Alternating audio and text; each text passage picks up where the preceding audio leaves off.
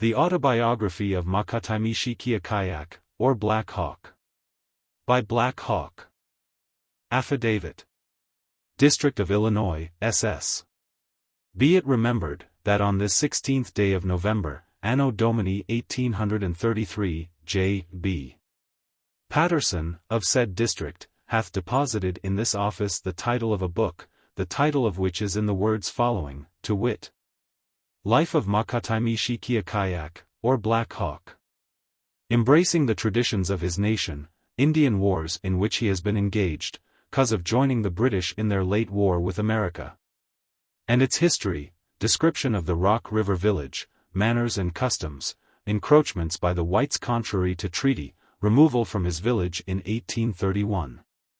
With an account of the cause and general history of the late war, his surrender and confinement at Jefferson Barracks, and travels through the United States. Dictated by himself. J.B. Patterson, of Rock Island, Illinois, editor and proprietor. The right whereof he claims as author, in conformity with an Act of Congress, entitled, An Act to Amend the Several Acts Respecting Copyrights. W. H. Brown. Clerk of the District of Illinois. Indian Agency. Rock Island, October 16, 1833. I do hereby certify, that Ma-Ka-Tai-Me-She-Kia-Kiak, or Black Hawk, did call upon me, on his return to his people in August last. And expressed a great desire to have a history of his life written and published, in order, as he said, that the people of the United States, among whom he had been traveling, and by whom he had been treated with great respect, friendship and hospitality, might know the cause that had impelled him to act as he had done, and the principles by which he was governed. In accordance with his request, I acted as interpreter, and was particularly cautious to understand distinctly the narrative of Black Hawk throughout, and have examined the work carefully since its completion, and have no hesitation in pronouncing it strictly correct, in all its particulars. Given under my hand, at the Sauk and Fox Agency, the day and date above written. Antoine LeClair, U.S. Interpreter for the Sauks and Foxes. How do you find this book? Any thoughts about the book or the author? Any suggestion for improvement? Please take a moment to share your thoughts in a comment. If you like it, share it with your friends who might enjoy it as well. Subscribe to keep in touch. Visit CompleteAudiobooks.com for more quality content. Ne-Ka-Na-Wen. Mani so no okmout wap pi mak ke. Watasai wiu. Ai nananai ta koesayake, nakach ai shiku shihinak, haimikatia kushihinak, keni chahiku kaipekyen akab, ai wieni shi wihien. Any waitase mak kukash pe kaya poi kawat. No tawak pai ku esinaman nananayu, ai kukai na open. Ni mitu cyanyan iwan, any tatata ken ai mo himan tatake, any mitu cyanyan iwan. Nina kaika poipanan I chi chayen, kaikaya hamawi pashita hien. Kainaya kainan eninape, hinak kinak kuchakaya pino yen eniketi isim mak okuti wak kuoche, mika tiakwas nakach maikwa, akeka pacheka kukananai tamenin. Kututa yen, akekayanai koti shitai hai yen, nen, chichamiko kaikumi se ai wiku kenatamo wat kenenwahao makwokwayai kwa. Kenwan na akche man wanenai tahai kumeneni tatawiu, kukog hai kutasher kukai nawiyen, hina cha waiche wi tuamonan, ai pichekwachi mo pen mamiko, mache wita na monan. Enyawinan ka hawa pitakek, a kayir takpashika a tatamo wat, chi tak hieni chawaichi hieninan ko chita motaswi pai chekwake. Hienai chahai poikainen nano soesien, ai osekuyen, kupi mi kai mi kat hainan hakyai, nana koesai pu. Nenakayani ko ten eni ka chia kwa eni mikak mitasai nini wak kai eni wienen. Kai shai maanaitaku katami nak kawasai hiko wai miami kachi paikeo tahir pe kai si wawakia hi pe ha pinakicha, nanakunawe enitain ai wipa hiwi tutunasie. Kutatawiik, hinak, Mia-Na-Ai Shikuta Makuesayen, Ninakai Nako Ten Enikahinen Itakwaz, Watoinaka Che Makuku Natache Taihiken Ai Moko Man Yiwiu Kutatao. Enoch Maanai Hai Shikata Makaesayen, Wanicha Hai Nainimak, Maikeo Ten Ku Kacha Mamen Natakuyo, Kukunak Ai Shimi Manaanai Tamen Kuyo. Ma-Ka-Tai-Me-She-Kia-Kiak. Matazwi Kisis, 1833. Advertisement. It is presumed that no apology will be required for presenting to the public the life of a hero who has lately taken such high rank among the distinguished individuals of America. In the following pages he will be seen in the character of a warrior, a patriot and a state prisoner. In every situation he is still the chief of his band, asserting their rights with dignity, firmness and courage. Several accounts of the late war having been published, in which he thinks justice is not done to himself or nation. He determined to make known to the world the injuries his people have received from the whites, the causes which brought on the war on the part of his nation, and a general history of it throughout the campaign. In his opinion this is the only method now left him to rescue his little band, the remnant of those who fought bravely with him, from the effects of the statements that have already gone forth. The facts which he states, respecting the Treaty of 1804, in virtue of the provisions of which the government claimed the country in dispute and enforced its arguments with the sword, are worthy of attention. It purported to cede to the United States all of the country, including the village and cornfields of Black Hawk and his band, on the east side of the Mississippi, for individuals of the tribe, who were on a visit to St. Louis to obtain the liberation of one of their people from prison, were prevailed upon, says Black Hawk, to make this important treaty, without the knowledge or authority of the tribes, or nation. In treating with the Indians for their country, it has always been customary to assemble the whole nation. Because, as has been truly suggested by the Secretary of War, the nature of the authority of the chiefs of the tribe is such, that it is not often that they dare make a treaty of much consequence. And we might add, never, when involving so much magnitude as the one under consideration, without the presence of their young men. A rule so reasonable and just ought never to be violated, and the Indians might well question the right of the government to dispossess them, when such violation was made the basis of its right. The editor has written this work according to the dictation of Black Hawk, through the United States interpreter, at the Sauk and Fox Agency of Rock Island. He does not, therefore, consider himself responsible for any of the facts, or views, contained in it, and leaves the old chief and his story with the public, whilst he neither asks, nor expects, any fame for his services as an amanuensis. The Editor. The Autobiography of Ma-Ka-Tai-Me-She-Kia-Kiak, or Black Hawk. I was born at the Sauk village, on Rock River, in the year 1767, and am now in my 67th year. My great-grandfather, Nanamaki, or Thunder, according to the tradition given me by my father, Paesa, was born in the vicinity of Montreal, Canada, where the Great Spirit first placed the Sauk nation, and inspired him with a belief that, at the end of 4 years he should see a white man, who would be to him a father. Consequently he blacked his face, and eat but once a day, just as the sun was going down, for 3 years, and continued dreaming, throughout all this time whenever he slept. When the Great Spirit again appeared to him, and told him that, at the end of 1 year more, he should meet his father, and directed him to start 7 days before its expiration, and take with him his 2 brothers, Nama, or Sturgeon, and Pakahumawa, or Sunfish, and travel in a direction to the left of sunrising. After pursuing this course for 5 days, he sent out his 2 brothers to listen if they could hear a noise, and if so, to fasten some grass to the end of a pole, erect it, pointing in the direction of the sound, and then return to him. Early next morning they returned, and reported that they had heard sounds which appeared near at hand, and that they had fulfilled his order. They all then started for the place where the pole had been erected. When, on reaching it, Nanamaki left his party and went alone to the place from whence the sounds proceeded, and found that the white man had arrived and pitched his tent. When he came in sight, his father came out to meet him. He took him by the hand and welcomed him into his tent. He told him that he was the son of the King of France. That he had been dreaming for 4 years, that the Great Spirit had directed him to come here, where he should meet a nation of people who had never yet seen a white man. That they should be his children and he should be their father.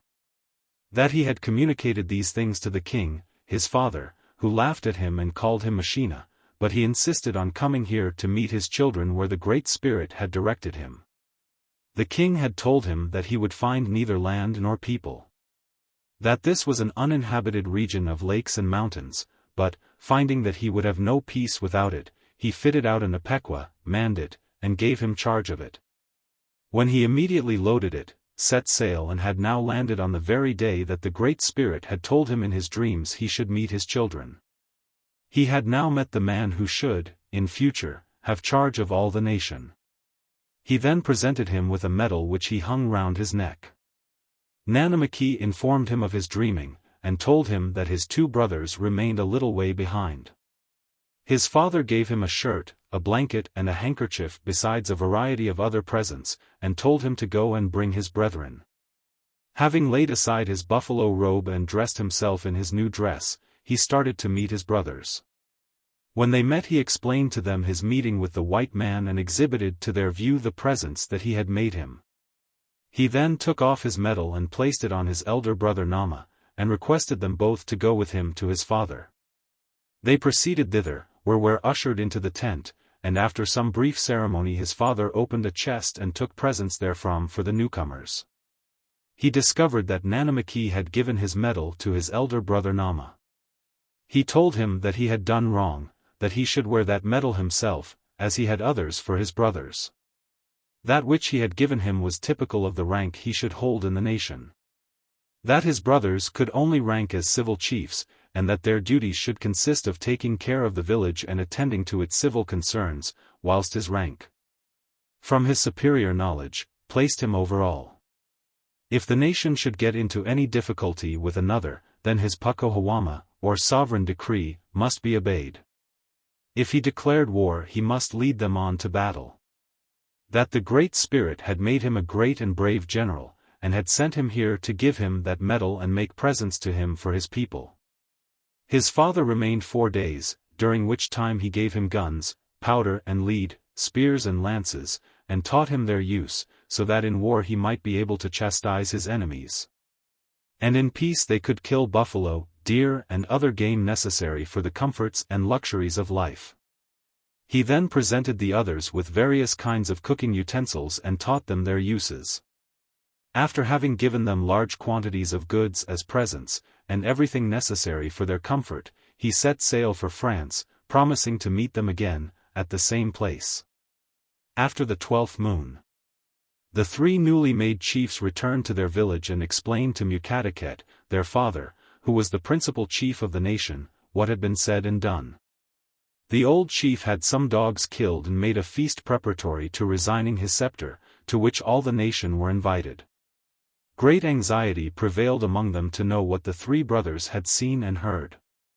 When the old chief arose and related to them the sayings and doings of his 3 sons, and concluded by saying that the Great Spirit had directed that these, his 3 sons, should take the rank and power that had once been his, and that he yielded these honors and duties willingly to them, because it was the wish of the Great Spirit.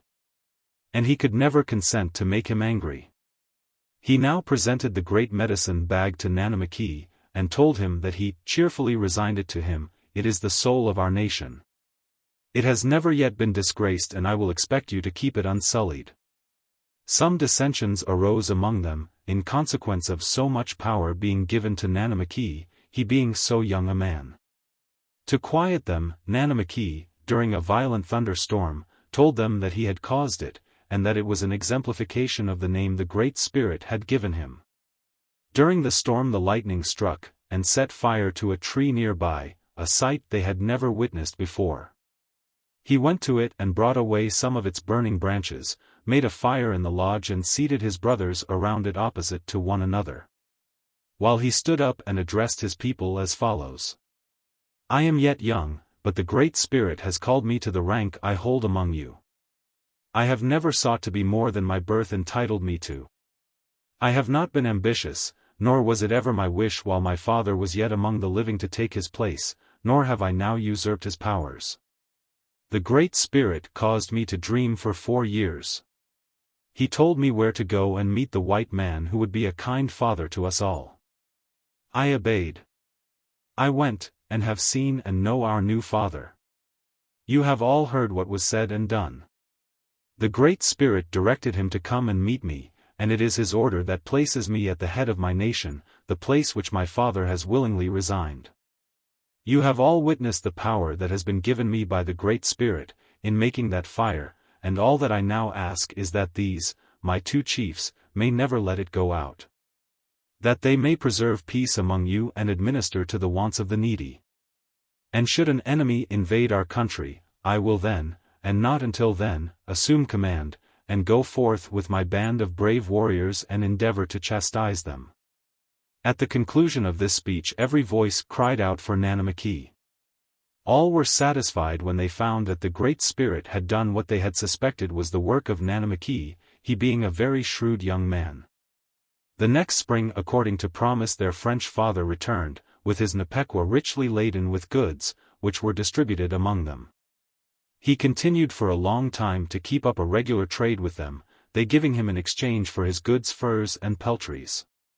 After a long time the British overpowered the French, the 2 nations being at war, and drove them away from Quebec, taking possession of it themselves.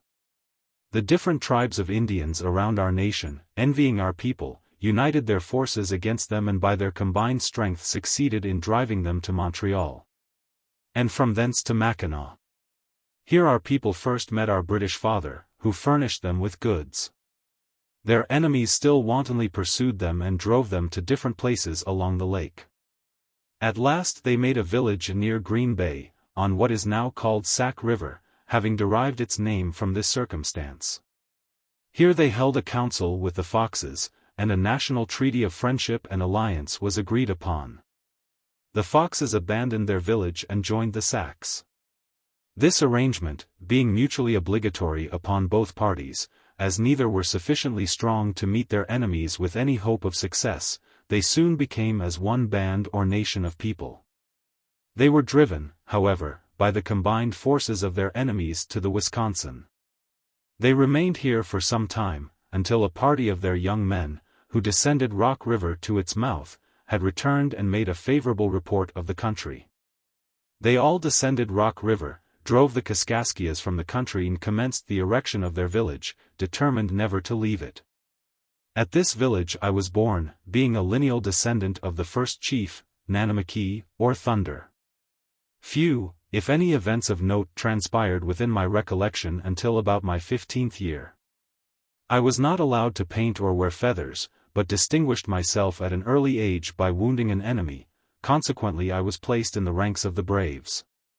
Soon after this a leading chief of the Musco nation came to our village for recruits to go to war against the Osages, our common enemy.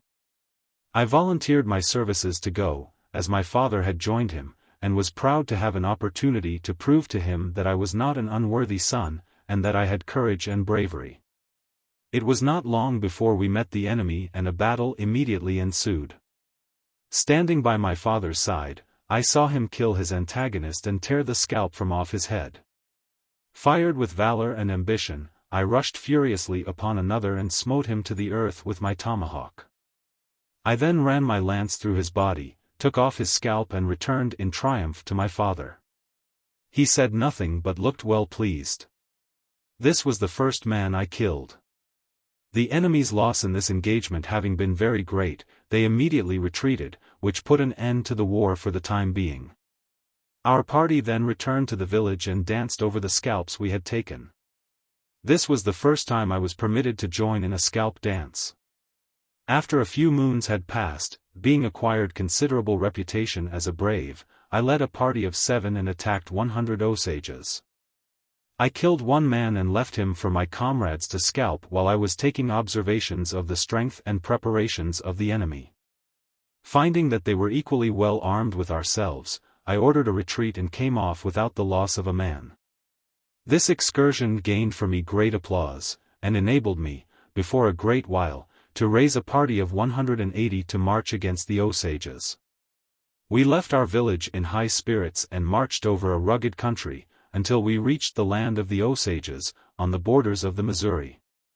We followed their trail until we arrived at the village, which we approached with exceeding caution, thinking that they were all here, but found, to our sorrow, that they had deserted it. The party became dissatisfied in consequence of this disappointment, and all, with the exception of 5 noble braves, dispensed and went home. I then placed myself at the head of this brave little band, and thanked the Great Spirit that so many had remained. We took to the trail of our enemies, with a full determination never to return without some trophy of victory. We followed cautiously on for several days, killed 1 man and a boy, and returned home with their scalps. In consequence of this mutiny in camp, I was not again able to raise a sufficient force to go against the Osages until about my 19th year.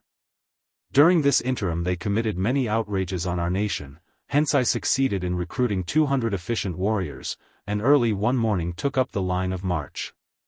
In a few days we were in the enemy's country, and we had not gone far before we met a force equal to our own with which to contend. A general battle immediately commenced, although my warriors were considerably fatigued by forced marches. Each party fought desperately. The enemy seemed unwilling to yield the ground and we were determined to conquer or die. A great number of Osages were killed and many wounded before they commenced a retreat.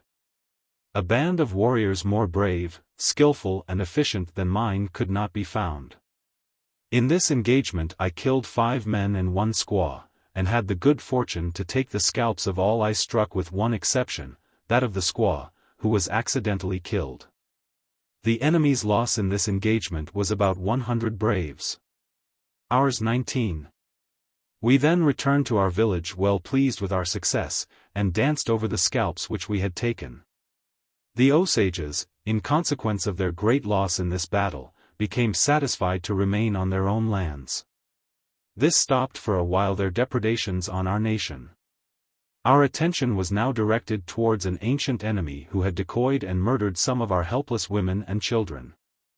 I started with my father, who took command of a small party, and proceeded against the enemy to chastise them for the wrongs they had heaped upon us.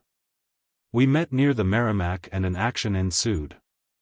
The Cherokees having a great advantage in point of numbers.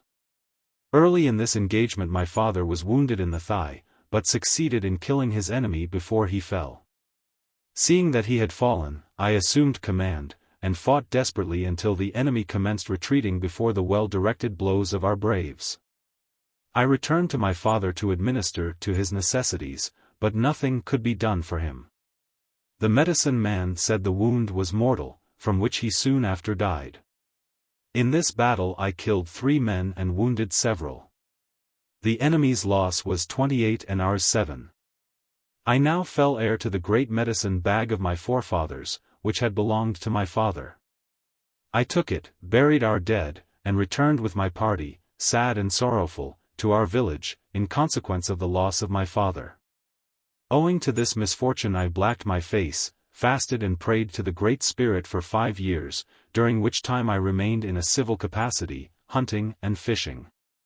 The Osages having again commenced aggressions on our people, and the Great Spirit having taken pity on me, I took a small party and went against them.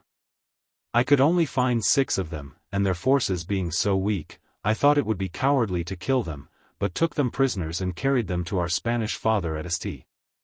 Louis, gave them up to him and then returned to our village. Determined on the final and complete extermination of the dastardly Osages, in punishment for the injuries our people had received from them, I commenced recruiting a strong force. Immediately on my return, and stated in the 3rd moon, with 500 Sacs and Foxes, and 100 Iowas, and marched against the enemy. We continued our march for many days before we came upon their trail, which was discovered late in the day. We encamped for the night, made an early start next morning, and before sundown we fell upon 40 lodges, killed all the inhabitants except 2 squaws, whom I took as prisoners. During this engagement I killed 7 men and 2 boys with my own hands. In this battle many of the bravest warriors among the Osages were killed. which caused those who yet remained of their nation to keep within the boundaries of their own land and cease their aggressions upon our hunting grounds. The loss of my father, by the Cherokees, made me anxious to avenge his death by the utter annihilation, if possible, of the last remnant of their tribe. I accordingly commenced collecting another party to go against them. Having succeeded in this, I started with my braves and went into their country, but I found only 5 of their people, whom I took prisoners. I afterwards released 4 of them, the other, a young squaw, we brought home. Great as was my hatred of these people, I could not kill so small a party. About the close of the 9th moon, I led a large party against the Chippewas, Kaskaskias and Osages.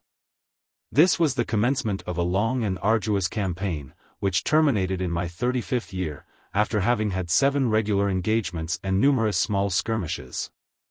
During this campaign several hundred of the enemy were slain. I killed 13 of their bravest warriors with my own hands. Our enemies having now been driven from our hunting grounds, with so great a loss as they sustained, we returned in peace to our village. After the seasons of mourning and burying our dead braves and of feasting and dancing had passed, we commenced preparations for our winter's hunt. When all was ready we started on the chase and returned richly laden with the fruits of the hunter's toil. We usually paid a visit to St. Louis every summer, but in consequence of the long protracted war in which we had been engaged, I had not been there for some years. Our difficulties all having been settled, I concluded to take a small party and go down to see our Spanish father during the summer. We went, and on our arrival put up our lodges where the market house now stands. After painting and dressing we called to see our Spanish father and were kindly received. He gave us a great variety of presents and an abundance of provisions. We danced through the town as usual, and the inhabitants all seemed well pleased. They seemed to us like brothers, and always gave us good advice. On my next and last visit to our Spanish father, I discovered on landing, that all was not right. Every countenance seemed sad and gloomy. I inquired the cause and was informed that the Americans were coming to take possession of the town and country, and that we were to lose our Spanish father. This news made me and my band exceedingly sad, because we had always heard bad accounts of the Americans from the Indians who had lived near them. We were very sorry to lose our Spanish father, who had always treated us with great friendship. A few days afterwards the Americans arrived. I, in company with my band, went to take leave for the last time of our father. The Americans came to see him also. Seeing their approach, we passed out at one door as they came in at another. We immediately embarked in our canoes for our village on Rock River, not liking the change any more than our friends at St. Louis appeared to. On arriving at our village we gave out the news that a strange people had taken possession of St. Louis and that we should never see our generous Spanish father again. This information cast a deep gloom over our people. Some time afterwards a boat came up the river with a young American chief, at that time lieutenant, and afterwards General Pike, and a small party of soldiers aboard. The boat at length arrived at Rock River and the young chief came on shore with his interpreter. He made us a speech and gave us some presents, in return for which we gave him meat and such other provisions as we could spare. We were well pleased with the speech of the young chief. He gave us good advice and said our American father would treat us well. He presented us an American flag which we hoisted. He then requested us to lower the British colors, which were waving in the air, and to give him our British medals, promising to send others on his return to St. Louis. This we declined to do as we wished to have 2 fathers. When the young chief started we sent runners to the village of the Foxes, some miles distant, to direct them to treat him well as he passed, which they did. He went to the head of the Mississippi and then returned to St. Louis. We did not see any Americans again for some time, being supplied with goods by British traders. We were fortunate in not giving up our medals, for we learned afterwards, from our traders, that the chiefs high up the Mississippi, who gave theirs, never received any in exchange for them. But the fault was not with the young American chief. He was a good man, a great brave, and I have since learned, died in his country's service.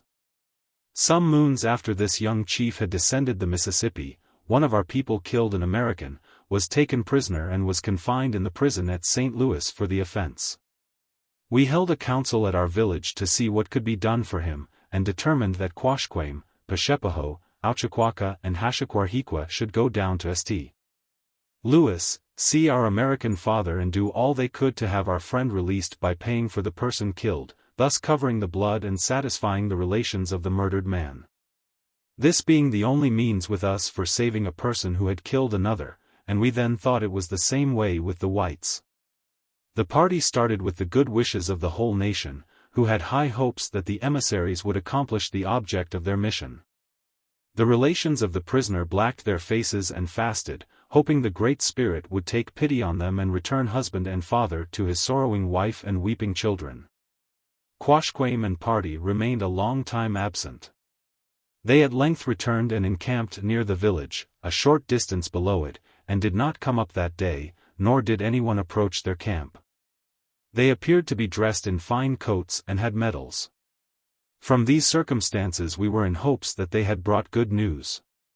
Early the next morning the council lodge was crowded. Quashquame and party came up and gave us the following account of their mission. On our arrival at St. Louis we met our American father and explained to him our business, urging the release of our friend. The American chief told us he wanted land. We agreed to give him some on the west side of the Mississippi, likewise more on the Illinois side opposite Jeffreyon. When the business was all arranged we expected to have our friend released to come home with us. About the time we were ready to start our brother was let out of the prison. He started and ran a short distance when he was shot dead. This was all they could remember of what had been said and done. It subsequently appeared that they had been drunk the greater part of the time while at St. Louis. This was all myself and nation knew of the Treaty of 1804. It has since been explained to me. I found by that treaty, that all of the country east of the Mississippi, and south of Jeffreyon was ceded to the United States for $1,000 a year. I will leave it to the people of the United States to say whether our nation was properly represented in this treaty, or whether we received a fair compensation for the extent of country ceded by these four individuals. I could say much more respecting this treaty, but I will not at this time. It has been the origin of all our serious difficulties with the whites. Some time after this treaty was made, a war chief with a party of soldiers came up in keel boats, encamped a short distance above the head of the Des Moines Rapids, and commenced cutting timber and building houses. The news of their arrival was soon carried to all our villages, to confer upon which many councils were held. We could not understand the intention, or comprehend the reason why the Americans wanted to build homes at that place. We were told that they were a party of soldiers, who had brought great guns with them, and looked like a war party of whites.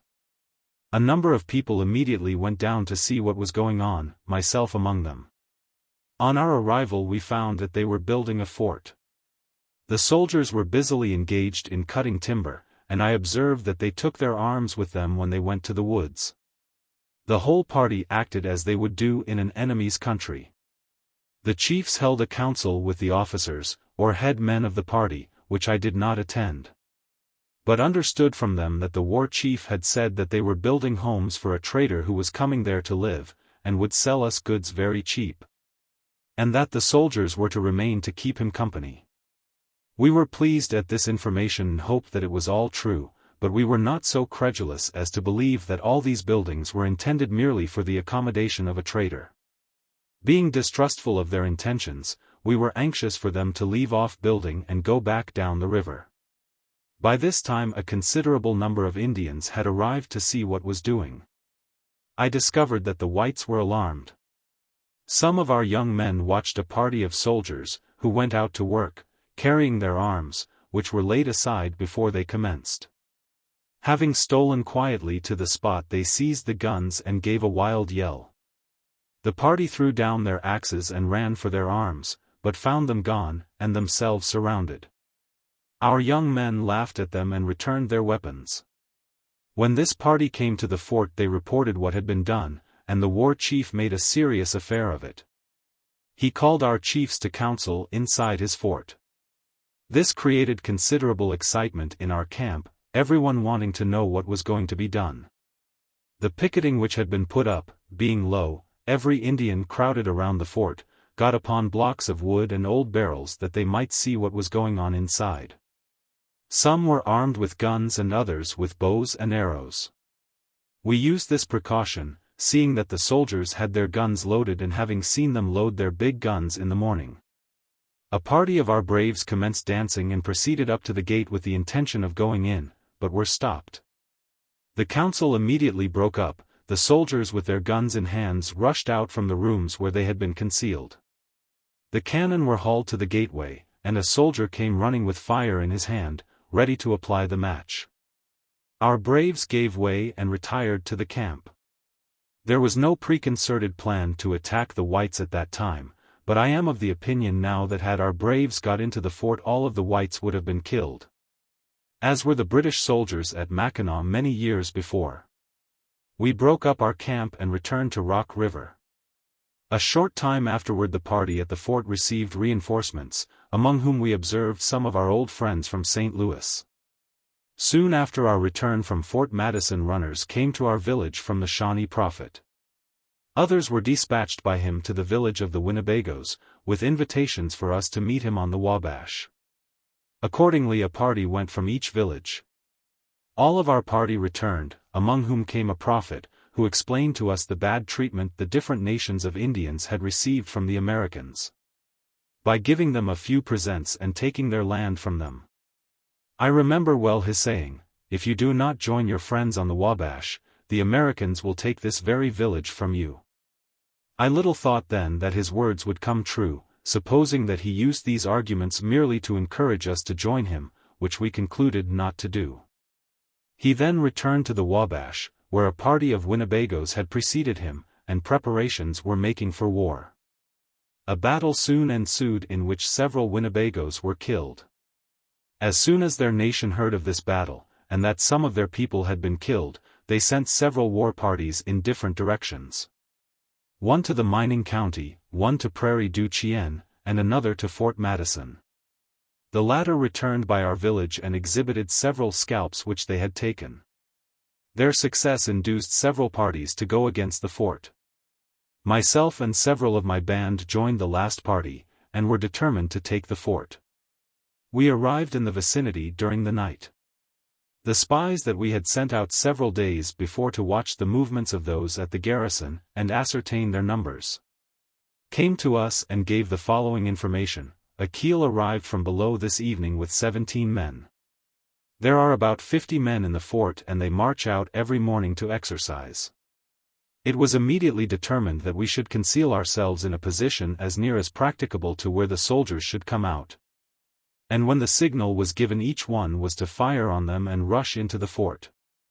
With my knife I dug a hole in the ground deep enough that by placing a few weeds around it, succeeded in concealing myself. I was so near the fort that I could hear the sentinels walking on their beats. By daybreak I had finished my work and was anxiously awaiting the rising of the sun. The morning drum beat. I examined the priming of my gun, and eagerly watched for the gate to open. It did open, but instead of the troops, a young man came out alone and the gate closed after him. He passed so close to me that I could have killed him with my knife, but I let him pass unharmed. He kept the path toward the river, and had he gone one step from it, he must have come upon us and would have been killed. He returned immediately and entered the gate. I would now have rushed for the gate and entered it with him, but I feared that our party was not prepared to follow me. The gate opened again when 4 men emerged and went down to the river for wood. While they were gone another man came out, walked toward the river, was fired on and killed by a Winnebago. The others started and ran rapidly towards the fort, but 2 of them were shot down dead. We then took shelter under the river's bank out of reach of the firing from the fort. The firing now commenced from both parties and was kept up without cessation all day. I advised our party to set fire to the fort, and commenced preparing arrows for that purpose. At night we made the attempt, and succeeded in firing the building several times, but without effect, as the fire was always instantly extinguished. The next day I took my rifle and shot into the cord by which they hoisted their flag, and prevented them from raising it again. We continued firing until our ammunition was expended. Finding that we could not take the fort, we returned home, having 1 Winnebago killed and 1 wounded during the siege. I have since learned that the trader who lived in the fort wounded the Winnebago while he was scalping the first man that was killed. The Winnebago recovered, and is now living, and is very friendly disposed towards the trader, believing him to be a great brave. Soon after our return home, news reached us that a war was going to take place between the British and the Americans. Runners continued to arrive from different tribes, all confirming the reports of the expected war. The British agent, Colonel Dixon, was holding talks with, and making presents to the different tribes. I had not made up my mind whether to join the British or remain neutral. I had not discovered yet one good trait in the character of the Americans who had come to the country. They made fair promises but never fulfilled them, while the British made but few, and we could always rely implicitly on their word. One of our people having killed a Frenchman at Prairie du Chien, the British took him prisoner and said they would shoot him next day. His family were encamped a short distance below the mouth of the Wisconsin. He begged for permission to go and see them that night, as he was to die the next day. They permitted him to go after he had promised them to return by sunrise the next morning. He visited his family, which consisted of his wife and 6 children. I cannot describe their meeting and parting so as to be understood by the whites, as it appears that their feelings are acted upon by certain rules laid down by their preachers, while ours are governed by the monitor within us. He bade his loved ones the last sad farewell and hurried across the prairie to the fort and arrived in time. The soldiers were ready and immediately marched out and shot him down. I visited the stricken family, and by hunting and fishing provided for them until they reached their relations. Why did the Great Spirit ever send the whites to this island to drive us from our homes and introduce among us poisonous liquors, disease and death? They should have remained in the land the Great Spirit allotted them. But I will proceed with my story. My memory, however, is not very good since my late visit to the white people. I have still a buzzing noise in my ear from the noise and bustle incident to travel. I may give some parts of my story out of place, but will make my best endeavors to be correct. Several of our chiefs were called upon to go to Washington to see our great father. They started, and during their absence I went to Peoria, on the Illinois River, to see an old friend and get his advice. He was a man who always told us the truth, knew everything that was going on. When I arrived at Peoria he had gone to Chicago, and was not at home. I visited the Potawatomi villages and then returned to Rock River. Soon after which our friends returned from their visit to the Great Father and reported what had been said and done. Their Great Father told them that in the event of a war taking place with England, not to interfere on either side, but remain neutral. He did not want our help, but wished us to hunt and supply our families, and remain in peace. He said that British traders would not be allowed to come on the Mississippi to furnish us with goods, but that we would be well supplied by an American trader. Our chiefs then told him that the British traders always gave us credit in the fall for guns, powder and goods, to enable us to hunt and clothe our families. He replied that the trader at Fort Madison would have plenty of goods, and if we should go there in the autumn of the year, he would supply us on credit, as the British traders had done. The party gave a good account of what they had seen and the kind treatment they had received. This information pleased us all very much. We all agreed to follow our Great Father's advice and not interfere in the war. Our women were much pleased at the good news. Everything went on cheerfully in our village. We resumed our pastimes of playing ball, horse racing and dancing, which had been laid aside when this great war was first talked about. We had fine crops of corn which were now ripe, and our women were busily engaged in gathering it and making caches to contain it. In a short time we were ready to start to Fort Madison to get our supply of goods, that we might proceed to our hunting grounds. We passed merrily down the river, all in high spirits. I had determined to spend the winter at my old favorite hunting ground on Skunk River. I left part of my corn and mats at its mouth to take up as we returned, and many others did the same. The next morning we arrived at the fort and made our encampment. Myself and principal men paid a visit to the war chief at the fort. He received us kindly and gave us some tobacco, pipes and provisions.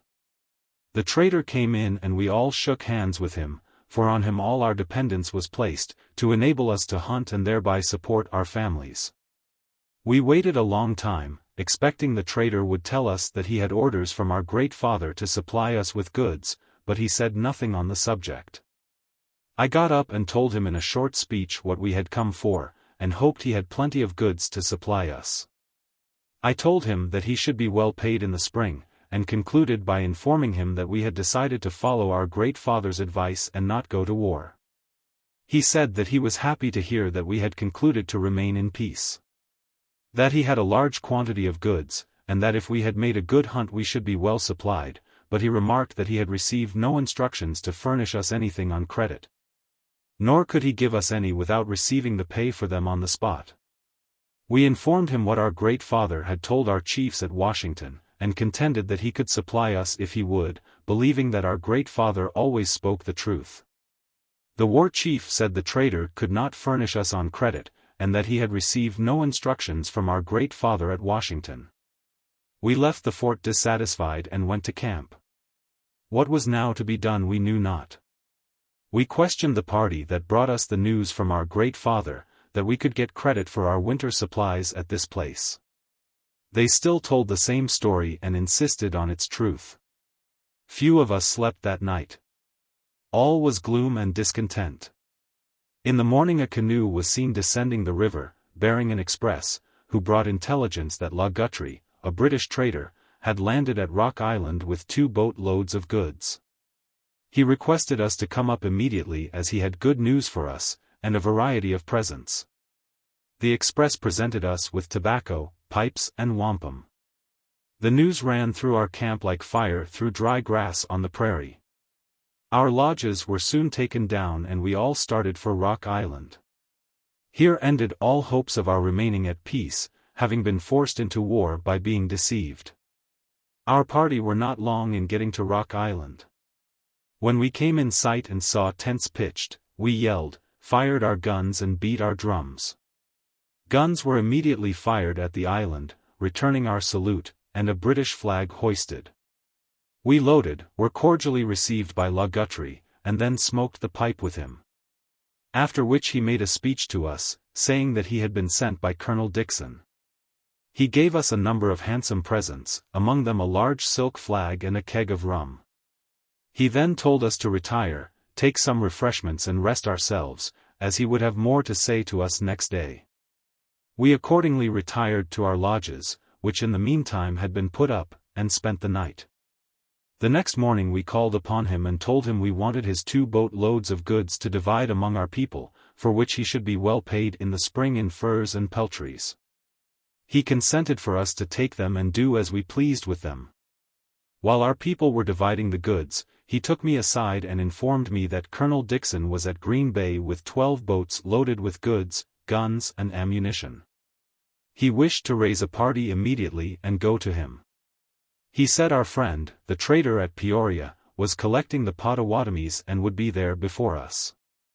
I communicated this information to my braves, and a party of 200 warriors were soon collected and ready to depart.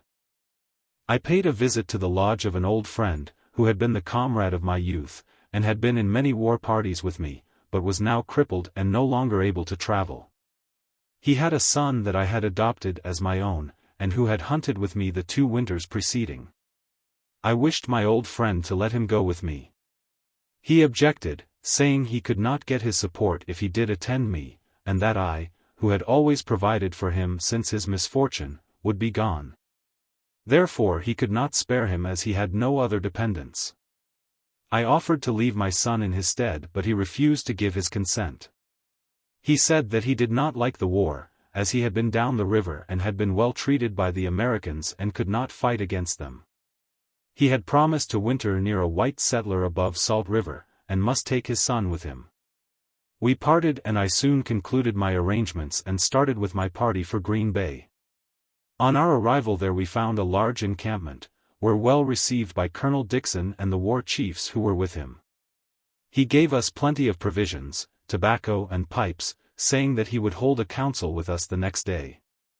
In the encampment I found a great number of Kickapoos, Ottawas and Winnebagos. I visited all their camps and found them in high spirits. They had all received new guns, ammunition and a variety of clothing. In the evening a messenger came to visit Colonel Dixon. I went to his tent, in which there were 2 other war chiefs and an interpreter. He received me with a hearty shake of the hand. Presented me to the other chiefs, who treated me cordially, expressing themselves as being much pleased to meet me. After I was seated, Colonel Dixon said, "General Black Hawk, I sent for you to explain to you what we are going to do and give you the reasons for our coming here. Our friend, La Guthrie, informs us in the letter you brought from him, of what has lately taken place. You will now have to hold us fast by the hand. Your English father has found out that the Americans want to take your country from you and has sent me and my braves to drive them back to their own country. He has, likewise, sent a large quantity of arms and ammunition, and we want all your warriors to join us." He then placed a medal around my neck and gave me a paper, which I lost in the late war, and a silk flag, saying, "You are to command all the braves that will leave here the day after tomorrow, to join our braves at Detroit." I told him I was very much disappointed, as I wanted to descend the Mississippi and make war upon the settlements. He said he had been ordered to lay in waste the country around St. Louis.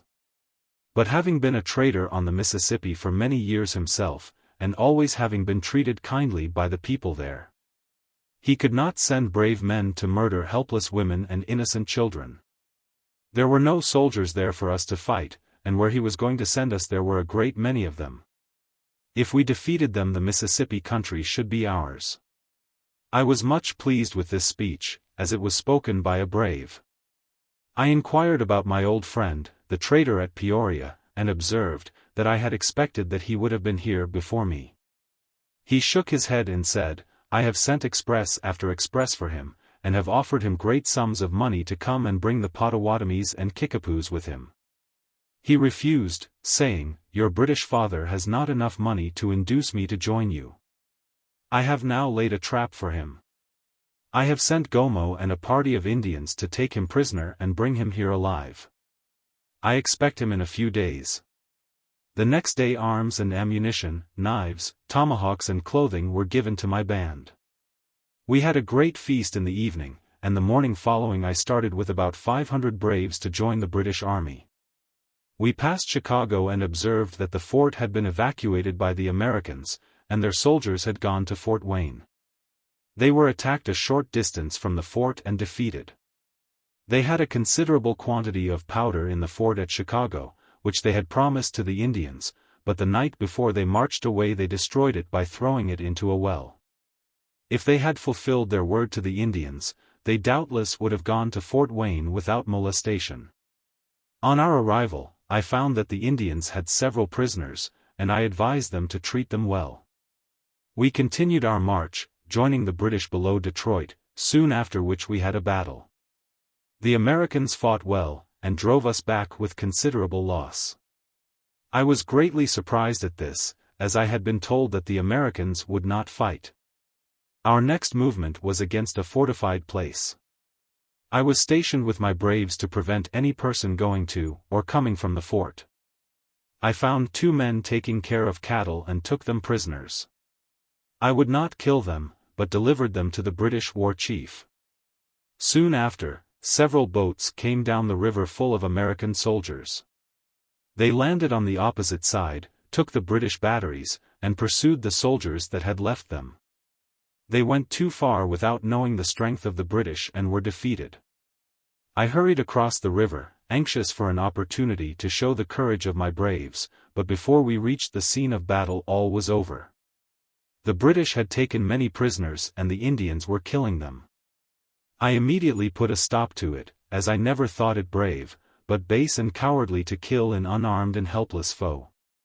We remained here for some time. I cannot detail what took place, as I was stationed with my braves in the woods. It appeared, however, that the British could not take this fort, for we marched to another, some distance off. When we approached it, I found a small stockade, and concluded that there were not many men in it. The British war chief sent a flag of truce. Colonel Dixon carried it, but soon returned, reporting that the young war chief in command would not give up the fort without fighting. Colonel Dixon came to me and said, "You will see tomorrow, how easily we will take that fort." I was of the same opinion, but when the morning came I was disappointed. The British advanced and commenced the attack, fighting like true braves, but were defeated by the braves in the fort, and a great number of our men were killed. The British army was making preparations to retreat. I was now tired of being with them, our success being bad, and having got no plunder. I determined on leaving them and returning to Rock River, to see what had become of my wife and children, as I had not heard from them since I left home. That night I took about 20 of my braves, and left the British camp for home. On our journey we met no one until we came to the Illinois River. Here we found 2 lodges of Potawatomis. They received us in a very friendly manner, and gave us something to eat. I inquired about their friends who were with the British. They said there had been some fighting on the Illinois River, and that my friend, the Peoria trader, had been taken prisoner. By Gomo and his party? I immediately inquired. They replied, no, but by the Americans, who came up with boats. They took him and the French settlers prisoners, and they burned the village of Peoria. They could give us no information regarding our friends on Rock River. In 3 days more we were in the vicinity of our village, and were soon after surprised to find that a party of Americans had followed us from the British camp. One of them, more daring than his comrades, had made his way through the thicket on foot, and was just in the act of shooting me when I discovered him. I then ordered him to surrender, marched him into camp, and turned him over to a number of our young men with this injunction: treat him as a brother, as I have concluded to adopt him in our tribe. A little while before this occurrence I had directed my party to proceed to the village, as I had discovered a smoke ascending from a hollow in the bluff, and wished to go alone to the place from whence the smoke proceeded, to see who was there. I approached the spot, and when I came in view of the fire, I saw an old man sitting in sorrow beneath a mat which he had stretched over him. At any other time I would have turned away without disturbing him, knowing that he came here to be alone, to humble himself before the Great Spirit, that he might take pity on him. I approached and seated myself beside him. He gave one look at me and then fixed his eyes on the ground. It was my old friend. I anxiously inquired for his son, my adopted child, and what had befallen our people. My old comrade seemed scarcely alive. He must have fasted a long time. I lighted my pipe and put it into his mouth. He eagerly drew a few puffs, cast up his eyes which met mine, and recognized me. His eyes were glassy and he would again have fallen into forgetfulness, had I not given him some water, which revived him. I again inquired, what has befallen our people, and what has become of our son? In a feeble voice he said, soon after your departure to join the British, I descended the river with a small party, to winter at the place I told you the white man had asked me to come to. When we arrived I found that a fort had been built, and the white family that had invited me to come and hunt near them had removed to it. I then paid a visit to the fort to tell the white people that my little band were friendly, and that we wished to hunt in the vicinity of the fort. The war chief who commanded there, told me that we might hunt on the Illinois side of the Mississippi, and no person would trouble us. That the horsemen only ranged on the Missouri side, and he had directed them not to cross the river. I was pleased with this assurance of safety, and immediately crossed over and made my winter's camp. Game was plenty. We lived happy, and often talked of you. My boy regretted your absence and the hardships you would have to undergo. We had been here about 2 moons, when my boy went out as usual to hunt. Night came on and he did not return. I was alarmed for his safety and passed a sleepless night. In the morning my old woman went to the other lodges and gave the alarm, and all turned out to hunt for the missing one. There being snow upon the ground they soon came upon his track, and after pursuing it for some distance, found he was on the trail of a deer, which led toward the river. They soon came to the place where he had stood and fired, and nearby, hanging on the branch of a tree, found the deer, which he had killed and skinned. But here were also found the tracks of white men. They had taken my boy prisoner. Their tracks led across the river and then down towards the fort.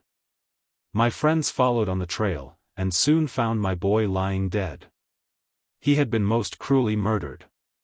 His face was shot to pieces, his body stabbed in several places and his head scalped. His arms were pinioned behind him. The old man paused for some time, and then told me that his wife had died on their way up the Mississippi. I took the hand of my old friend in mine and pledged myself to avenge the death of his son. It was now dark, and a terrible storm was raging. The rain was descending in heavy torrents, the thunder was rolling in the heavens, and the lightning flashed athwart the sky. I had taken my blanket off and wrapped it around the feeble old man. When the storm abated, I kindled a fire and took hold of my old friend to remove him nearer to it. He was dead.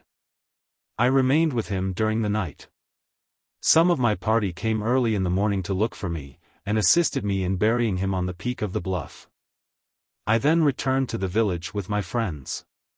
I visited the grave of my old friend as I ascended Rock River the last time. On my arrival at the village, I was met by the chiefs and braves and conducted to the lodge which was prepared for me. After eating, I gave a full account of all that I had seen and done. I explained to my people the manner in which the British and Americans fought. Instead of stealing upon each other and taking every advantage to kill the enemy and save their own people as we do, which, with us is considered good policy in a war chief. They march out in open daylight and fight regardless of the number of warriors they may lose. After the battle is over, they retire to feast and drink wine as if nothing had happened. After which they make a statement in writing of what they have done, each party claiming the victory, and neither giving an account of half the number that have been killed on their own side. They all fought like braves, but would not do to lead a party with us. Our maxim is, kill the enemy and save our own men. Those chiefs will do to paddle a canoe but not to steer it. The Americans shot better than the British, but their soldiers were not so well clothed, nor so well provided for.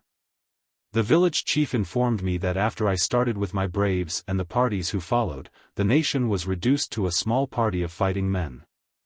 That they would have been unable to defend themselves if the Americans had attacked them.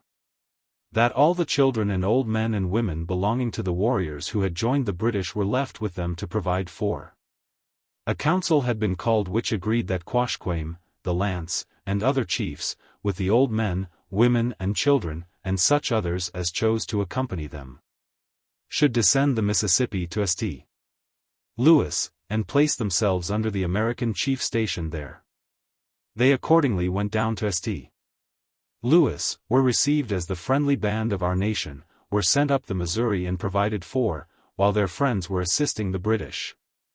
Keokuk was then introduced to me as the war chief of the braves then in the village. I inquired how he had become chief. They said that a large armed force was seen by their spies going toward Peoria. Fears were entertained that they would come up and attack the village, and a council had been called to decide as to the best course to be adopted, which concluded upon leaving the village and going to the west side of the Mississippi to get out of the way. Keokuk, during the sitting of the council, had been standing at the door of the lodge, not being allowed to enter, as he had never killed an enemy, where he remained until old Wacom came out. He then told him that he heard what they had decided upon, and was anxious to be permitted to speak before the council adjourned. Wacom returned and asked leave for Keokuk to come in and make a speech. His request was granted. Keokuk entered and addressed the chiefs. He said, "I have heard with sorrow that you have determined to leave our village and cross the Mississippi, merely because you have been told that the Americans were coming in this direction. Would you leave our village, desert our homes and fly before an enemy approaches? Would you leave all, even the graves of our fathers, to the mercy of an enemy without trying to defend them? Give me charge of your warriors and I'll defend the village while you sleep in safety." The council consented that Keokuk should be war chief. He marshaled his braves, sent out his spies and advanced with a party himself on the trail leading to Peoria. They returned without seeing an enemy. The Americans did not come by our village. All were satisfied with the appointment of Keokuk. He used every precaution that our people should not be surprised. This is the manner in which and the cause of his receiving the appointment. I was satisfied, and then started to visit my wife and children. I found them well, and my boys were growing finely. It is not customary for us to say much about our women, as they generally perform their part cheerfully and never interfere with business belonging to the men. This is the only wife I ever had or ever will have. She is a good woman, and teaches my boys to be brave. Here I would have rested myself and enjoyed the comforts of my lodge, but I could not. I had promised to avenge the death of my adopted son. I immediately collected a party of 30 braves, and explained to them the object of my making this war party, it being to avenge the death of my adopted son, who had been cruelly and wantonly murdered by the whites. I explained to them the pledge I had made to his father, and told them that they were the last words that he had heard spoken. All were willing to go with me to fulfill my word. We started in canoes, and descended the Mississippi, until we arrived near the place where Fort Madison had stood. It had been abandoned and burned by the whites, and nothing remained but the chimneys. We were pleased to see that the white people had retired from the country. We proceeded down the river again. I landed with one brave near Cape Gray, the remainder of the party went to the mouth of the quiver. I hurried across to the tail that led from the mouth of the quiver to a fort, and soon after heard firing at the mouth of the creek. Myself and brave concealed ourselves on the side of the road. We had not remained here long before 2 men, riding 1 horse, came at full speed from the direction of the sound of the firing.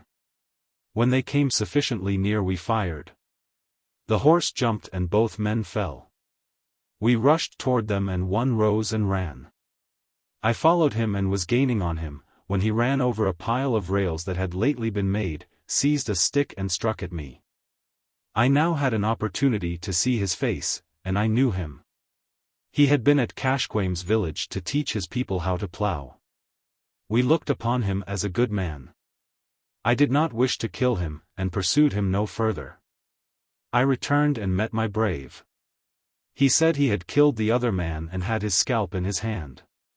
We had not proceeded far before we met the man supposed to be killed, coming up the road, staggering like a drunken man, and covered all over with blood. This was the most terrible sight I had ever seen. I told my comrade to kill him to put him out of his misery. I could not look at him. I passed on and heard a rustling in the bushes. I distinctly saw 2 little boys concealing themselves in the undergrowth, thought of my own children, and passed on without noticing them. My comrade here joined me, and in a little while we met the other detachment of our party. I told them that we would be pursued, and directed them to follow me. We crossed the creek and formed ourselves in the timber. We had not been here long, when a party of mounted men rushed at full speed upon us. I took deliberate aim and shot the leader of the party. He fell lifeless from his horse. All my people fired, but without effect. The enemy rushed upon us without giving us time to reload. They surrounded us and forced us into a deep sinkhole, at the bottom of which there were some bushes. We loaded our gum and awaited the approach of the enemy. They rushed to the edge of the hole, fired on us and killed one of our men. We instantly returned their fire, killing one of their party. We reloaded and commenced digging holes in the side of the bank to protect ourselves, while a party watched the enemy, expecting their whole force would be upon us immediately. Some of my warriors commenced singing their death songs. I heard the whites talking, and called to them to come out and fight. I did not like my situation and wished the matter settled. I soon heard chopping and knocking. I could not imagine what they were doing. Soon after they ran up a battery on wheels and fired without hurting any of us. I called to them again, and told them if they were brave men to come out and fight us. They gave up the siege and returned to their fort about dusk. There were 18 in this trap with me. We came out unharmed, with the exception of the brave who was killed by the enemy's first fire, after we were entrapped. We found one white man dead at the edge of the sinkhole, whom they did not remove for fear of our fire, and scalped him, placing our dead brave upon him. Thinking we could not leave him in a better situation than on the prostrate form of a fallen foe. We had now effected our purpose and concluded to go back by land, thinking it unsafe to use our canoes. I found my wife and children, and the greater part of our people, at the mouth of the Iowa River. I now determined to remain with my family and hunt for them, and to humble myself before the Great Spirit, returning thanks to Him for preserving me through the war. I made my hunting camp on English River, which is a branch of the Iowa. During the winter a party of Potawatomis came from the Illinois to pay me a visit. Among them was Washone, an old man who had formerly lived in our village. He informed us that in the fall the Americans had built a fort at Peoria and had prevented them from going down the Sangamon to hunt. He said they were very much distressed. Gomo had returned from the British Army, and brought news of their defeat near Malden. He told us that he went to the American chief with a flag, gave up fighting, and told him he desired to make peace for his nation. The American chief gave him a paper to the war chief at Peoria, and I visited that fort with Gomo. It was then agreed that there should be no more hostilities between the Americans and the Potawatomis. 2 of the white chiefs, with 8 Potawatomi braves, and 5 others, Americans, had gone down to St. Louis to have the treaty of peace confirmed. This, said Washone, is good news. For we can now go to our hunting grounds, and, for my part, I never had anything to do with this war. The Americans never killed any of our people before the war, nor interfered with our hunting grounds, and I resolved to do nothing against them. I made no reply to these remarks as the speaker was old and talked like a child. We gave the Potawatomis a great feast. I presented Washone with a good horse. My braves gave one to each of his party, and, at parting, said they wished us to make peace, which we did not promise, but told them that we would not send out war parties against the settlements. A short time after the Potawatomis had gone, a party of 30 braves belonging to our nation, from the peace camp on the Missouri, paid us a visit. They exhibited 5 scalps which they had taken on the Missouri, and wished us to join in a dance over them, which we willingly did. They related the manner in which they had taken these scalps. Myself and braves showed them the 2 we had taken near the quiver, and told them the cause that induced us to go out with the war party, as well as the manner in which we took these scalps, and the difficulty we had in obtaining them. They recounted to us all that had taken place, the number that had been slain by the peace party, as they were called and recognized to be, which far surpassed what our warriors, who had joined the British, had done. This party came for the purpose of joining the British, but I advised them to return to the peace party, and told them the news which the Potawatomis had brought. They returned to the Missouri, accompanied by some of my braves whose families were there. After sugar-making was over in the spring, I visited the Fox village at the lead mines. They had nothing to do with the war, and consequently were not in mourning. I remained there some days, spending my time very pleasantly with them in dancing and feasting. I then paid a visit to the Potawatomi village on the Illinois River, and learned that Senachua and Tatapuki had been to St. Louis. Gomo told me that peace had been made between his people and the Americans, and that 7 of his band remained with the war chief to make the peace stronger. He then told me, Washone is dead. He had gone to the fort to carry some wild fowl to exchange for tobacco, pipes and other articles. He had secured some tobacco and a little flour, and left the fort before sunset, but had not proceeded far when he was shot dead by a white war chief, who had concealed himself near the path for that purpose. He then dragged him to the lake and threw him in, where I afterwards found him. I have since given 2 homes and a rifle to his relatives, not to break the peace, to which they have agreed. I remained for some time at the village of Gomo, and went with him to the fort to pay a visit to the war chief. I spoke the Potawatomi tongue well, and was taken for one of their people by him. He treated us friendly, and said he was very much displeased about the murder of Washone. He promised us he would find out and punish the person who killed him. He made some inquiries about the Sacs, which I answered. On my return to Rock River, I was informed that a party of soldiers had gone up the Mississippi to build a fort at Prairie du Chien. They stopped near our village, appearing very friendly, and were treated kindly by our people. We commenced repairing our lodges, putting our village in order, and clearing our cornfields. We divided the fields belonging to the party on the Missouri among those who wanted them, on condition that they should be relinquished to their owners on their return from the peace establishment. We were again happy in our village. Our women went cheerfully to work and all moved on harmoniously. Some time afterward, 5 or 6 boats arrived loaded with soldiers on their way to Prairie du Chien to reinforce the garrison at that place. They appeared friendly and were well received, and we held a council with the war chief. We had no intention of hurting him or any of his party, for we could easily have defeated them. They remained with us all day and gave our people plenty of whiskey. During the night a party arrived, by way of Rock River, who brought us 6 kegs of powder. They told us that the British had gone to Prairie du Chien and taken the fort. They wished us to again join them in the war, which we agreed to do.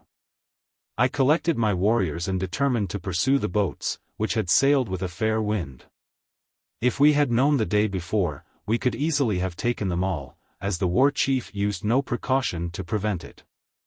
I started immediately with my party, by land, in pursuit, thinking that some of their boats might get aground, or that the Great Spirit would put them in our power, if he wished them taken and their people killed. About halfway up the rapids I had a full view of the boats all sailing with a strong wind. I discovered that one boat was badly managed, and was suffered to be drawn ashore by the wind. They landed by running hard aground and lowered their sail. The others passed on. This boat the Great Spirit gave to us. All that could, hurried aboard, but they were unable to push off, being fast aground. We advanced to the river's bank under cover, and commenced firing on the boat. I encouraged my braves to continue firing. Several guns were fired from the boat, but without effect. I prepared my bow and arrows to throw fire to the sail, which was lying on the boat. After 2 or 3 attempts, I succeeded in setting it on fire. The boat was soon in flames. About this time, one of the boats that had passed returned, dropped anchor and swung in close to one which was on fire, taking off all the people except those who were killed or badly wounded. We could distinctly see them passing from one boat to the other, and fired on them with good effect. We wounded the war chief in this way. Another boat now came down, dropped her anchor, which did not take hold, and drifted ashore. The other boat cut her cable and drifted down the river, leaving their comrades without attempting to assist them. We then commenced an attack upon this boat, firing several rounds, which was not returned. We thought they were afraid or only had a few aboard. I therefore ordered a rush toward the boat, but when we got near enough they fired, killing 2 of our braves, these being all we lost in the engagement. Some of their men jumped out and shoved the boat off, and thus got away without losing a man. I had a good opinion of this war chief, as he managed so much better than the others. It would give me pleasure to shake him by the hand. We now put out the fire on the captured boat to save the cargo, when a skiff was seen coming down the river. Some of our people cried out, "Here comes an express from Prairie du Chien." We hoisted the British flag, but they would not land. They turned their little boat around, and rowed up the river. We directed a few shots at them, but they were so far off that we could not hurt them. I found several barrels of whiskey on the captured boat, knocked in the heads and emptied the bad medicine late the river. I next found a box full of small bottles and packages, which appeared to be bad medicine also, such as the medicine men kill the white people with when they are sick. This I threw into the river. Continuing my search for plunder, I found several guns, some large barrels filled with clothing, and a number of cloth lodges, all of which I distributed among my warriors. We now disposed of the dead, and returned to the Fox village opposite the lower end of Rock Island, where we put up our new lodges, and hoisted the British flag. A great many of our braves were dressed in the uniform clothing which we had taken from the Americans, which gave our encampment the appearance of a regular camp of soldiers. We placed out sentinels and commenced dancing over the scalps we had taken. Soon after several boats passed down, among them a very large one carrying big guns. Our young men followed them some distance, but could do them no damage more than scare them. We were now certain that the fort at Prairie du Chien had been taken, as this large boat went up with the first party who built the fort. In the course of the day some of the British came down in a small boat. They had followed the large one, thinking it would get fast in the rapids, in which case they were sure of taking her. They had summoned her on her way down to surrender, but she refused to do so, and now, that she had passed the rapids in safety, all hope of taking her had vanished. The British landed a big gun and gave us 3 soldiers to manage it. They complimented us for our bravery in taking the boat, and told us what they had done at Prairie du Chien. They gave us a keg of rum, and joined with us in our dancing and feasting. We gave them some things which we had taken from the boat, particularly books and papers. They started the next morning, promising to return in a few days with a large body of soldiers.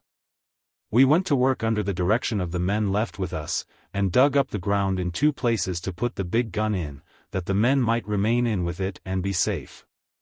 We then sent spies down the river to reconnoiter, who sent word by a runner that several boats were coming up filled with men. I marshaled my forces and was soon ready for their arrival. I resolved to fight, as we had not yet had a fair fight with the Americans during the war. The boats arrived in the evening, stopping at a small willow island, nearly opposite to us. During the night we removed our big gun further down, and at daylight next morning commenced firing. We were pleased to see that almost every shot took effect. The British, being good gunners, rarely missed. They pushed off as quickly as possible, although I had expected they would land and give us battle. I was fully prepared to meet them but was sadly disappointed by the boats all sailing down the river. A party of braves followed to watch where they landed, but they did not stop until they got below the Des Moines rapids, where they came ashore and commenced building a fort. I did not want a fort in our country, as we wished to go down to the Two River country in the fall and hunt, it being our choice hunting ground, and we concluded that if this fort was built, it would prevent us from going there. We arrived in the vicinity in the evening, and encamped on a high bluff for the night. We made no fire, for fear of being observed, and our young men kept watch by turns while others slept. I was very tired, and was soon asleep. The Great Spirit, during my slumber, told me to go down the bluff to a creek, that I would there find a hollow tree cut down, and by looking in at the top of it, I would see a large snake with head erect, to observe the direction he was looking, and I would see the enemy close by and unarmed. In the morning I communicated to my braves what the Great Spirit had said to me, took one of them and went down a ravine that led to the creek. I soon came in sight of the place where they were building the fort, which was on a hill at the opposite side of the creek. I saw a great many men. We crawled cautiously on our hands and knees until we got to the bottom land, then through the grass and weeds until we reached the bank of the creek. Here I found a tree that had been cut down. I looked in at the top of it and saw a large snake, with his head raised, looking across the creek. I raised myself cautiously, and discovered nearly opposite to me, 2 war chiefs walking arm in arm, without guns. They turned and walked back toward the place where the men were working at the fort. In a little while they returned, walking directly towards the spot where we lay concealed, but did not come so near as before. If they had, they would have been killed, for each of us had a good rifle. We crossed the creek and crawled to a cluster of bushes. I again raised myself a little to see if they were coming. But they went into the fort, and by this they saved their lives. We recrossed the creek and I returned alone, going up the same ravine I came down. My brave went down the creek, and I, on raising the brow of a hill to the left of the one we came down, could plainly see the men at work. I saw a sentinel walking in the bottom near the mouth of the creek. I watched him attentively, to see if he perceived my companion, who had gone toward him. The sentinel stopped for some time and looked toward where my brave was concealed. He walked first one way and then the other. I observed my brave creeping towards him. At last he lay still for a while, not even moving the grass, and as the sentinel turned to walk away, my brave fired and he fell. I looked towards the fort, and saw the whites were in great confusion, running wildly in every direction, some down the steep bank toward a boat. My comrade joined me. We returned to the rest of the party and all hurried back to Rock River, where we arrived in safety at our village. I hung up my medicine bag, put away my rifle and spear, feeling as if I should want them no more, as I had no desire to raise other war parties against the whites unless they gave me provocation. Nothing happened worthy of note until spring, except that the fort below the rapids had been abandoned and burned by the Americans. Soon after I returned from my wintering ground we received information that peace had been made between the British and Americans, and that we were required to make peace also, and were invited to go down to Portage de Sioux, for that purpose. Some advised that we should go down, others that we should not. Na-Might, our principal civil chief, said he would go, as soon as the Foxes came down from the mines. They came and we all started from Rock River, but we had not gone far before our chief was taken sick and we stopped with him at the village on Henderson River. The Foxes went on and we were to follow as soon as our chief got better, but he rapidly became worse and soon died. His brother now became the principal chief. He refused to go down, saying, that if he started, he would be taken sick and die as his brother had done. This seemed to be reasonable, so we concluded that none of us would go at this time. The Foxes returned. They said, "We have smoked the pipe of peace with our enemies, and expect that the Americans will send a war party against you if you do not go down." This I did not believe, as the Americans had always lost by their armies that were sent against us. La Guthrie and other British traders arrived at our village in the fall. La Guthrie told us that we must go down and make peace, as this was the wish of our English father. He said he wished us to go down to the Two River country to winter, where game was plenty, as there had been no hunting there for several years.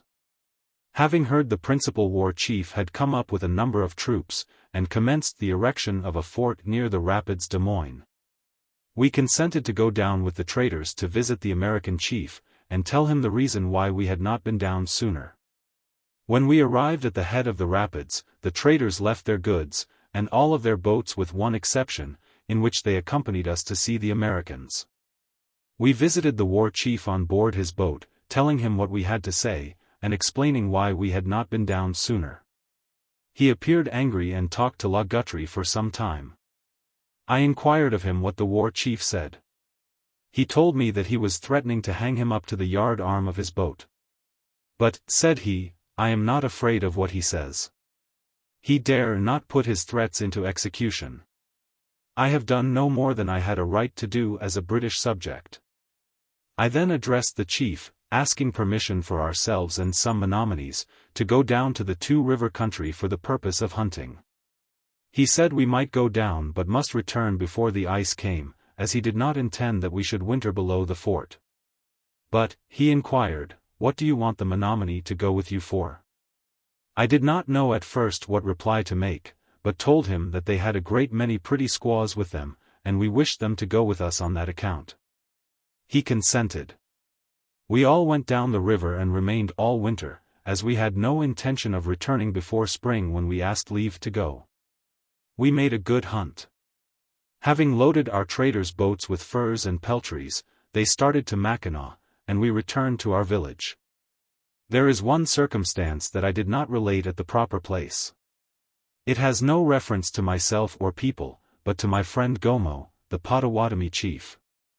He came to Rock River to pay me a visit, and during his stay he related to me the following story.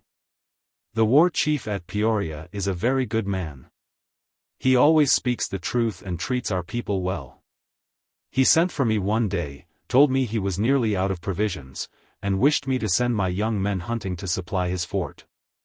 I promised to do so, immediately returned to my camp and told my young men the wishes and wants of the war chief.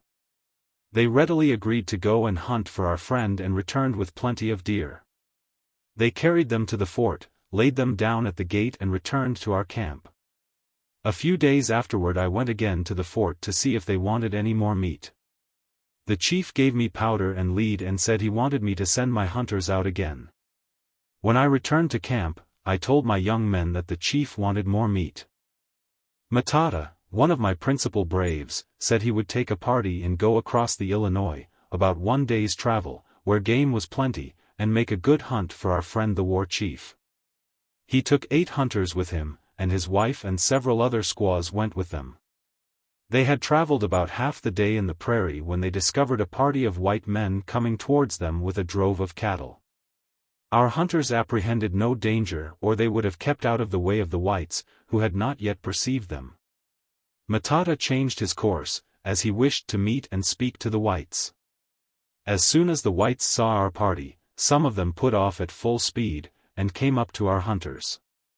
Ma-Ka-Tai gave up his gun to them, and endeavored to explain to them that he was friendly and was hunting for the war chief. They were not satisfied with this but fired at and wounded him. He got into the branches of a tree that had blown down, to keep the horses from running over him. He was again fired on several times and badly wounded. He, finding that he would be murdered, and, mortally wounded already, sprang at the man nearest him, seized his gun and shot him from his horse. He then fell, covered with blood from his wounds, and immediately expired. The other hunters being in the rear of Ma-Ka-Tai attempted to escape, after seeing their leader so basely murdered by the whites. They were pursued and nearly all of the party killed. My youngest brother brought me the news in the night, he having been with the party and was slightly wounded. He said the whites had abandoned their cattle and gone back towards the settlement. The rest of the night we spent in mourning for our friends. At daylight I blacked my face and started for the fort to see the chief. I met him at the gate and told him what had happened. His countenance changed and I could see sorrow depicted in it for the death of my people. He tried to persuade me that I was mistaken, as he could not believe that the whites would act so cruelly. But when I convinced him, he said to me, "Those cowards who murdered your people shall be punished." I told him that my people would have revenge, that they would not trouble any of his people at the fort, as we did not blame him or any of his soldiers. But that a party of my braves would go towards the Wabash to avenge the death of their friends and relations. The next day I took a party of hunters, killed several deer, and left them at the fort gate as I passed. Here Gomo ended his story. I could relate many similar ones that have come within my own knowledge and observation, but I dislike to look back and bring on sorrow afresh. I will resume my narrative. The Great Chief at St. Louis having sent word for us to come down and confirm the treaty, we did not hesitate, but started immediately that we might smoke the peace pipe with him. On our arrival we met the great chiefs in council. They explained to us the words of our great father at Washington, accusing us of heinous crimes and many misdemeanors, particularly in not coming down when first invited. We knew very well that our great father had deceived us and thereby forced us to join the British, and could not believe that he had put this speech into the mouths of those chiefs to deliver to us. I was not a civil chief and consequently made no reply, but our civil chiefs told the commissioner that, "What you say is a lie." Our great father sent us no such speech. He knew that the situation in which we had been placed was caused by him. The white chiefs appeared very angry at this reply and said, "We will break off the treaty and make war against you, as you have grossly insulted us." Our chiefs had no intention of insulting them and told them so, saying, "We merely wish to explain that you have told us a lie, without any desire to make you angry. In the same manner that you whites do when you do not believe what is told you." The council then proceeded and the pipe of peace was smoked. Here for the first time, I touched the goose quill to the treaty, not knowing, however, that, by the act I consented to give away my village. Had that been explained to me I should have opposed it and never would have signed their treaty, as my recent conduct will clearly prove. What do we know of the manners, the laws, and the customs of the white people? They might buy our bodies for dissection, and we would touch the goose quill to confirm it and not know what we were doing. This was the case with me and my people in touching the goose quill for the first time. We can only judge of what is proper and right by our standard of what is right and wrong, which differs widely from the whites, if I have been correctly informed. The whites may do wrong all their lives, and then if they are sorry for it when about to die, all is well, but with us it is different. We must continue to do good throughout our lives. If we have corn and meat, and know of a family that have none, we divide with them. If we have more blankets than we absolutely need, and others have not enough, we must give to those who are in want. But I will presently explain our customs and the manner in which we live. We were treated friendly by the whites and started on our return to our village on Rock River. When we arrived we found that the troops had come to build a fort on Rock Island. This, in our opinion, was a contradiction to what we had done, to prepare for war in time of peace. We did not object, however, to their building their fort on the island, but were very sorry, as this was the best one on the Mississippi, and had long been the resort of our young people during the summer. It was our garden, like the white people have near their big villages, which supplied us with strawberries, blackberries, gooseberries, plums, apples and nuts of different kinds. Being situated at the foot of the rapids, its waters supplied us with the finest fish. In my early life I spent many happy days on this island. A good spirit had charge of it, which lived in a cave in the rocks immediately under the place where the fort now stands. This guardian spirit has often been seen by our people. It was white, with large wings like a swan's, but 10 times larger. We were particular not to make much noise in that part of the island which it inhabited, for fear of disturbing it. But the noise at the fort has since driven it away, and no doubt a bad spirit has taken its place. Our village was situated on the north side of Rock River, at the foot of the rapids, on the point of land between Rock River and the Mississippi. In front a prairie extended to the Mississippi, and in the rear a continued bluff gently ascended from the prairie. Black Hawk's Tower. On its highest peak our watchtower was situated, from which we had a fine view for many miles up and down Rock River, and in every direction. On the side of this bluff we had our corn fields, extending about 2 miles up parallel with the larger river, where they adjoined those of the Foxes, whose village was on the same stream. Opposite the lower end of Rock Island, and 3 miles distant from ours. We had 800 acres in cultivation, including what we had on the islands in Rock River. The land around our village, which remained unbroken, was covered with bluegrass which furnished excellent pasture for our horses. Several fine springs poured out of the bluff nearby, from which we were well supplied with good water. The rapids of Rock River furnished us with an abundance of excellent fish, and the land being very fertile, never failed to produce good crops of corn, beans, pumpkins and squashes. We always had plenty, our children never cried from hunger, neither were our people in want. Here our village had stood for more than 100 years, during all of which time we were the undisputed possessors of the Mississippi Valley, from the Wisconsin to the Portage de Sioux. Near the mouth of the Missouri, being about 700 miles in length. At this time we had very little intercourse with the whites except those who were traders. Our village was healthy, and there was no place in the country possessing such advantages, nor hunting grounds better than those we had in possession. If a prophet had come to our village in those days and told us that the things were to take place which have since come to pass, none of our people would have believed him. What? To be driven from our village, and our hunting grounds, and not even to be permitted to visit the graves of our forefathers and relatives and our friends? This hardship is not known to the whites. With us it is a custom to visit the graves of our friends and keep them in repair for many years. The mother will go alone to weep over the grave of her child. The brave, with pleasure, visits the grave of his father, after he has been successful in war, and repaints the post that marks where he lies. There is no place like that where the bones of our forefathers lie to go to when in grief. Here prostrate by the tombs of our fathers will the Great Spirit take pity on us. But how different is our situation now from what it was in those happy days. Then were we as happy as the buffalo on the plains, but now, we are as miserable as the hungry wolf on the prairie. But I am digressing from my story. Bitter reflections crowd upon my mind and must find utterance. When we returned to our village in the spring, from our wintering grounds, we would finish bartering with our traders, who always followed us to our village. We purposely kept some of our fine furs for this trade, and, as there was great opposition among them, who should get these furs, we always got our goods cheap. After this trade was met, the traders would give us a few kegs of rum, which were generally promised in the fall, to encourage us to make a good hunt and not go to war.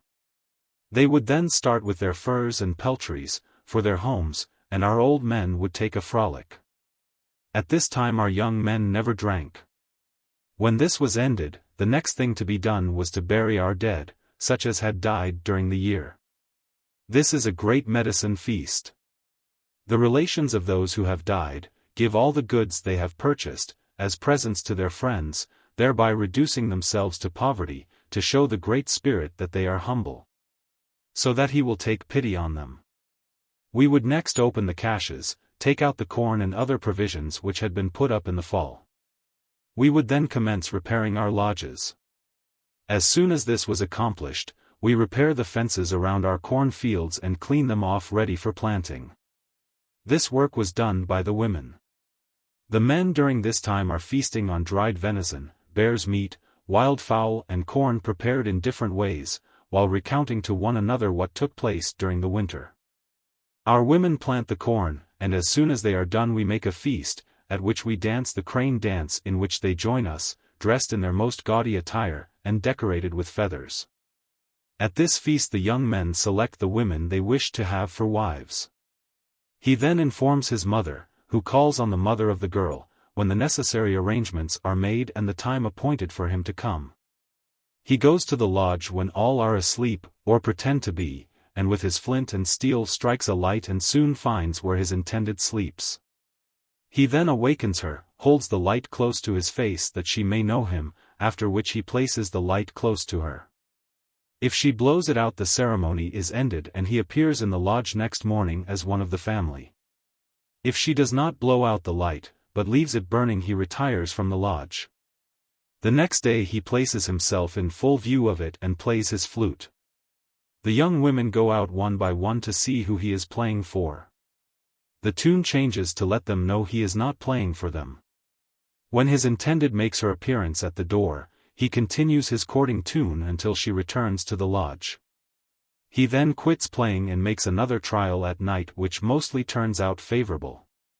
During the first year they ascertain whether they can agree with each other and be happy, if not they separate and each looks for another companion. If we were to live together and disagree, we would be as foolish as the whites. No indiscretion can banish a woman from her parental lodge. No difference how many children she may bring home, she is always welcome, the kettle is over the fire to feed them. The crane dance often lasts 2 or 3 days. When this is over, we feast again and have our national dance. The large square in the village is swept and prepared for the purpose. The chiefs and old warriors take seats on mats, which have been spread on the upper end of the square. Next come the drummers and singers, the braves and women form the sides, leaving a large space in the middle.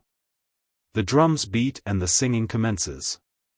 A warrior enters the square keeping time with the music. He shows the manner he started on a war party, how he approached the enemy, he strikes and shows how he killed him. All join in the applause, and he then leaves the square and another takes his place. Such of our young men have not been out in war parties and killed an enemy stand back ashamed, not being allowed to enter the square. I remember that I was ashamed to look where our young men stood, before I could take my stand in the ring as a warrior. What pleasure it is to an old warrior, to see his son come forward and relate his exploits.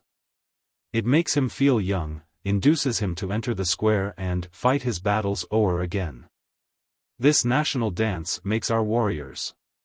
When I was traveling last summer on a steamboat on the river, going from New York to Albany, I was shown the place where the Americans dance the war dance, West Point, where the old warriors recount to their young men what they have done to stimulate them to go and do likewise. This surprised me, as I did not think the whites understood our way of making braves. When our national dance is over, our cornfields hoed, every weed dug up and our corn about knee-high, all our young men start in a direction toward sundown. To hunt deer and buffalo and to kill Sioux if any are found on our hunting grounds. A part of our old men and women go to the lead mines to make lead, and the remainder of our people start to fish and get meat stuff. Everyone leaves the village and remains away about 40 days. They then return, the hunting party bringing in dried buffalo and deer meat, and sometimes Sioux scalps, when they are found trespassing on our hunting grounds. At other times they are met by a party of Sioux too strong for them and are driven in. If the Sioux have killed the Sacs last, they expect to be retaliated upon and will fly before them, and so with us. Each party knows that the other has a right to retaliate, which induces those who have killed last to give way before their enemy, as neither wishes to strike. Except to avenge the death of relatives. All our wars are instigated by the relations of those killed, or by aggressions on our hunting grounds. The party from the lead mines brings lead, and the others dried fish, and mats for our lodges. Presents are now made by each party, the first giving to the others dried buffalo and deer, and they in return presenting them lead, dried fish and mats. This is a happy season of the year, having plenty of provisions, such as beans, squashes and other produce. With our dried meat and fish, we continue to make feasts and visit each other until our corn is ripe. Some lodge in the village a feast daily to the Great Spirit. I cannot explain this so that the white people will understand me, as we have no regular standard among us. Everyone makes his feast as he thinks best, to please the Great Spirit, who has the care of all beings created.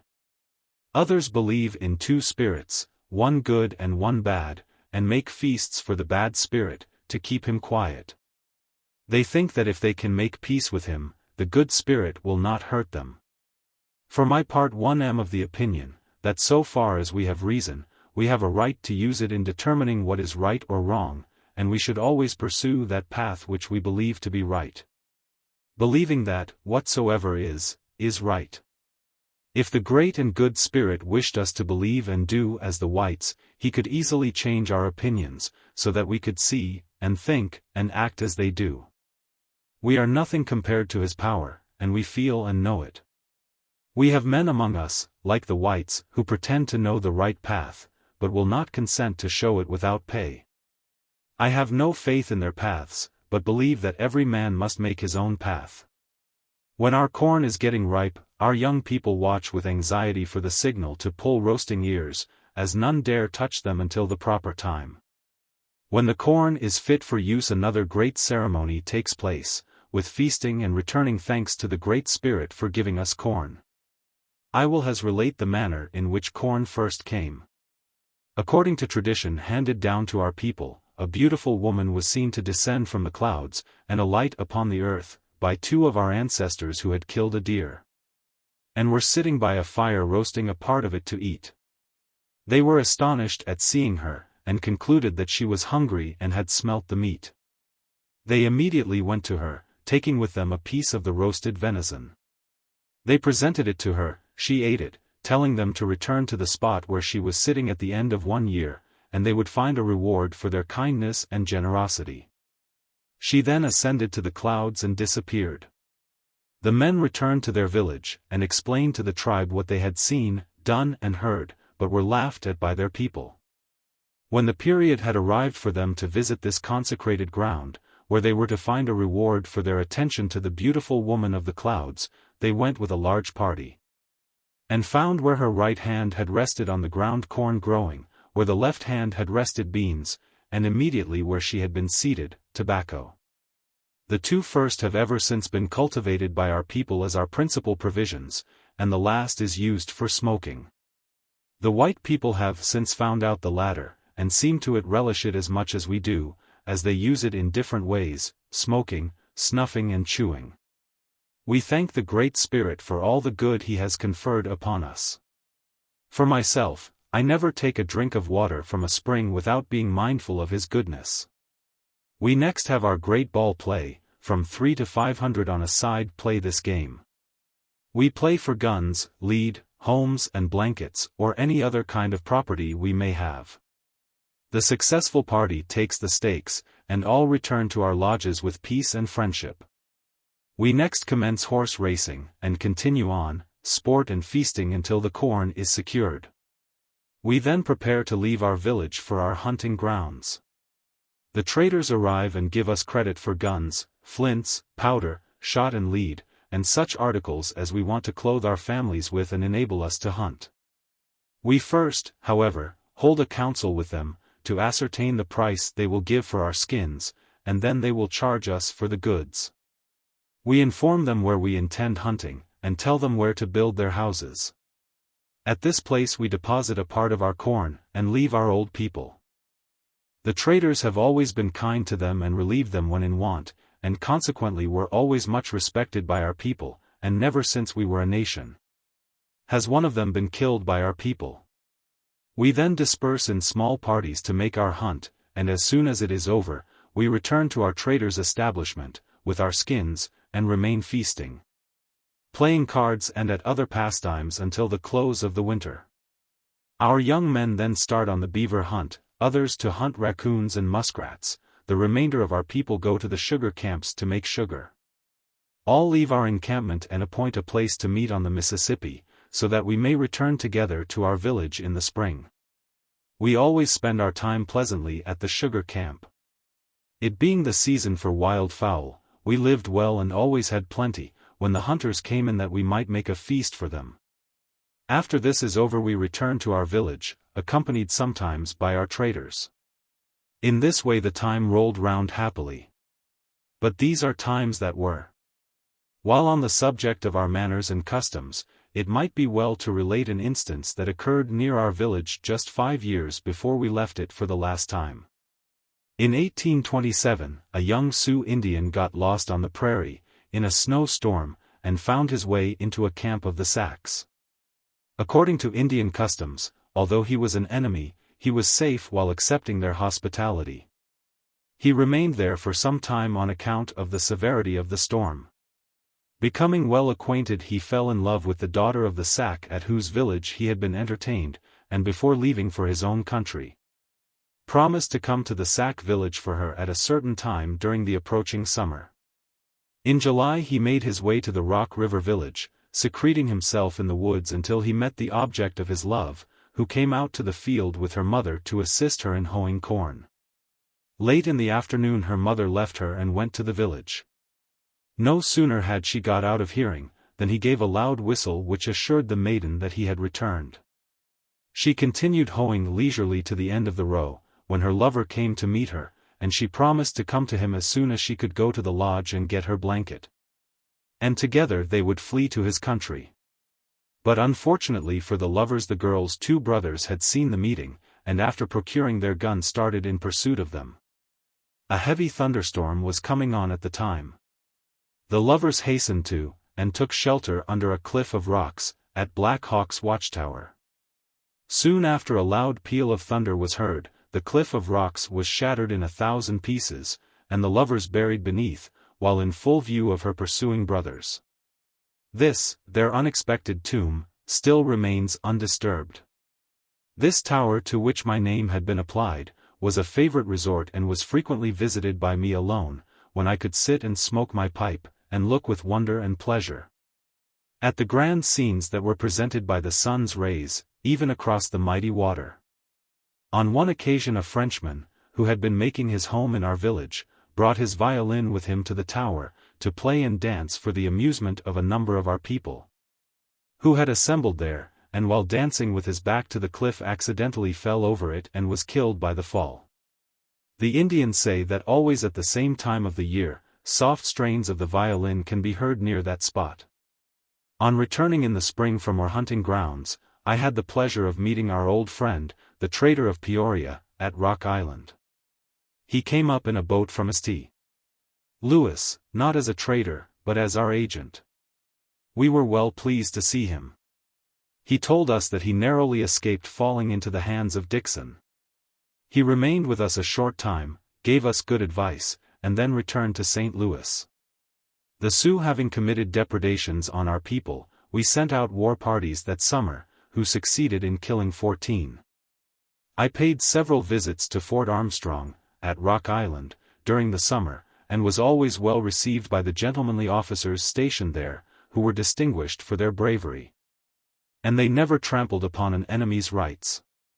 Colonel George Davenport resided near the garrison, and being in connection with the American Fur Company, furnished us the greater portion of our goods. We were not as happy then, in our village, as formerly. Our people got more liquor from the small traders than customary. I used all my influence to prevent drunkenness, but without effect. As the settlements progressed towards us, we became worse off and more unhappy.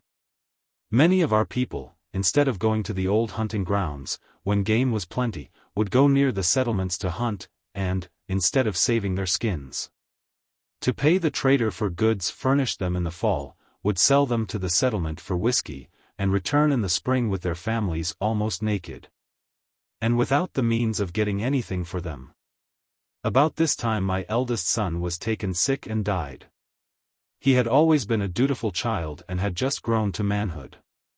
Soon after, my youngest daughter, an interesting and affectionate child, died also. This was a hard stroke, because I loved my children. In my distress I left the noise of the village and built my lodge on a mound in the cornfield, and enclosed it with a fence, around which I planted corn and beans. Here I was with my family alone. I gave everything I had away, and reduced myself to poverty. The only covering I retained was a piece of buffalo robe. I blacked my face and resolved on fasting for 24 moons, for the loss of my 2 children, drinking only of water during the day, and eating sparingly of boiled corn at sunset. I fulfilled my promise, hoping that the Great Spirit would take pity on me.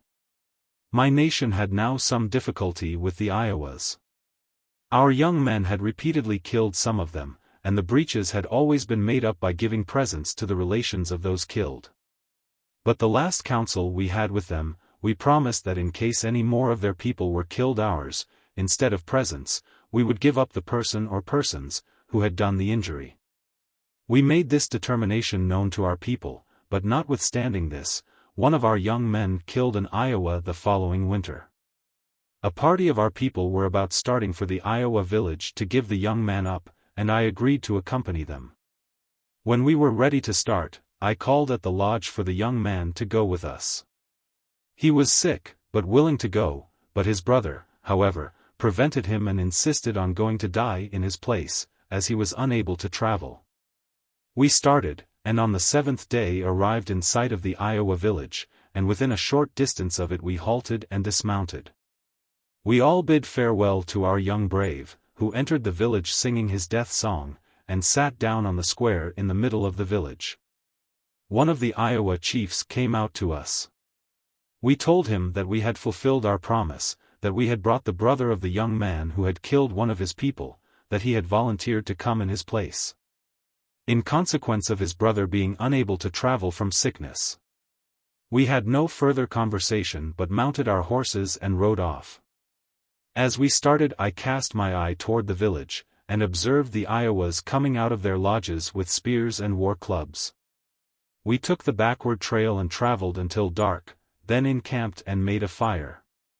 We had not been there long before we heard the sound of horses coming toward us. We seized our arms, but instead of an enemy it was our young brave with 2 horses. He told me that after we had left him, they menaced him with death for some time, then gave him something to eat, smoked the pipe with him and made him a present of the 2 horses and some goods, and started him after us. When we arrived at our village our people were much pleased, and for their noble and generous conduct on this occasion, not one of the Iowa people has been killed since by our nation. That fall I visited Malden with several of my band, and was well treated by the agent of our British father, who gave us a variety of presents.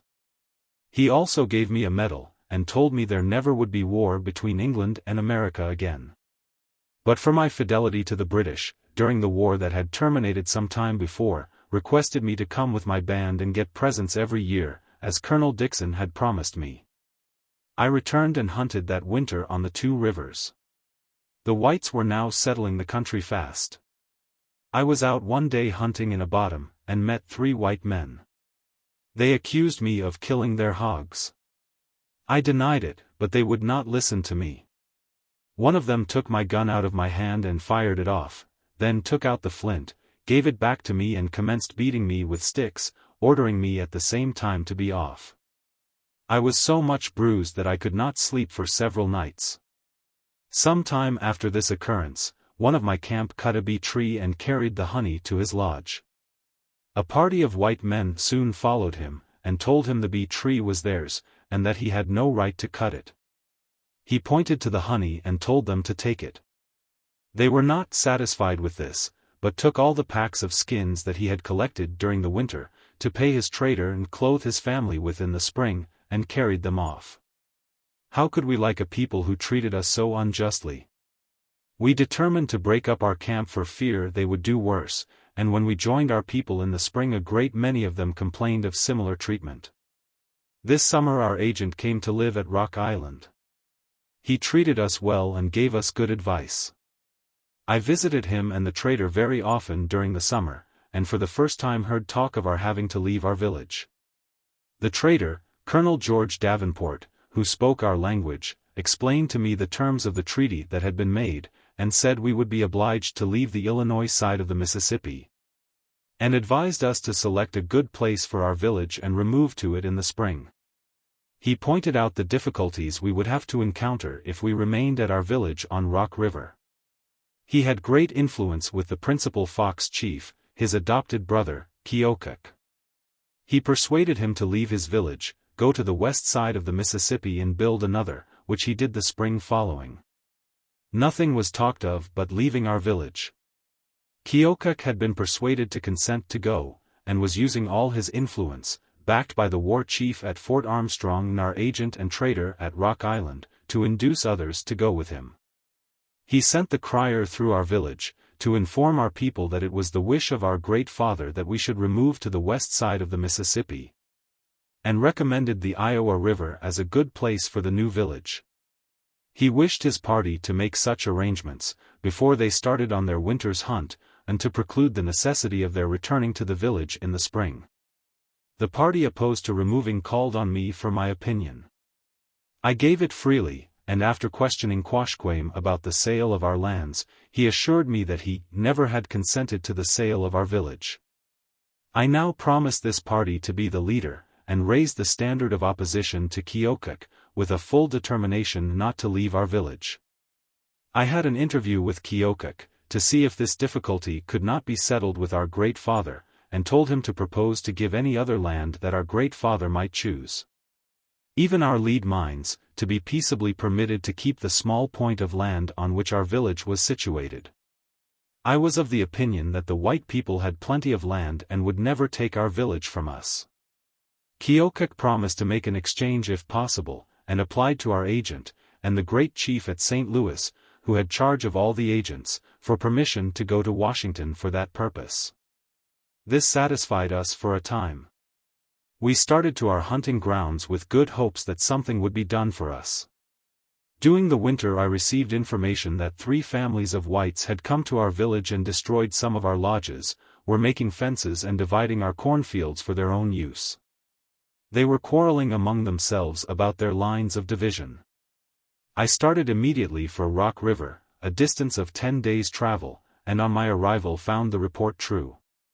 I went to my lodge and saw a family occupying it. I wished to talk to them but they could not understand me. I then went to Rock Island.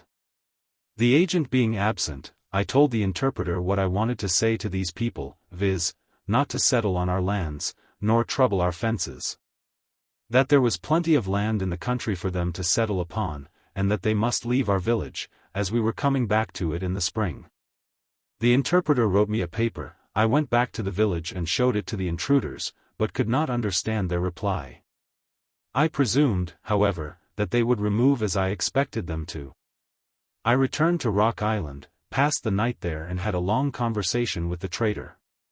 He advised me to give up and make my village with Keokuk on the Iowa River. I told him that I would not. The next morning I crossed the Mississippi on very bad ice, but the Great Spirit had made it strong, that I might pass over safe. I traveled 3 days farther to see the Winnebago sub-agent and converse with him about our difficulties. He gave no better news than the trader had done. I then started by way of Rock River, to see the prophet, believing that he as a man of great knowledge. When we met, I explained to him everything as it was.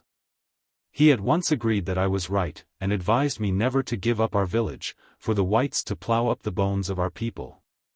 He said, that if we remained at our village, the whites would not trouble us, and advised me to get Keokuk, and the party that consented to go with him to the Iowa in the spring, to return and remain at our village. I returned to my hunting ground, after an absence of 1 moon, and related what I had done. In a short time we came up to our village, and found that the whites had not left it, but that others had come, and that the greater part of our cornfields had been enclosed. When we landed, the whites appeared displeased because we came back. We repaired the lodges that had been left standing and built others. Keokuk came to the village, but his object was to persuade others to follow him to the Iowa. He had accomplished nothing towards making arrangements for us to remain, or to exchange other lands for our village. There was no more friendship existing between us. I looked upon him as a coward and no brave, to abandon his village to be occupied by strangers. What right had these people to our village, and our fields, which the Great Spirit had given us to live upon? My reason teaches me that land cannot be sold. The Great Spirit gave it to his children to live upon and cultivate as far as necessary for their subsistence, and so long as they occupy and cultivate it they have the right to the soil. But if they voluntarily leave it, then any other people have a right to settle on it. Nothing can be sold but such things as can be carried away.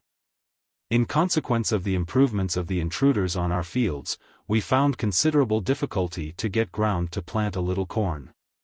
Some of the whites permitted us to plant small patches in the fields they had fenced, keeping all the best ground for themselves. Our women had great difficulty in climbing their fences, being unaccustomed to the kind, and were ill-treated if they left a rail down. One of my old friends thought he was safe. His cornfield was on a small island in Rock River.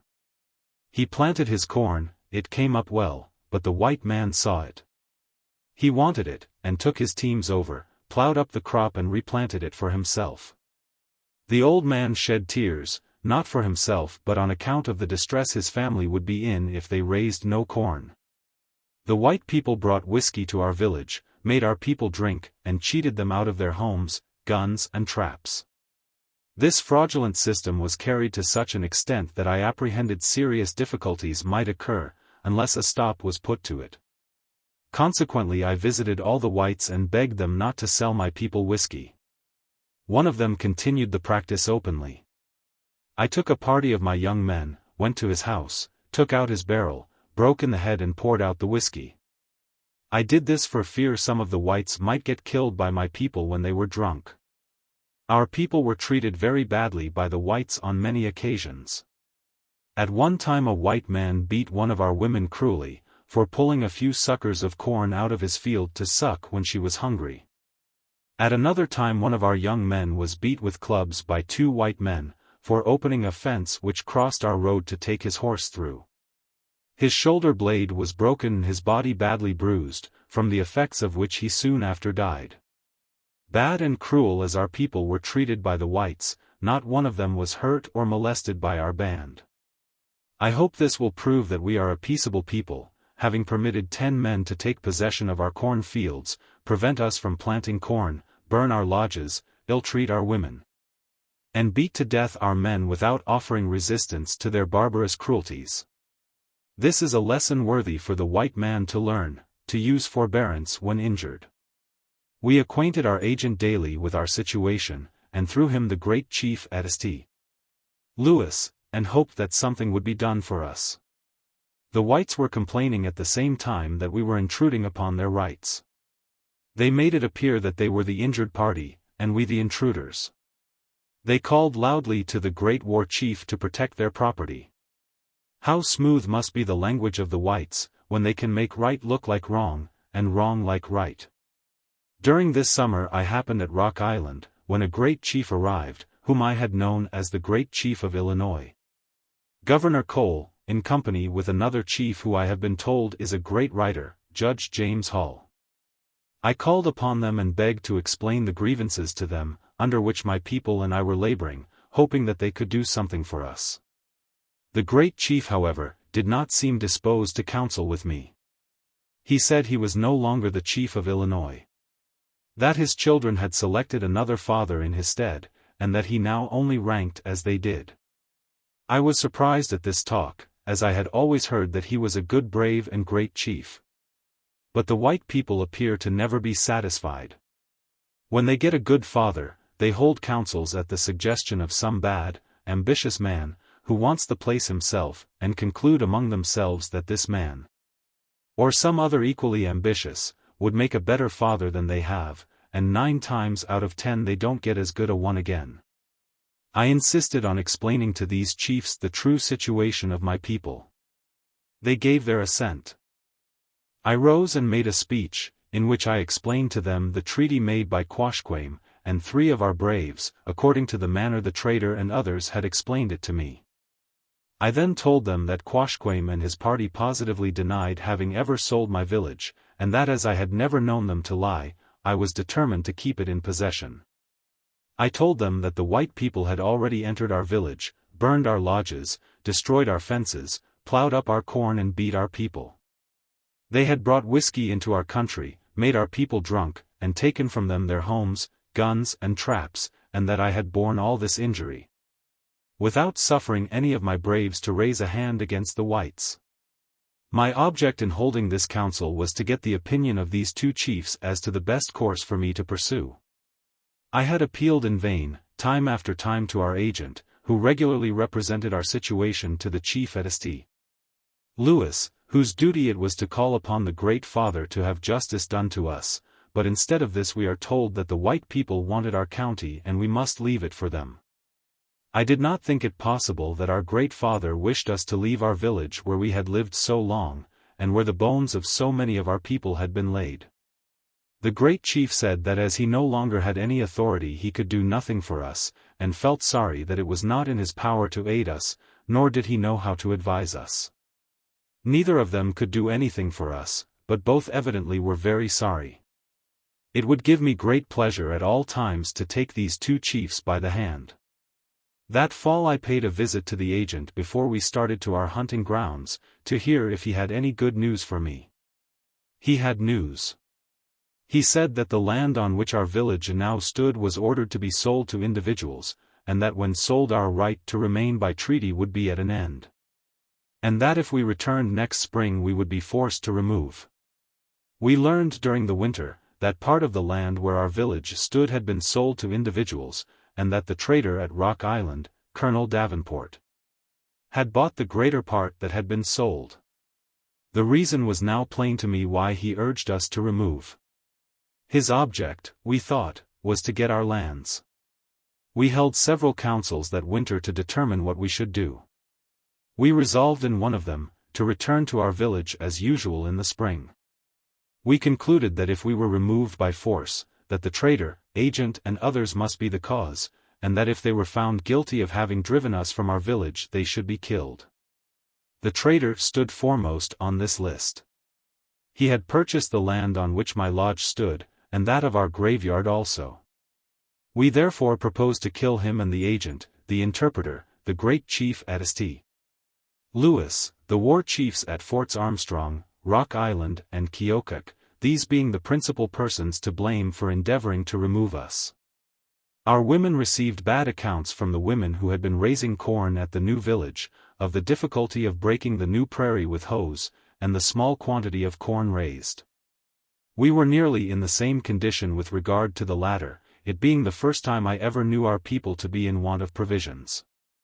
I prevailed upon some of Keokuk's band to return this spring to the Rock River village, but Keokuk himself would not come.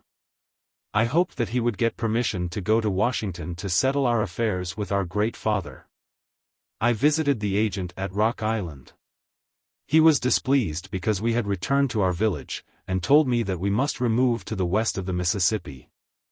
I told him plainly that we would not. I visited the interpreter at his house, who advised me to do as the agent had directed me. I then went to see the trader and upbraided him for buying our lands. He said that if he had not purchased them some person else would, and that if our great father would make an exchange with us, he would willingly give up the land he had purchased to the government. This I thought was fair, and began to think that he had not acted so badly as I had suspected. We again repaired our lodges and built others, as most of our village had been burnt and destroyed. Our women selected small patches to plant corn, where the whites had not taken them in their fences, and worked hard to raise something for our children to subsist upon. I was told that according to the treaty, we had no right to remain on the lands sold, and that the government would force us to leave them. There was but a small portion however that had been sold, the balance remaining in the hands of the government. We claimed the right, if we had no other, to live and hunt upon it as long as it remained the property of the government. By a stipulation in the treaty that required us to evacuate it after it had been sold. This was the land that we wished to inhabit and thought we had a right to occupy. I heard that there was a great chief on the Wabash, and sent a party to get his advice. They informed him that we had not sold our village. He assured them then, that if we had not sold the land on which our village stood, our great father would not take it from us. I started early to Malden to see the chief of my British father, and told him my story. He gave the same reply that the chief on the Wabash had given, and in justice to him I must say he never gave me any bad advice, but advised me to apply to our American father, who, he said, would do us justice. I next called on the great chief at Detroit and made the same statement to him that I had made to the chief of our British father. He gave me the same reply. He said if we had not sold our lands, and would remain peaceably on them, that we would not be disturbed. This assured me that I was right, and determined me to hold out as I had promised my people. I returned from Malden late in the fall. My people were gone to their hunting ground, whither I followed. Here I learned that they had been badly treated all summer by the whites, and that a treaty had been held at Prairie du Chien.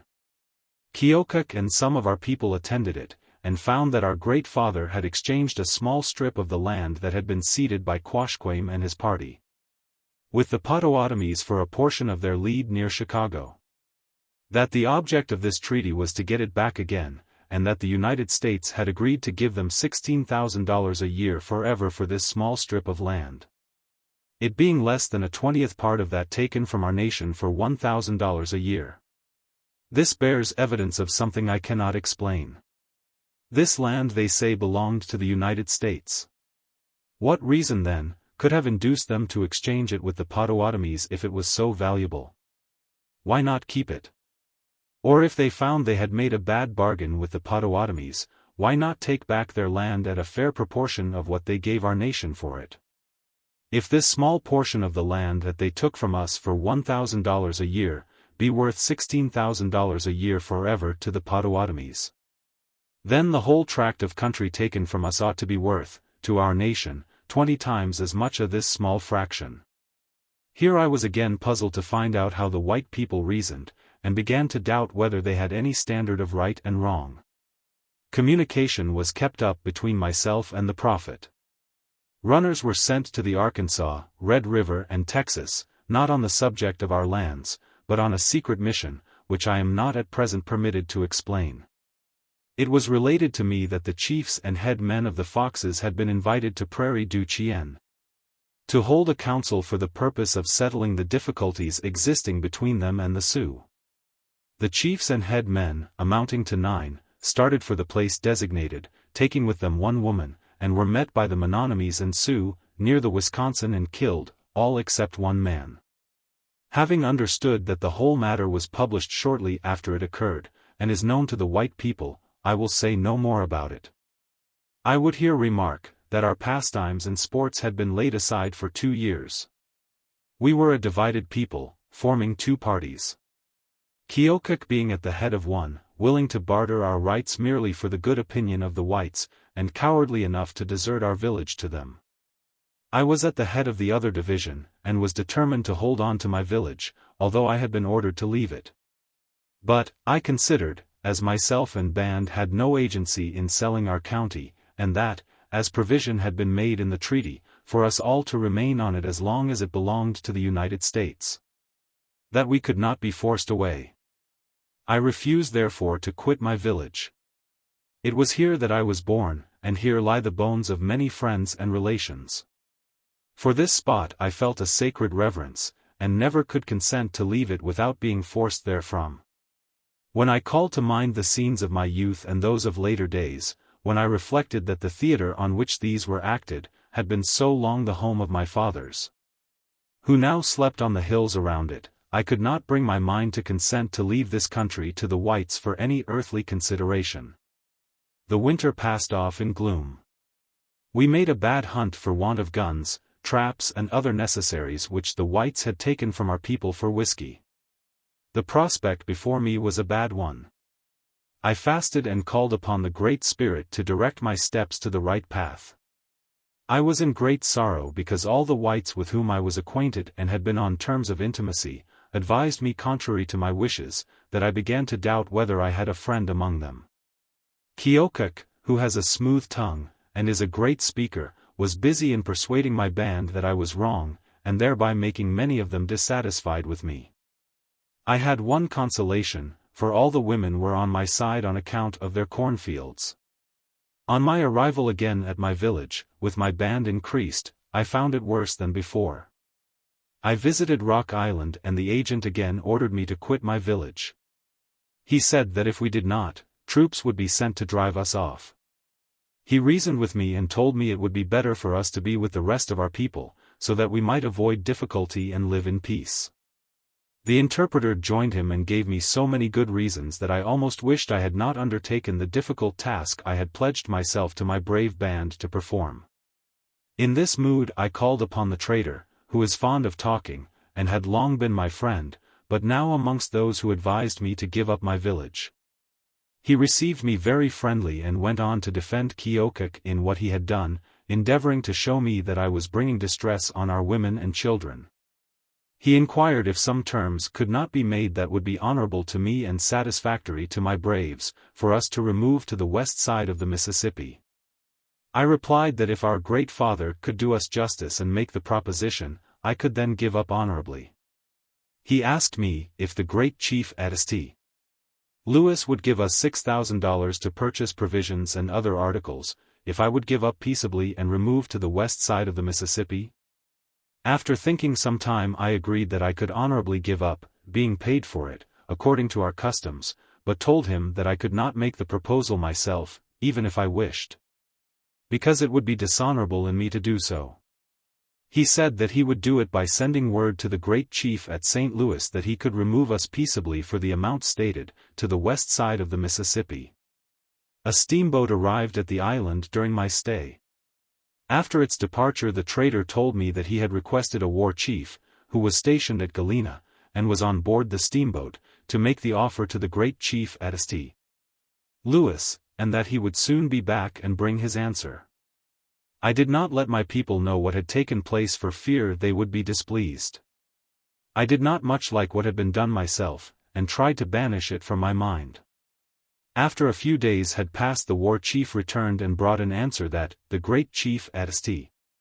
Louis would give us nothing, and that if we did not remove immediately we would be driven off. I was not much displeased with the answer they brought me, because I would rather have laid my bones with those of my forefathers than remove for any consideration. Yet if a friendly offer had been made as I expected, would, for the sake of our women and children have removed peaceably. I now resolved to remain in my village, and make no resistance if the military came, but submit to my fate. I impressed the importance of this course on all my band, and directed them in case the military came not to raise an arm against them. About this time our agent was put out of office, for what reason I could never ascertain. I then thought it was for wanting to make us leave our village, and if so it was right, because I was tired of hearing him talk about it. The interpreter, who had been equally as bad in trying to persuade us to leave our village, was retained in office, and the young man who took the place of our agent told the same old story over about removing us. I was then satisfied that this could not have been the cause. Our women had planted a few patches of corn which was growing finely, and promised a subsistence for our children, but the white people again commenced plowing it up. I now determined to put a stop to it by clearing our county of the intruders. I went to their principal men and told them that they should and must leave our country, giving them until the middle of the next day to remove. The worst left within the time appointed, but the one who remained, represented that his family, which was large, would be in a starving condition, if he went and left his crop. He promised to behave well, if I would consent to let him remain until fall, in order to secure his crop. He spoke reasonably and I consented. We now resumed some of our games and pastimes, having been assured by the prophet that we would not be removed. But in a little while it was ascertained that a great war chief, General Gaines, was on his way to Rock River with a great number of soldiers. I again called upon the prophet, who requested a little time to see into the matter. Early next morning he came to me and said he had been dreaming. That he saw nothing bad in this great war chief, General Gaines, who was now near Rock River. That his object was merely to frighten us from our village, that the white people might get our land for nothing. He assured us that this great war chief dare not, and would not, hurt any of us. That the Americans were at peace with the British, and when they made peace, the British required, and the Americans agreed to it. That they should never interrupt any nation of Indians that was at peace, and that all we had to do to retain our village was to refuse any and every offer that might be made by this war chief. The war chief arrived and convened a council at the agency. Keokuk and Wapello were sent for, and with a number of their band were present. The council house was opened and all were admitted, and myself and band were sent for to attend. When we arrived at the door singing a war song, and armed with lances, spears, war clubs, bows and arrows, as if going to battle, I halted and refused to enter. As I could see no necessity or propriety in having the room crowded with those who were already there. If the council was convened for us, why then have others in our room? The war chief having sent all out except Keokuk, Wapello and a few of their chiefs and braves, we entered the council in this warlike appearance. Being desirous of showing the war chief that we were not afraid. He then rose and made a speech. He said, "The President is very sorry to be put to the trouble and expense of sending so large a body of soldiers here to remove you from the lands you have long since ceded to the United States. Your great father has already warned you repeatedly, through your agent, to leave the country, and he is very sorry to find that you have disobeyed his orders. Your great father wishes you well, and asks nothing from you but what is reasonable and right. I hope you will consult your own interests, and leave the country you are occupying, and go to the other side of the Mississippi." I replied, "We have never sold our country. We never received any annuities from our American father, and we are determined to hold on to our village." The war chief, apparently angry, rose and said, "Who is Black Hawk? Who is Black Hawk?" I replied, "I am a Sac. My forefather was a Sac. I and all the nations call me a Sac." The war chief said, "I came here neither to beg nor hire you to leave your village. My business is to remove you, peaceably if I can, forcibly if I must. I will now give you 2 days in which to remove, and if you do not cross the Mississippi by that time, I will adopt measures to force you away." I told him that I never would consent to leave my village and was determined not to leave it. The council broke up and the war chief retired to his fort. I consulted the prophet again. He said he had been dreaming, and that the Great Spirit had directed that a woman, the daughter of Matatas, the old chief of the village, should take a stick in her hand and go before the war chief. And tell him that she is the daughter of Matatas, and that he had always been the white man's friend. That he had fought their battles, been wounded in their service and had always spoken well of them, and she had never heard him say that he had sold their village. The whites are numerous, and can take it from us if they choose, but she hoped they would not be so unfriendly. If they were, he had one favor to ask. She wished her people to be allowed to remain long enough to gather their provisions now growing in their fields, that she was a woman and had worked hard to raise something to support her children. And now, if we are driven from our village without being allowed to save our corn, many of our little children must perish with hunger. Accordingly, Matata's daughter was sent to the fort, accompanied by several of our young men, and was admitted. She went before the war chief and told the story of the prophet. The war chief said that the president did not send him here to make treaties with the women, nor to hold counsel with them. That our young men must leave the fort, but she might remain if she wished. All our plans were defeated. We must cross the river, or return to our village and await the coming of the war chief with his soldiers. We determined on the latter, but finding that our agent, interpreter, trader and Kiokuk were determined on breaking my ranks, and had induced several of my warriors to cross the Mississippi, I sent a deputation to the agent, at the request of my band, pledging myself to leave the county in the fall, provided permission was given us to remain, and secure our crop of corn then growing. As we would be in a starving situation if we were driven off without the means of subsistence. The deputation returned with an answer from the war chief, that no further time would be given than that specified, and if we were not then gone he would remove us. I directed my village crier to proclaim that my orders were, in the event of the war chief coming to our village to remove us, that not a gun should be fired or any resistance offered. That if he determined to fight, for them to remain quietly in their lodges, and let him kill them if he chose. I felt conscious that this great war chief would not hurt our people, and my object was not war. Had it been, we would have attacked and killed the war chief and his braves, when in council with us, as they were then completely in our power. But his manly conduct and soldierly deportment, his mild yet energetic manner, which proved his bravery, forbade it. Some of our young men who had been out as spies came in and reported that they had discovered a large body of mounted men coming toward our village, who looked like a war party. They arrived and took a position below Rock River, for their place of encampment. The great war chief, General Gaines, entered Rock River in a steamboat, with his soldiers and one big gun. They passed and returned close by our village, but excited no alarm among my braves. No attention was paid to the boat. Even our little children who were playing on the bank of the river, as usual, continued their amusement. The water being shallow, the boat got aground, which gave the whites some trouble. If they had asked for assistance, there was not a brave in my band who would not willingly have aided them. Their people were permitted to pass and repass through our village, and were treated with friendship by our people. The war chief appointed the next day to remove us.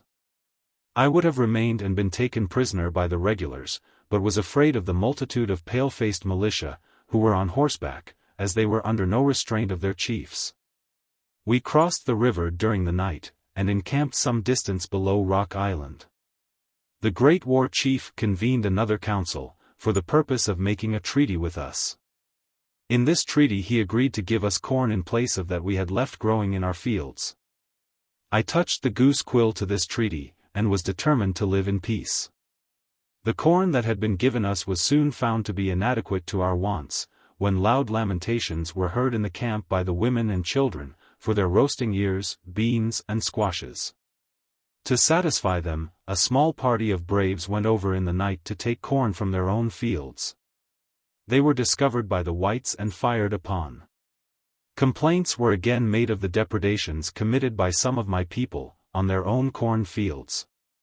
I understood from our agent, that there had been a provision made in one of our treaties for assistance in agriculture, and that we could have our fields plowed if we required it.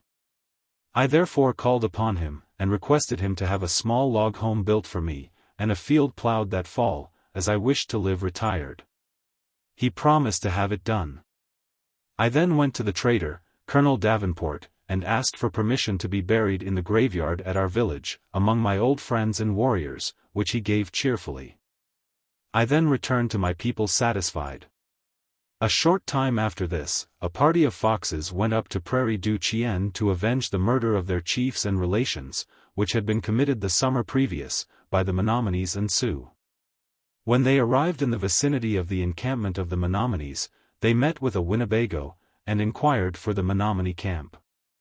They requested him to go on before them and see if there were any Winnebagos in it, and if so, to tell them that they had better return to their own camp. He went and gave the information, not only to the Winnebagos, but to the Menominees, that they might be prepared. The party soon followed, killed 28 Menominees, and made their escape. This retaliation, which with us is considered lawful and right, created considerable excitement among the whites. A demand was made for the Foxes to be surrendered to, and tried by, the white people.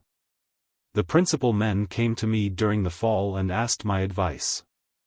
I conceived that they had done right, and that our great father acted very unjustly in demanding them, when he had suffered all their chiefs to be decoyed away, and murdered by the Menominees, without ever having made a similar demand of them. If he had no right in the first instance, he had none now, and for my part, I conceived the right very questionable, if not an act of usurpation in any case. Where a difference exists between two nations, for him to interfere. The Foxes joined my band with the intention to go out with them on the fall hunt. About this time, Ne-Pope, who started to Malden when it was ascertained that the great war chief, General Gaines, was coming to remove us, returned. He said he had seen the chief of our British father, and asked him if the Americans could force us to leave our village. He said, if you had not sold your land, the Americans could not take your village from you. That the right being vested in you only, could be transferred by the voice and will of the whole nation, and that as you have never given your consent to the sale of your country, it yet remains your exclusive property, from which the American government never could force you away, and that in the event of war, you should have nothing to fear, as we would stand by and assist you. He said that he had called at the Prophet's lodge on his way down, and there had learned for the first time, that we had left our village. He informed me privately, that the Prophet was anxious to see me, as he had much good news to tell me, and that I would hear good news in the spring from our British father. The Prophet requested me to give you all the particulars, but I would much rather you would see him yourself and learn all from him. But I will tell you that he has received expresses from our British father, who says that he is going to send us guns, ammunition, provisions and clothing early in the spring. The vessels that bring them will come by way of Milwaukee. The Prophet has likewise received wampum and tobacco from the different nations on the lakes, Ottawas, Chippewas, and Potawatomis, and as to the Winnebagos, he has them all at his command. We are going to be happy once more. I told him I was pleased that our British father intended to see us righted. That we had been driven from our lands without receiving anything for them, and I now began to hope from his talk, that my people would once more be happy. If I could accomplish this, I would be satisfied. I am now growing old and could spend the remnant of my time anywhere. But I wish first to see my people happy. I can then leave them cheerfully. This has always been my constant aim, and I now begin to hope that our sky will soon be clear. Ne-Pope said. The Prophet told me that all the tribes mentioned would fight for us if necessary, and the British father will support us. If we should be whipped, which is hardly possible, we will still be safe, the Prophet having received a friendly talk from the chief of Wasakamiko, at Selkirk settlement, telling him that if we were not happy in our own country, to let him know and he would make us happy. He had received information from our British father that we had been badly treated by the Americans. We must go and see the Prophet. I will go first. You had better remain and get as many of your people to join you as you can. You know everything that we have done. We leave the matter with you to arrange among your people as you please. I will return to the Prophet's village tomorrow. You can in the meantime make up your mind into the course you will take and send word to the Prophet by me, as he is anxious to assist us, and wishes to know whether you will join us and assist to make your people happy. During the night I thought over everything that Ne-Pope had told me, and was pleased to think that by a little exertion on my part, I could accomplish the object of all my wishes. I determined to follow the advice of the Prophet, and sent word by Ne-Pope, that I would get all my braves together, explain everything that I had heard to them, and recruit as many as I could from the different villages. Accordingly I sent word to Keokuk's band and the Fox tribe, explaining to them all the good news I had heard. They would not hear. Kiokuk said that I had been imposed upon by liars, and had much better remain where I was and keep quiet. When he found that I was determined to make an attempt to recover my village, fearing that some difficulty would arise, he made application to the agent and great chief at St. Louis, asking permission for the chiefs of our nation to go to Washington to see our great father, that we might have our difficulties settled amicably. Kiokuk also requested the trader, Colonel Davenport, who was going to Washington, to call on our great father and explain everything to him, and ask permission for us to come on and see him. Having heard nothing favorable from the great chief at St. Louis, I concluded that I had better keep my band together, and recruit as many as possible, so that I would be prepared to make the attempt to rescue my village in the spring, provided our great father did not send word for us to go to Washington. The trader returned. He said he had called on our great father and made a full statement to him in relation to our difficulties, and had asked leave for us to go to Washington, but had received no answer. I had determined to listen to the advice of my friends, and if permitted to go to see our great father, to abide by his counsel, whatever it might be. Every overture was made by Kiokuk to prevent difficulty, and I anxiously hoped that something would be done for my people that it might be avoided. But there was bad management somewhere, or the difficulty that has taken place would have been avoided. When it was ascertained that we would not be permitted to go to Washington, I resolved upon my course, and again tried to recruit some braves from Kiokuk's band to accompany me, but could not. Conceiving that the peaceable disposition of Kiokuk and his people had been in a great measure the cause of our having been driven from our village, I ascribed their present feelings to the same cause, and immediately went to work to recruit all my own band, and making preparations to ascend Rock River, I made my encampment on the Mississippi, where Fort Madison had stood. I requested my people to rendezvous at that place, sending out soldiers to bring in the warriors, and stationed my sentinels in a position to prevent any from moving off until all were ready. My party having all come in and got ready, we commenced our march up the Mississippi, our women and children in canoes, carrying such provisions as we had, camp equipage, etc. My braves and warriors were on horseback, armed and equipped for defense. The prophet came down and joining us below Rock River, having called at Rock Island on his way down, to consult the war chief, agent and trader, who, he said, used many arguments to dissuade him from going with us, requesting him to come and meet us and turn us back. They told him also there was a war chief on his way to Rock Island with a large body of soldiers. The prophet said he would not listen to this talk, because no war chief would dare molest us so long as we were at peace. That we had a right to go where we pleased peaceably, and advised me to say nothing to my braves and warriors until we encamped that night. We moved onward until we arrived at the place where General Gaines had made his encampment the year before, and encamped for the night. The prophet then addressed my braves and warriors. He told them to follow us and act like braves, and we have nothing to fear and much to gain. The American war chief may come, but will not, nor dare not interfere with us so long as we act peaceably. We are not yet ready to act otherwise. We must wait until we ascend Rock River and receive our reinforcements, and we will then be able to withstand any army. That night the White Beaver, General Atkinson, with a party of soldiers passed up in a steamboat. Our party became alarmed, expecting to meet the soldiers at Rock River, to prevent us going up. On our arrival at its mouth, we discovered that the steamboat had passed on. I was fearful that the war chief had stationed his men on some high bluff, or in some ravine, that we might be taken by surprise. Consequently, on entering Rock River we commenced beating our drums and singing, to show the Americans that we were not afraid. Having met with no opposition, we moved up Rock River leisurely for some distance, when we were overtaken by an express from White Beaver, with an order for me to return with my band and recross the Mississippi again. I sent him word that I would not recognizing his right to make such a demand, as I was acting peaceably, and intended to go to the prophet's village at his request, to make corn. The express returned. We moved on and encamped some distance below the prophet's village. Here another express came from the White Beaver, threatening to pursue us and drive us back, if we did not return peaceably. This message roused the spirit of my band, and all were determined to remain with me and contest the ground with the war chief, should he come and attempt to drive us. We therefore directed the express to say to the war chief, if he wished to fight us he might come on.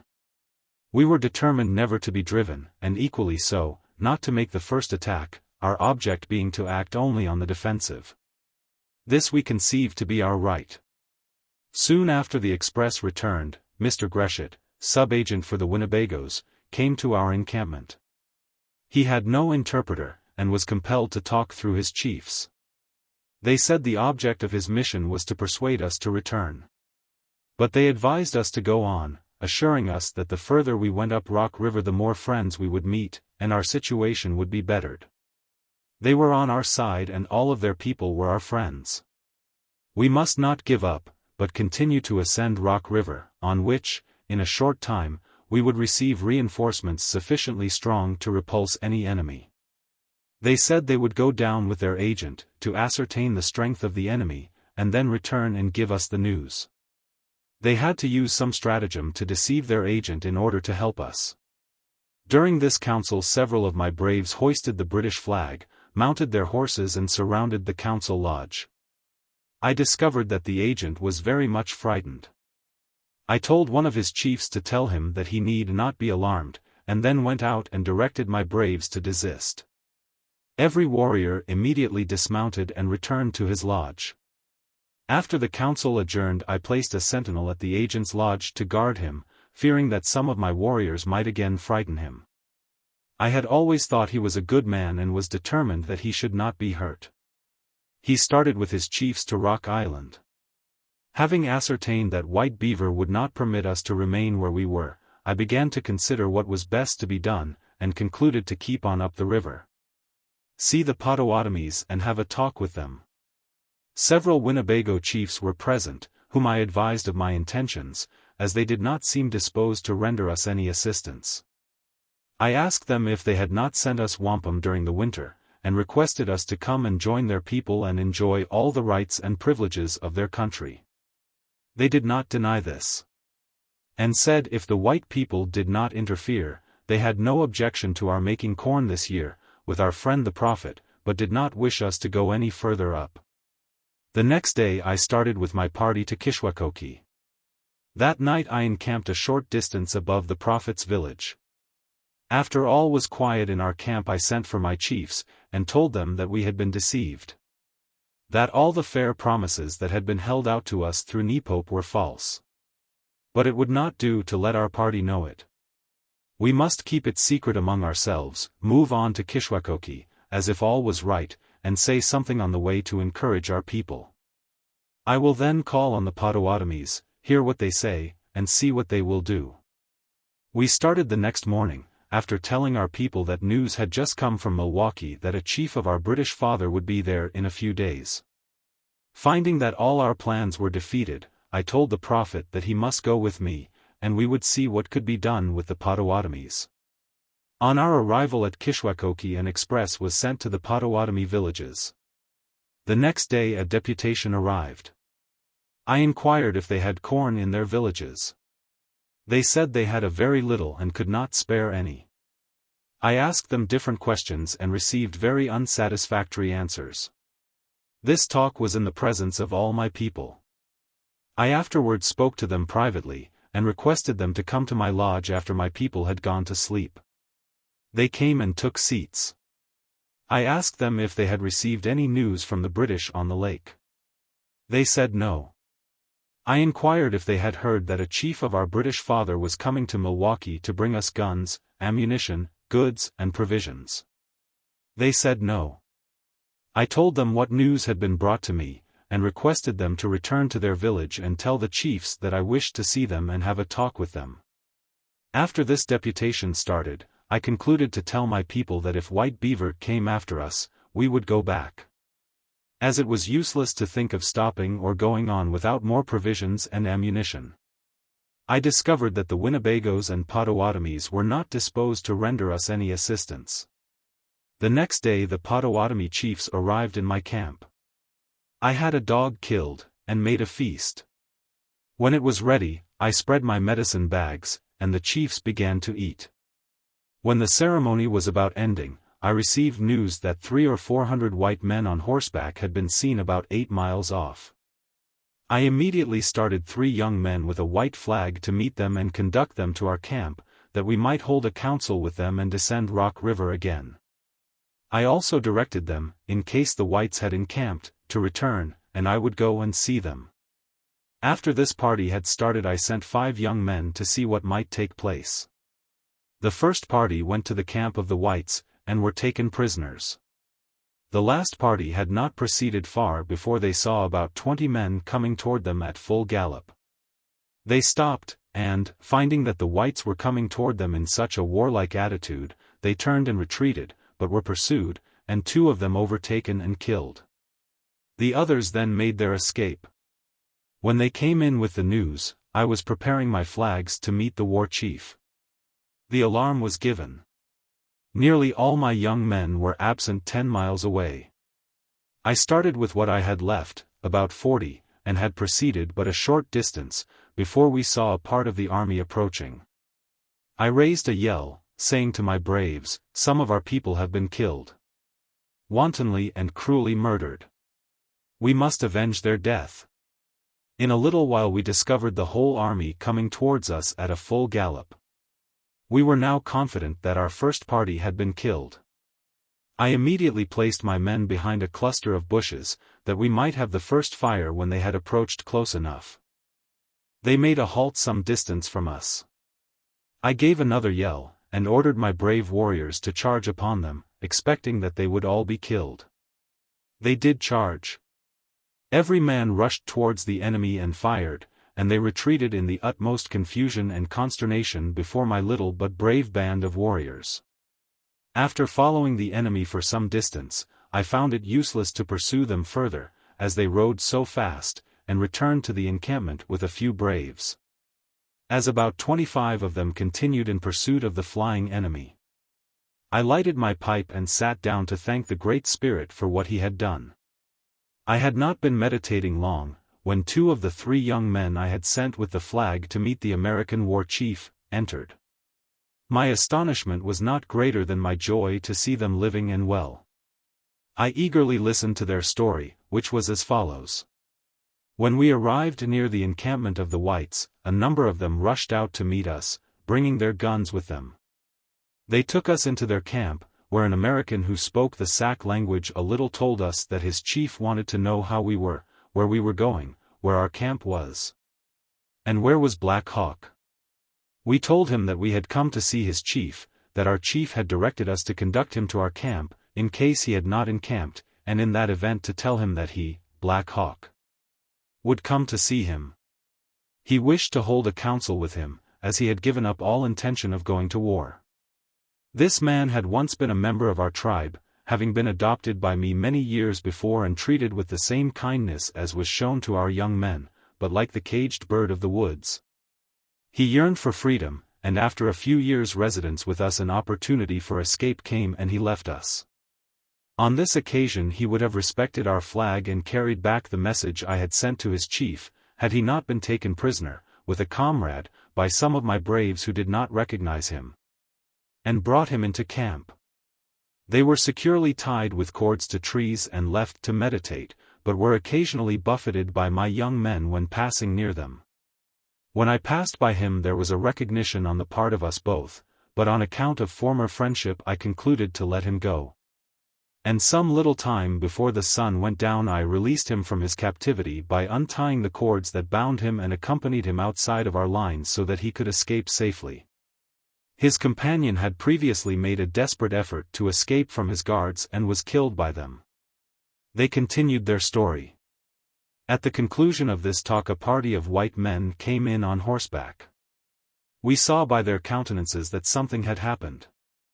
A general tumult arose. They looked at us with indignation, talked among themselves for a moment, when several of them cocked their guns and fired at us in the crowd. Our companion fell dead. We rushed through the crowd and made our escape. We remained in ambush but a short time, before we heard yelling like Indians running an enemy. In a little while we saw some of the whites in full speed. One of them came near us. I threw my tomahawk and struck him on the head, which brought him to the ground. I ran to him and with his own knife took off his scalp. I took his gun, mounted his horse, and brought my friend here behind me.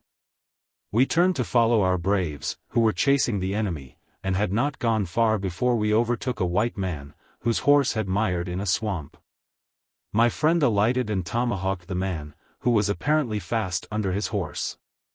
He took his scalp, horse, and gun. By this time our party was some distance ahead. We followed on and saw several white men lying dead on the way. After riding about 6 miles we met our party returning. We asked them how many of our men had been killed. They said none after the Americans had retreated. We inquired how many whites had been killed. They replied that they did not know, but said we will soon ascertain, as we must scalp them as we go back. On our return we found 10 men, besides the 2 we had killed before we joined our friends. Seeing that they did not yet recognize us, it being dark, we again asked how many of our braves had been killed. They said 5. We asked who they were. They replied that the first party of 3 who went out to meet the American war chief, had all been taken prisoners and killed in the encampment, and that out of a party of 5 who followed to see the meeting of the first party with the whites, 2 had been killed. We were now certain that they did not recognize us, nor did we tell who we were until we arrived at our camp. The news of our death had reached it some time before, and all were surprised to see us again. The next morning I told the crier of my village to give notice that we must go and bury our dead. In a little while all were ready. A small deputation was sent for our absent warriors, and the remainder started to bury the dead. We first disposed of them and then commenced an examination in the enemy's deserted encampment for plunder. We found arms and ammunition and provisions, all of which we were sadly in want of, particularly the latter, as we were entirely without. We found also a variety of saddle bags, which I distributed among my braves, a small quantity of whiskey in some little barrels that had contained this bad medicine, but they were empty. I was surprised to find that the whites carried whiskey with them, as I had understood that all the palefaces, when acting as soldiers in the field, were strictly temperate. The enemy's encampment was in a skirt of woods near a run, about half a day's travel from Dixon's Ferry. We attacked them in the prairie, with a few bushes between us, about sundown, and I expected that my whole party would be killed. I never was so much surprised in all the fighting I have seen, knowing, too, that the Americans generally shoot well, as I was to see this army of several hundreds retreating, without showing fight. And passing immediately through their encampment, I did think they intended to halt there, as the situation would have forbidden attack by my party if their number had not exceeded half of mine. As we would have been compelled to take the open prairie whilst they could have picked trees to shield themselves from our fire. I was never so much surprised in my life as I was in this attack. An army of 300 or 400 men, after having learned that we were suing for peace. To attempt to kill the flag bearers that had gone unarmed to ask for a meeting of the war chiefs of the 2 contending parties to hold a council. That I might return to the west side of the Mississippi, to come forward with a full determination to demolish the few braves I had with me, to retreat when they had 10 to 1. Was unaccountable to me. It proved a different spirit from any I had ever before seen among the palefaces. I expected to see them fight as the Americans did with the British during the last war, but they had no such braves among them. At our feast with the Potawatomis I was convinced that we had been imposed upon by those who had brought in reports of large reinforcements to my band and resolved not to strike a blow. And in order to get permission from White Beaver to return and recross the Mississippi, I sent a flag of peace to the American war chief, who was reported to be close by with his army, expecting that he would convene a council and listen to what we had to say. But this chief, instead of pursuing that honorable and chivalric course, such as I have always practiced, shot down our flag-bearer and thus forced us into war with less than 500 warriors to contend against 3,000 or 4,000 soldiers. The supplies that Nepope and the prophet told us about, and the reinforcements we were to have, were never more heard of, and it is but justice to our British father to say were never promised. His chief being sent word in lieu of the lies that were brought to me, for us to remain at peace as we could accomplish nothing but our own ruin by going to war. What was now to be done? It was worse than folly to turn back and meet an enemy where the odds were so much against us and thereby sacrifice ourselves, our wives and children to the fury of an enemy who had murdered some of our brave and unarmed warriors when they were on a mission to sue for peace. Having returned to our encampment, and found that all our young men had come in, I sent out spies to watch the movements of the army, and commenced moving up Kishwaukee with the balance of my people. I did not know where to go to find a place of safety for my women and children, but expected to find a good harbor about the head of Rock River. I concluded to go there, and thought my best route would be to go round the head of Kishwaukee, so that the Americans would have some difficulty if they attempted to follow us. On arriving at the head of Kishwaukee, I was met by a party of Winnebagos, who seemed to rejoice at our success. They said they had come to offer their services, and were anxious to join in. I asked them if they knew where there was a safe place for our women and children. They told us that they would send 2 old men with us to guide us to a good safe place. I arranged war parties to send out in different directions, before I proceeded further. The Winnebagos went alone. The war parties having all been fitted out and started, we commenced moving to the 4 lakes, the place where our guides were to conduct us. We had not gone far before 6 Winnebagos came in with 1 scalp. They said they had killed a man at a grove, on the road from Dixon's to the lead mines. For days after, the party of Winnebagos who had gone out from the head of Kishwaukee, overtook us, and told me that they had killed 4 men and taken their scalps, and that one of them was Keokuk's father, the agent. They proposed to have a dance over their scalps. I told them that I could have no dancing in my camp, in consequence of my having lost 3 young braves. But they might dance in their own camp, which they did. 2 days after, we arrived in safety at the place where the Winnebagos had directed us. In a few days a great number of our warriors came in. I called them all around me, and addressed them.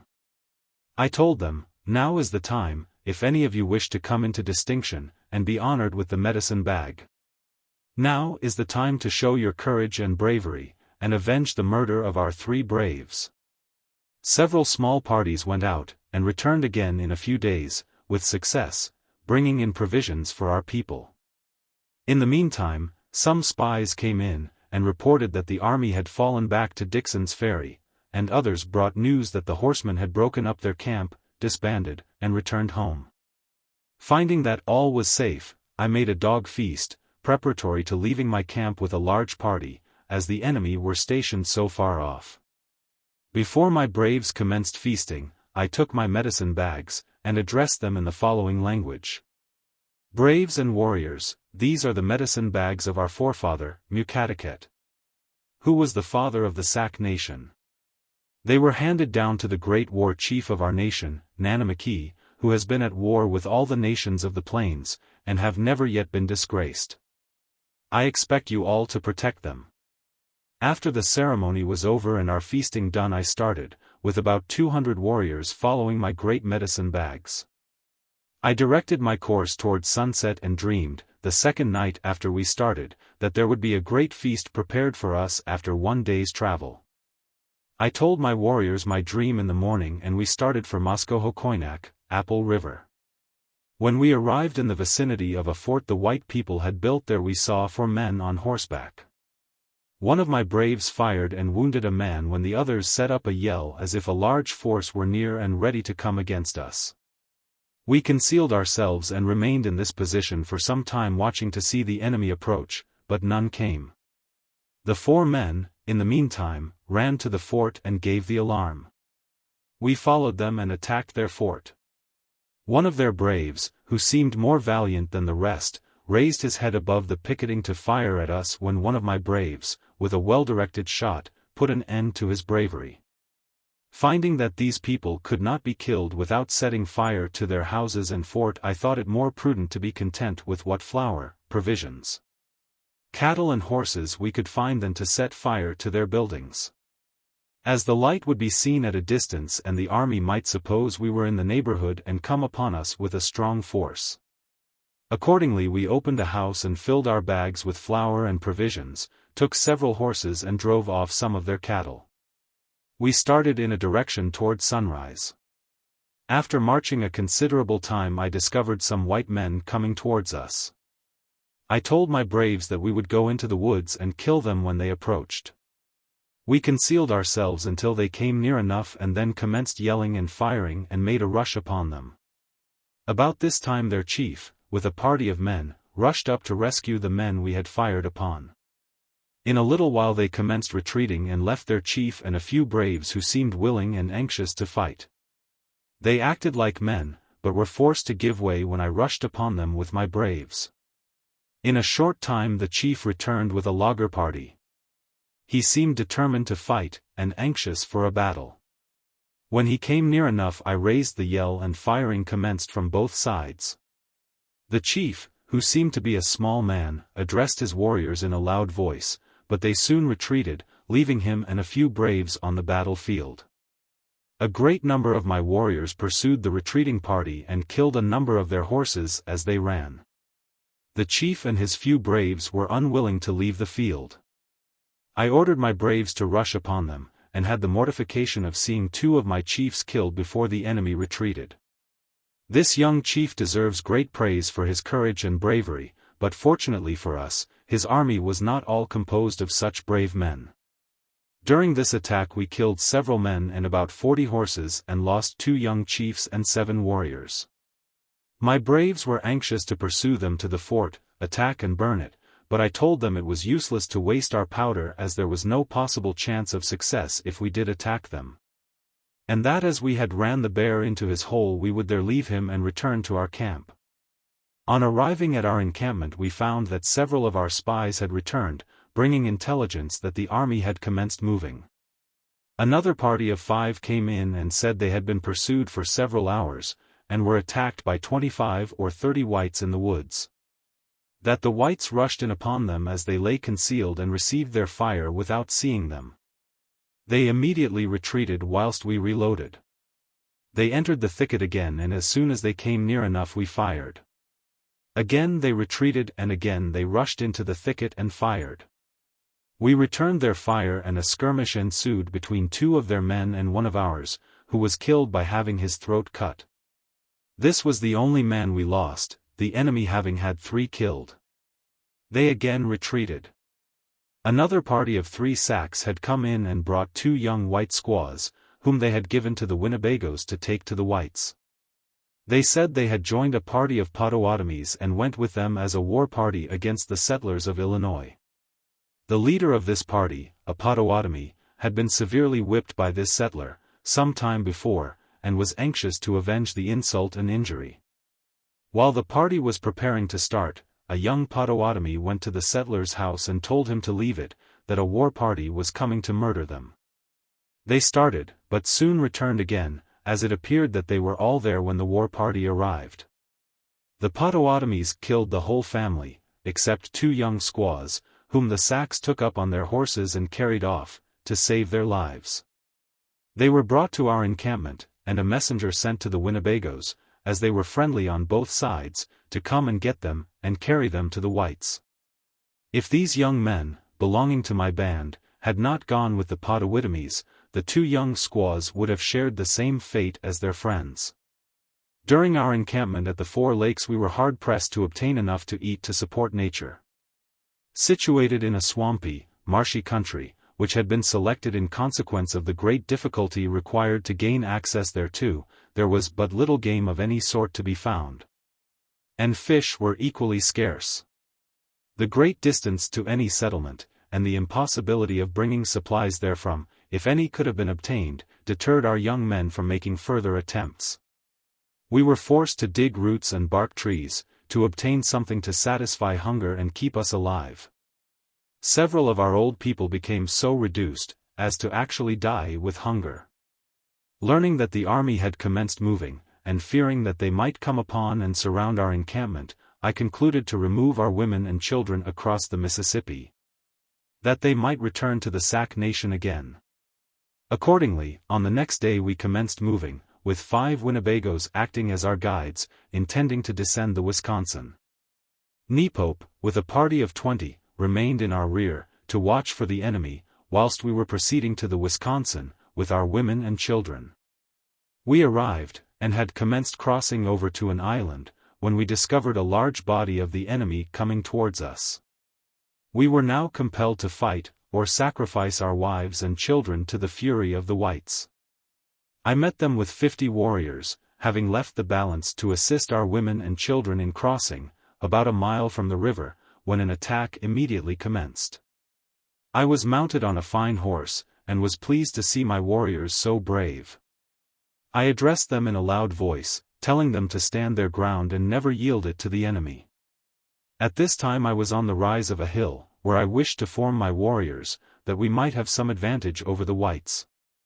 But the enemy succeeded in gaining this point, which compelled us to fall into a deep ravine, from which we continued firing at them and they at us, until it began to grow dark.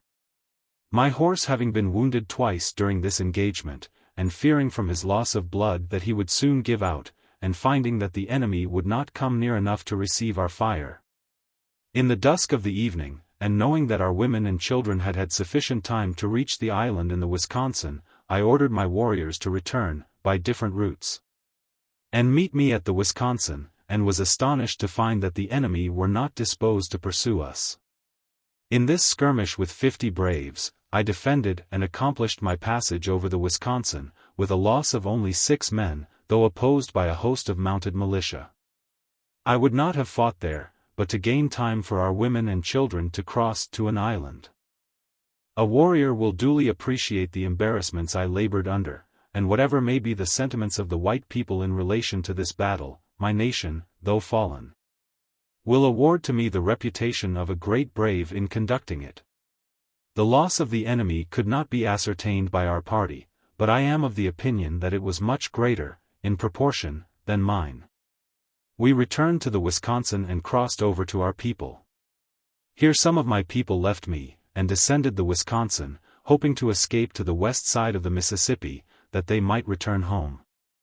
I had no objection to their leaving me, as my people were all in a desperate condition, being worn out with traveling and starving with hunger.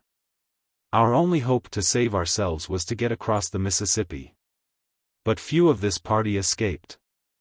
Unfortunately for them, a party of soldiers from Prairie du Chien were stationed on the Wisconsin, a short distance from its mouth, who fired upon our distressed people. Some were killed, others drowned, several taken prisoners, and the balance escaped to the woods and perished with hunger. Among this party were a great many women and children. I was astonished to find that Ne-Pope and his party of spies had not yet come in, they having been left in my rear to bring the news, if the enemy were discovered. It appeared, however, that the whites had come in a different direction and intercepted our trail but a short distance from the place where we first saw them, leaving our spies considerably in the rear. Ne-Pope and one other retired to the Winnebago village, and there remained during the war. The balance of his party, being brave men, and considering our interests as their own, returned, and joined our ranks.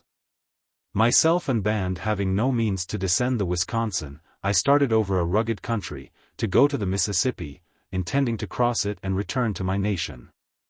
Many of our people were compelled to go on foot, for want of horses, which, in consequence of their having had nothing to eat for a long time, caused our march to be very slow. At length we arrived at the Mississippi, having lost some of our old men and little children, who perished on the way with hunger. We had been here but a little while before we saw a steamboat, the Warrior, coming. I told my braves not to shoot, as I intended going on board, so that we might save our women and children. I knew the captain, Throckmorton, and was determined to give myself up to him. I then sent for my white flag. While the messenger was gone, I took a small piece of white cotton and put it on a pole, and called to the captain of the boat, and told him to send his little canoe ashore and let me come aboard. The people on board asked whether we were Sacs or Winnebagos. I told a Winnebago to tell them that we were Sacs, and wanted to give ourselves up. A Winnebago on the boat called out to us to run and hide, that the whites were going to shoot. About this time one of my braves had jumped into the river, bearing a white flag to the boat, when another sprang in after him and brought him to the shore. The firing then commenced from the boat, which was returned by my braves and continued for some time. Very few of my people were hurt after the first fire, having succeeded in getting behind old logs and trees, which shielded them from the enemy's fire. The Winnebago on the steamboat must either have misunderstood what was told, or did not tell it to the captain correctly. Because I am confident he would not have allowed the soldiers to fire upon us if he had known my wishes. I have always considered him a good man, and too great a brave to fire upon an enemy when suing for quarters. After the boat left us, I told my people to cross if they could, and wished. That I intended going into the Chippewa country.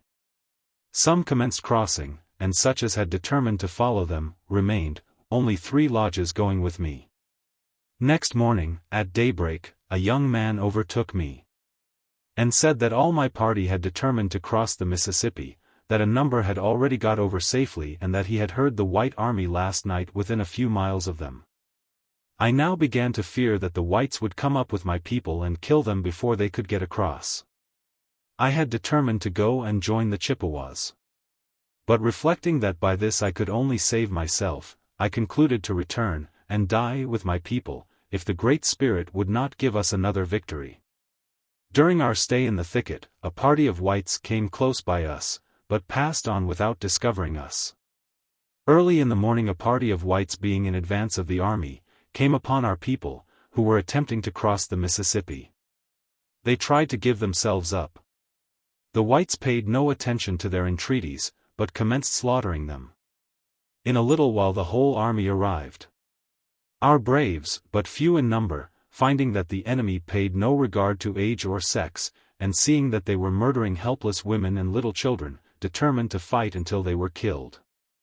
As many women as could, commenced swimming the Mississippi, with their children on their backs. A number of them were drowned, and some shot before they could reach the opposite shore.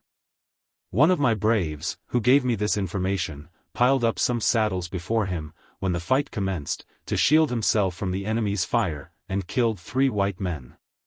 But seeing that the whites were coming too close to him, he crawled to the bank of the without being perceived, and hid himself under the bank until the enemy retired. He then came to me and told me what had been done. After hearing this sorrowful news, I started with my little party to the Winnebago village at Prairie La Crosse. On my arrival there I entered the lodge of one of the chiefs, and told him that I wished him to go with me to his father, that I intended giving myself up to the American war chief and die, if the Great Spirit saw proper. He said he would go with me. I then took my medicine bag and addressed the chief.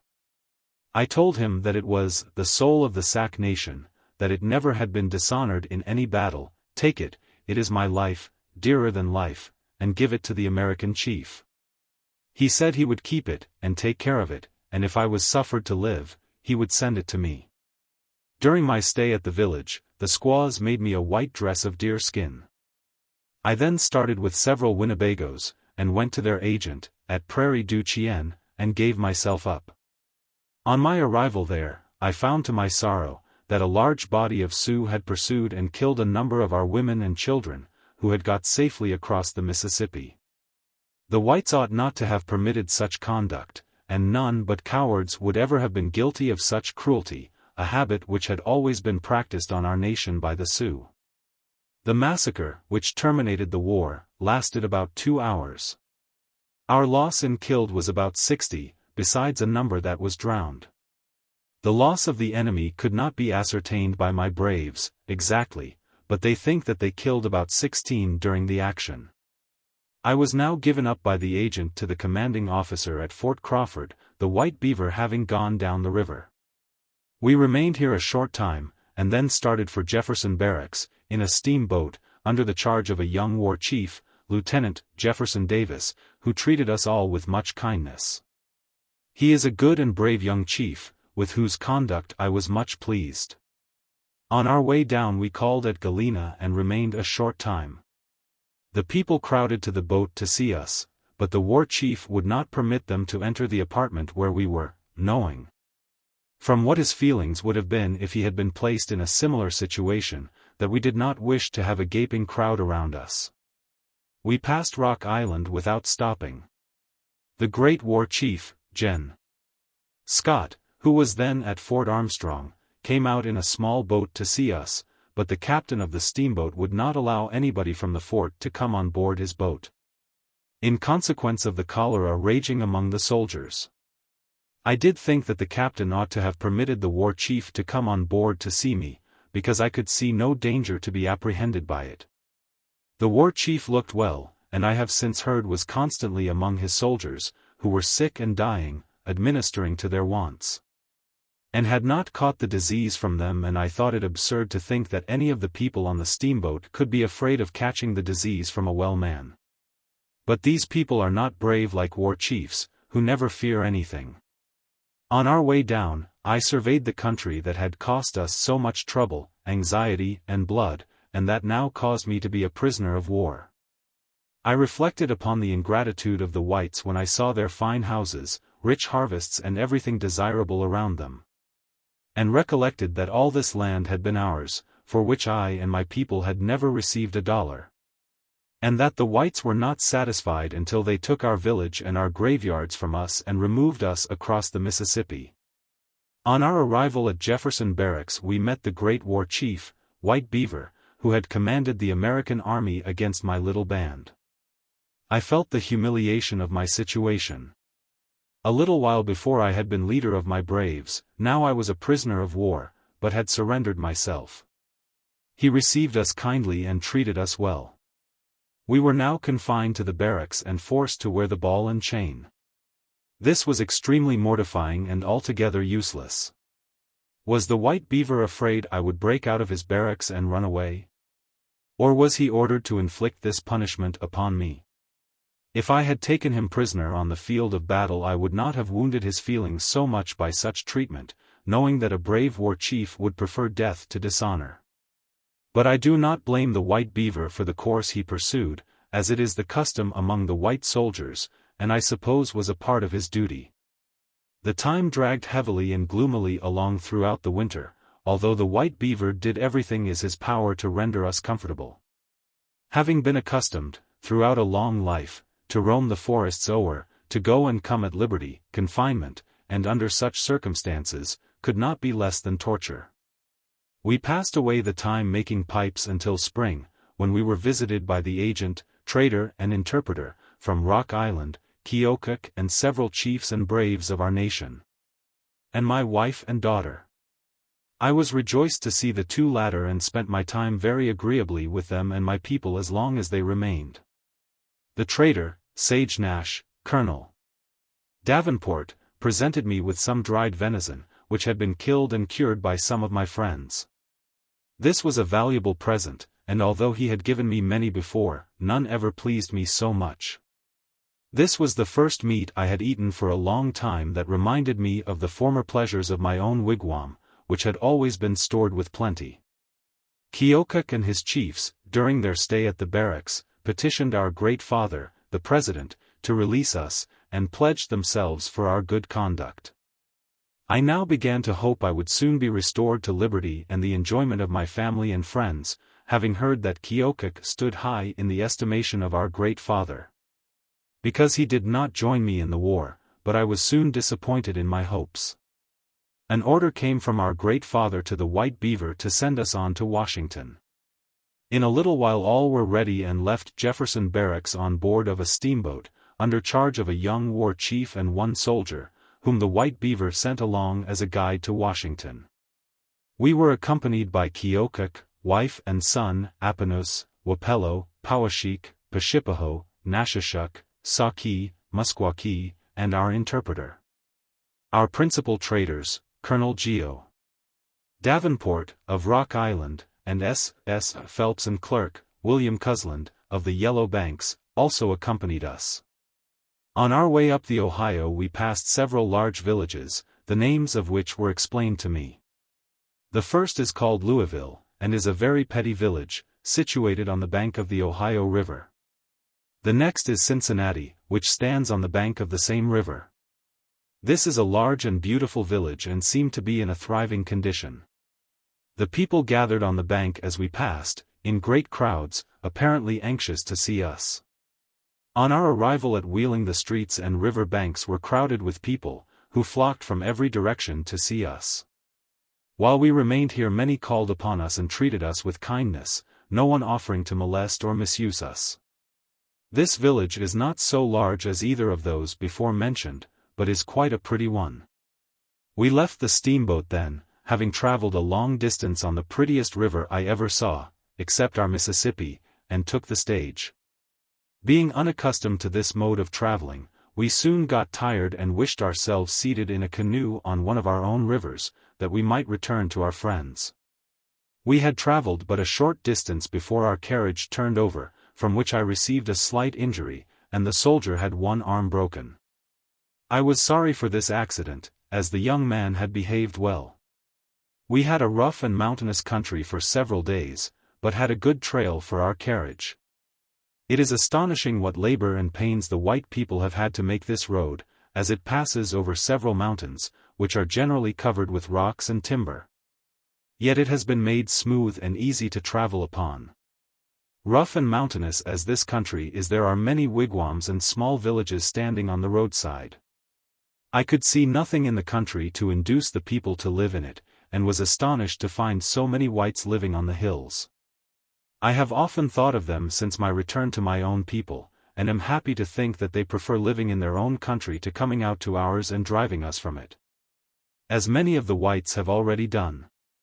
I think with them, that wherever the Great Spirit places his people they ought to be satisfied to remain, and be thankful for what he has given them, and not drive others from the country he has given them because it happens to be better than theirs.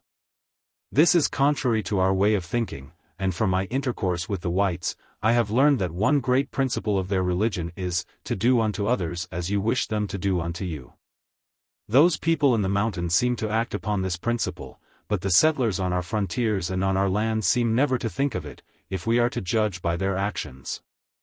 The first village of importance that we came to, after leaving the mountains, is called Hagerstown. It is a large village to be so far from a river and is very pretty. The people appear to live well and enjoy themselves much.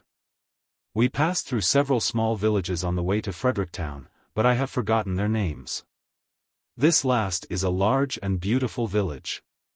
The people treated us well, as they did at all other villages where we stopped. Here we came to another road much more wonderful than that through the mountains. They call it a railroad, the Baltimore and Ohio. I examined it carefully, but need not describe it, as the whites know all about it. It is the most astonishing sight I ever saw. The great road over the mountains will bear no comparison to it, although it has given the white people much trouble to make. I was surprised to see so much money and labor expended to make a good road for easy traveling. I prefer riding horseback, however, to any other way. But suppose these people would not have gone to so much trouble and expense to make a road if they did not prefer riding in their new-fashioned carriages, which seem to run without any trouble, being propelled by steam on the same principle that boats are on the river. They certainly deserve great praise for their industry. On our arrival at Washington, we called to see our great father, the President. He looks as if he had seen as many winters as I have, and seems to be a great brave. I had very little talk with him, as he appeared to be busy and did not seem to be much disposed to talk. I think he is a good man, and although he talked but little, he treated us very well. His wigwam is well furnished with everything good and pretty, and is very strongly built. He said he wished to know the cause of my going to war against his white children. I thought he ought to have known this before, and consequently said but little to him about it, as I expected he knew as well as I could tell him. He said he wanted us to go to Fortress Monroe and stay a while with the war chief who commanded it. But having been so long from my people, I told him that I would rather return to my nation.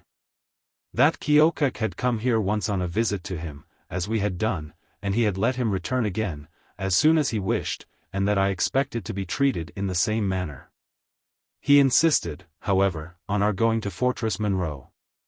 And as the interpreter then present could not understand enough of our language to interpret a speech, I concluded it was best to obey our great father, and say nothing contrary to his wishes.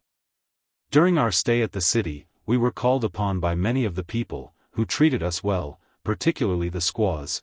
We visited the great council home of the Americans, the place where they keep their big guns, and all the public buildings, and then started for Fortress Monroe. The war chief met us on our arrival, and shook hands, and appeared glad to see me. He treated us with great friendship, and talked to me frequently. Previous to our leaving this fort, he made us a feast, and gave us some presents, which I intend to keep for his sake. He is a very good man and a great brave.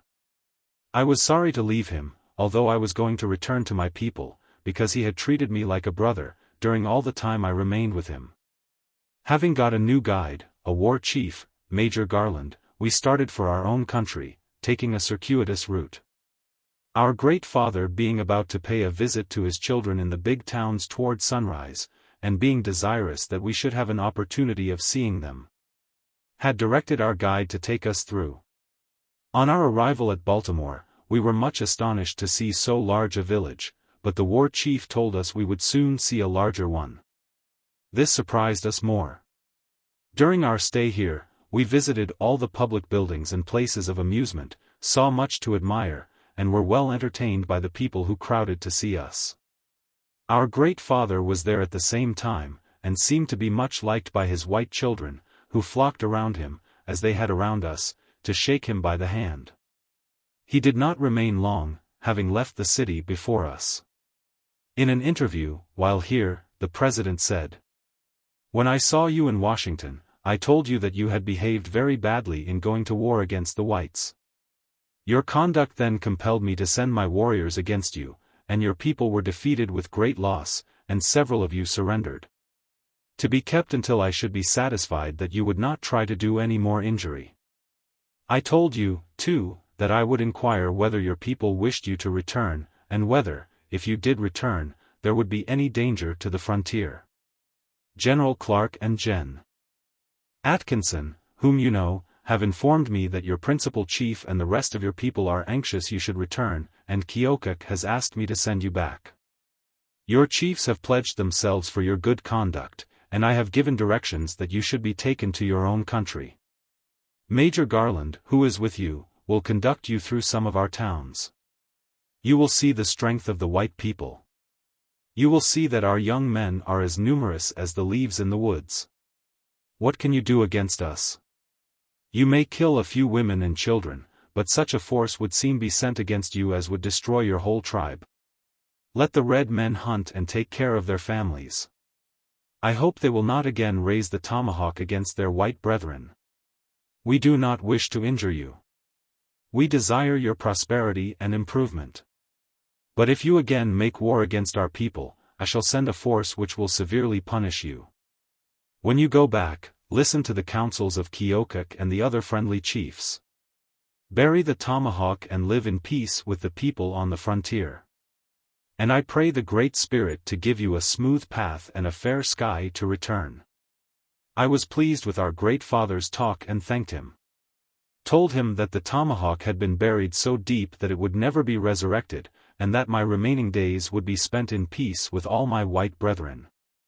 We left Baltimore in a steamboat, and traveled in this way to the big village, where they make medals and money, Philadelphia. We again expressed surprise at finding this village so much larger than the one we had left, but the war chief again told us we would see another much larger than this. I had no idea that the white people had such large villages, and so many people. They were very kind to us, showed us all their great public works, their ships and steamboats. We visited the place where they make money, the mint, and saw the men engaged at it.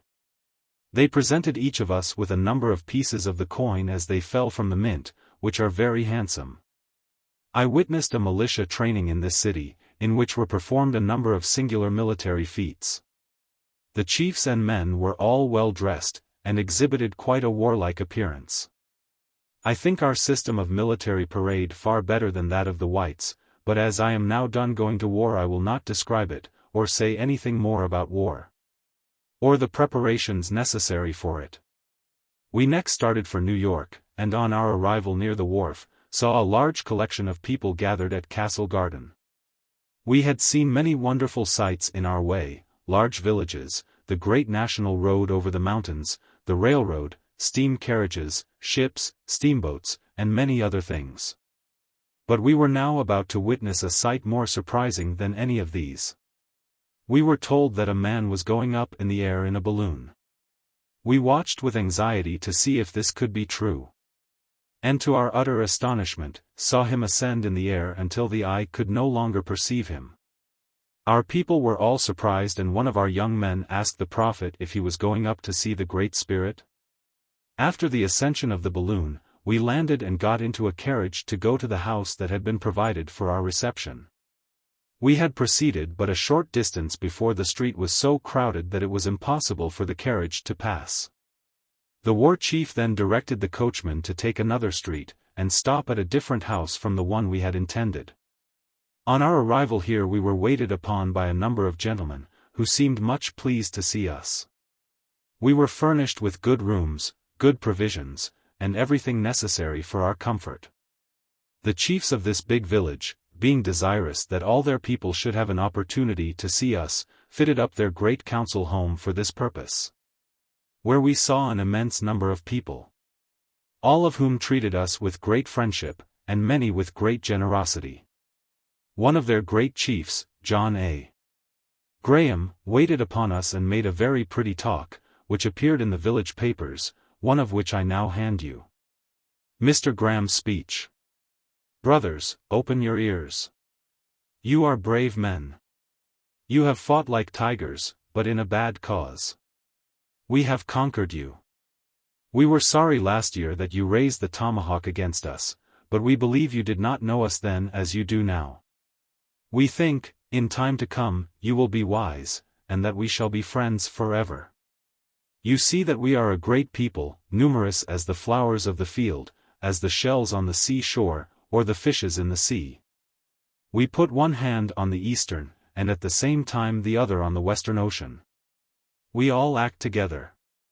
If some time our great men talk long and loud at our council fires, but shed one drop of white men's blood, our young warriors, as thick as the stars of the night, will leap aboard of our great boats, which fly on the waves and over the lakes, swift as the eagle in the air, then penetrate the woods, make the big guns thunder, and the whole heavens red with the flames of the dwellings of their enemies. Brothers, the President has made you a great talk. He has but one mouth. That one has sounded the sentiments of all the people. Listen to what he has said to you. Write it on your memories, it is good, very good. Black Hawk, take these jewels, a pair of topaz earrings, beautifully set in gold, for your wife or daughter, as a token of friendship, keeping always in mind that women and children are the favorites of the Great Spirit. These jewels are from an old man, whose head is whitened with the snows of 70 winters, an old man who has thrown down his bow, put off his sword, and now stands leaning on his staff, waiting the commands of the Great Spirit. Look around you, see all this mighty people, then go to your homes, open your arms to receive your families. Tell them to bury the hatchet, to make bright the chain of friendship, to love the white men, and to live in peace with them, as long as the rivers run into the sea, and the sun rises and sets. If you do so, you will be happy. You will then ensure the prosperity of unborn generations of your tribes, who will go hand in hand with the sons of the white men, and all shall be blessed by the Great Spirit. Peace and happiness by the blessing of the Great Spirit attend you. Farewell. In reply to this fine talk, I said, Brother, we like your talk. We like the white people. They are very kind to us. We shall not forget it. Your counsel is good. We shall attend to it. Your valuable present shall go to my squaw. We shall always be friends. The chiefs were particular in showing us everything that they thought would be pleasing or gratifying to us. We went with them to Castle Garden to see the fireworks, which was quite an agreeable entertainment, but to the whites who witnessed it, less magnificent than would have been the sight of one of our large prairies when on fire. We visited all the public buildings and places of amusement, which, to us, were truly astonishing yet very gratifying. Everybody treated us with friendship, and many with great liberality.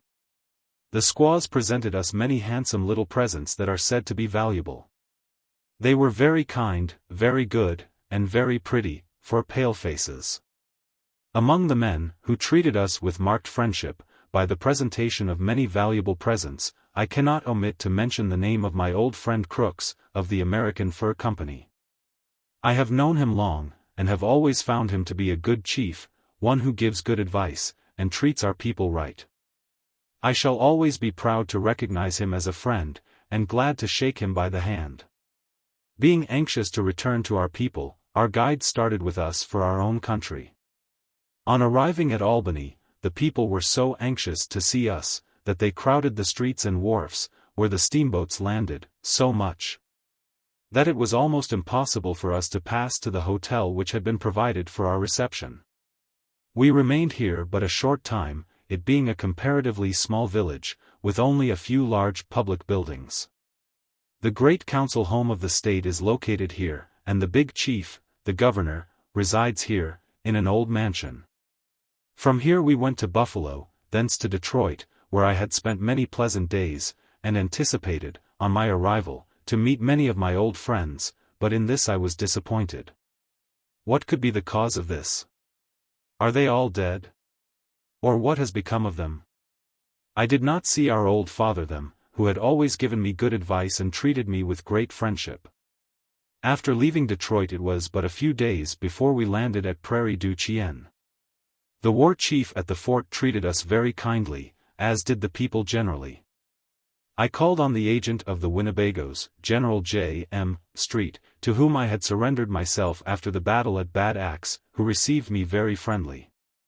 I told him that I had left my great medicine bag with his chiefs before I gave myself up. And now, that I was to enjoy my liberty again, I was anxious to get it, that I might head it down to my nation unsullied. He said it was safe. He had heard his chief speak of it, and would get it and send it to me. I hope he will not forget his promise, as the whites generally do, because I have always heard that he was a good man, and a good father, and made no promise that he did not fulfill. Passing down the Mississippi, I discovered a large collection of people in the mining country, on the west side of the river, and on the ground that we had given to our relation, Dubuque, a long time ago. I was surprised at this, as I had understood from our great father that the Mississippi was to be the dividing line between his red and white children, and he did not wish either to cross it. I was much pleased with this talk, and I knew it would be much better for both parties. I have since found the country much settled by the whites further down, and near to our people, on the west side of the river. I am very much afraid that in a few years they will begin to drive and abuse our people, as they have formerly done. I may not live to see it, but I feel certain the day is not far distant. When we arrived at Rock Island, Keokuk and the other chiefs were sent for. They arrived the next day with a great number of their young men, and came over to see me. I was pleased to see them, and they all appeared glad to see me. Among them were some who had lost relations the year before.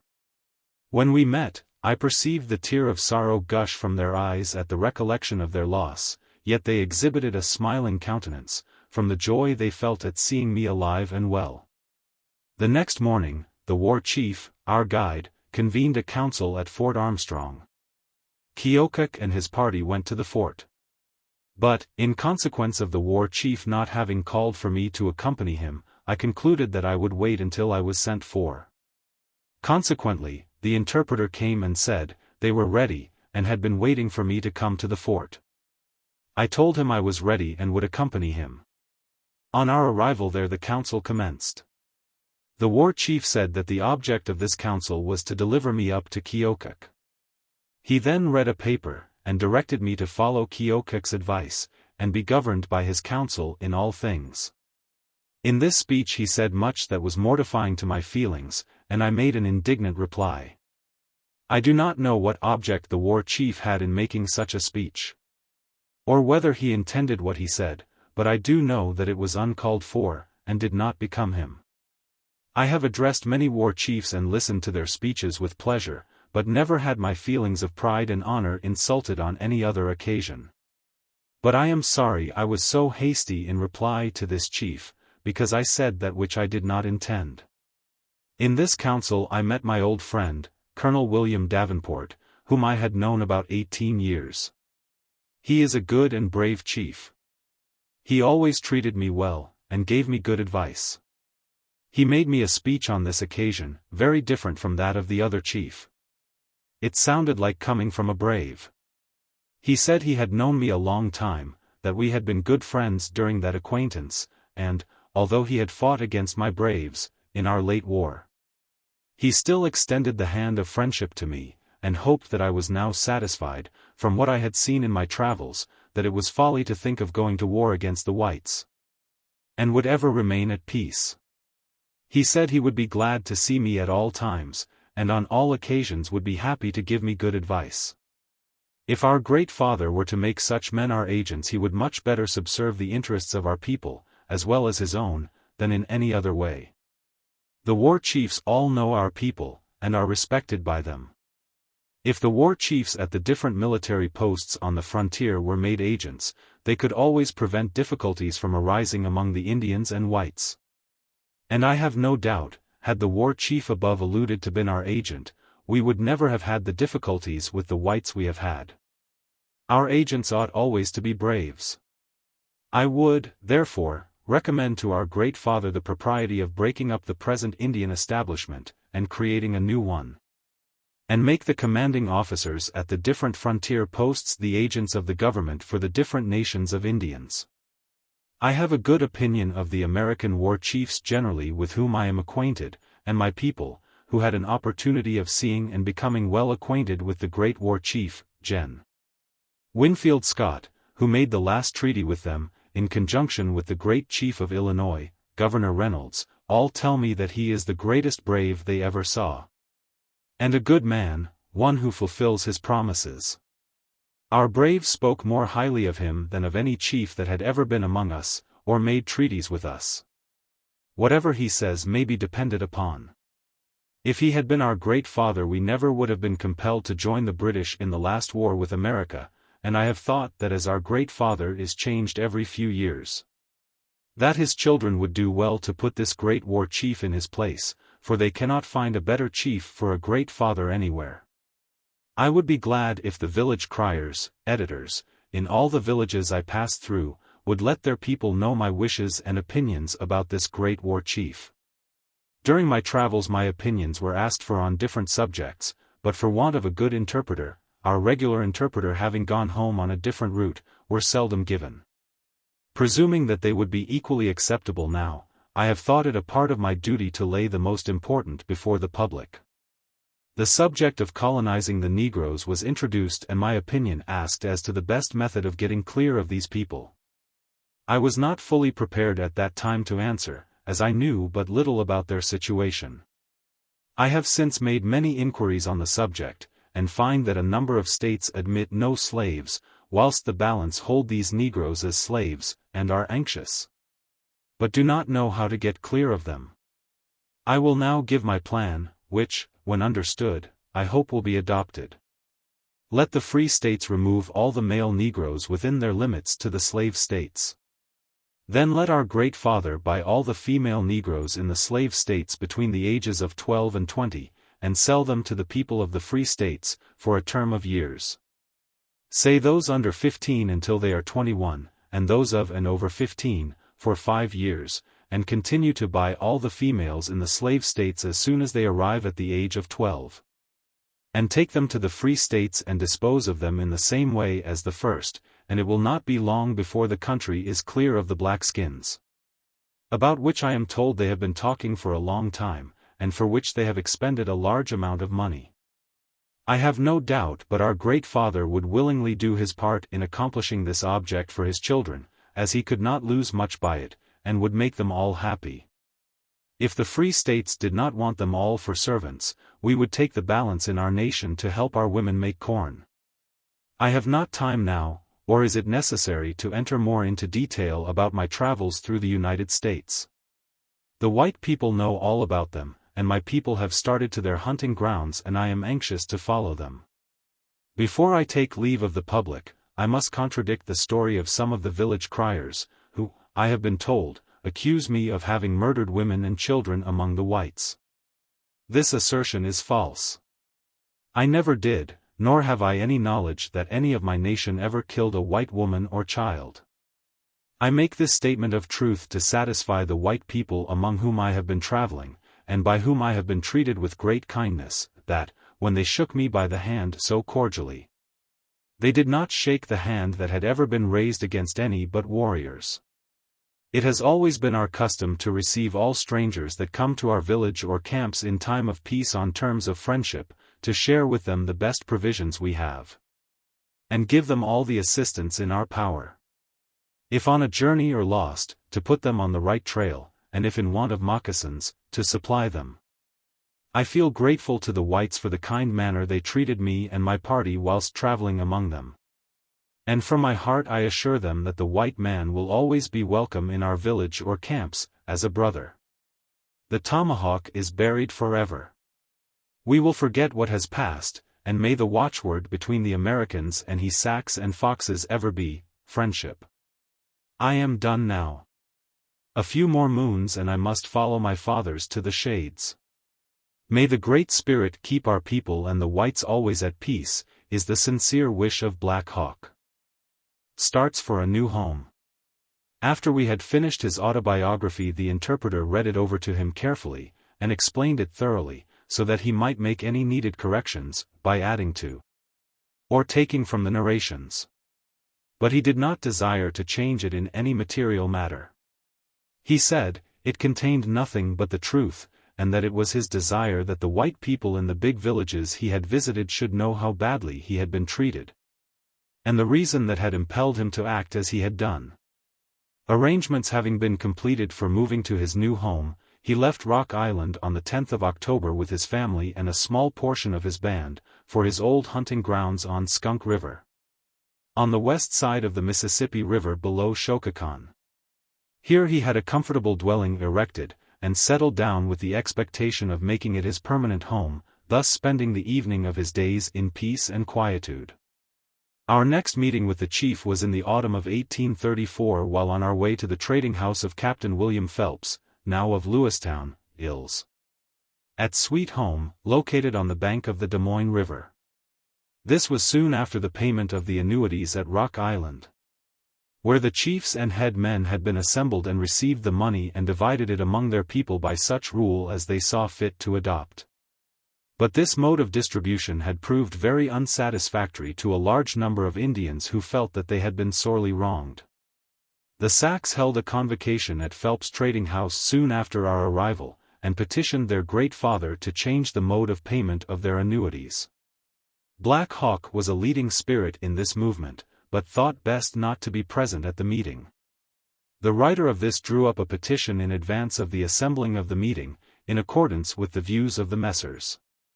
Phelps, and after a short council, in which the Indians generally participated, the interpreter read and explained to them the petition, which was a simple prayer to their great father, to charge the mode of payment so that each head of a family should receive and receipt for his proportion of the annuity. They were all satisfied and the entire party touched the goose quill, and their names were thus duly attached to this important document. The Secretary of War had long favored this mode of payment of the annuities to the Indians, and at a meeting of the cabinet to consider this petition the prayer of the Indians was granted. And in due time the Indian Department received instructions, so that upon the payment of 1835 this rule was adopted. On his return from Rock Island, Black Hawk, with a number of his band, called on his old friend Wawashinequa, Hawkeye, Mr. Stephen S. Phelps, to buy their necessary supplies for making a fall hunt, and to learn at what points trading houses would be established for the winter trade. During their stay the old chief had frequent interviews with the writer, his former amanuensis. He said he had a very comfortable home, a good corn field, and plenty of game, and had been well treated by the few whites who had settled in his neighborhood. He spent several days with us and then left for home with a good winter outfit. The change in the manner of payment of annuities would have been opposed by Keokuk and his head men, had they been let into the secret. As the annuity money when paid over was principally controlled by him, and always to the detriment of the Sacs traders who were in opposition to the American Fur Company. The former having to rely almost entirely upon the fall and winter trade in furs and peltries to pay the credits given the Indians before leaving for their hunts.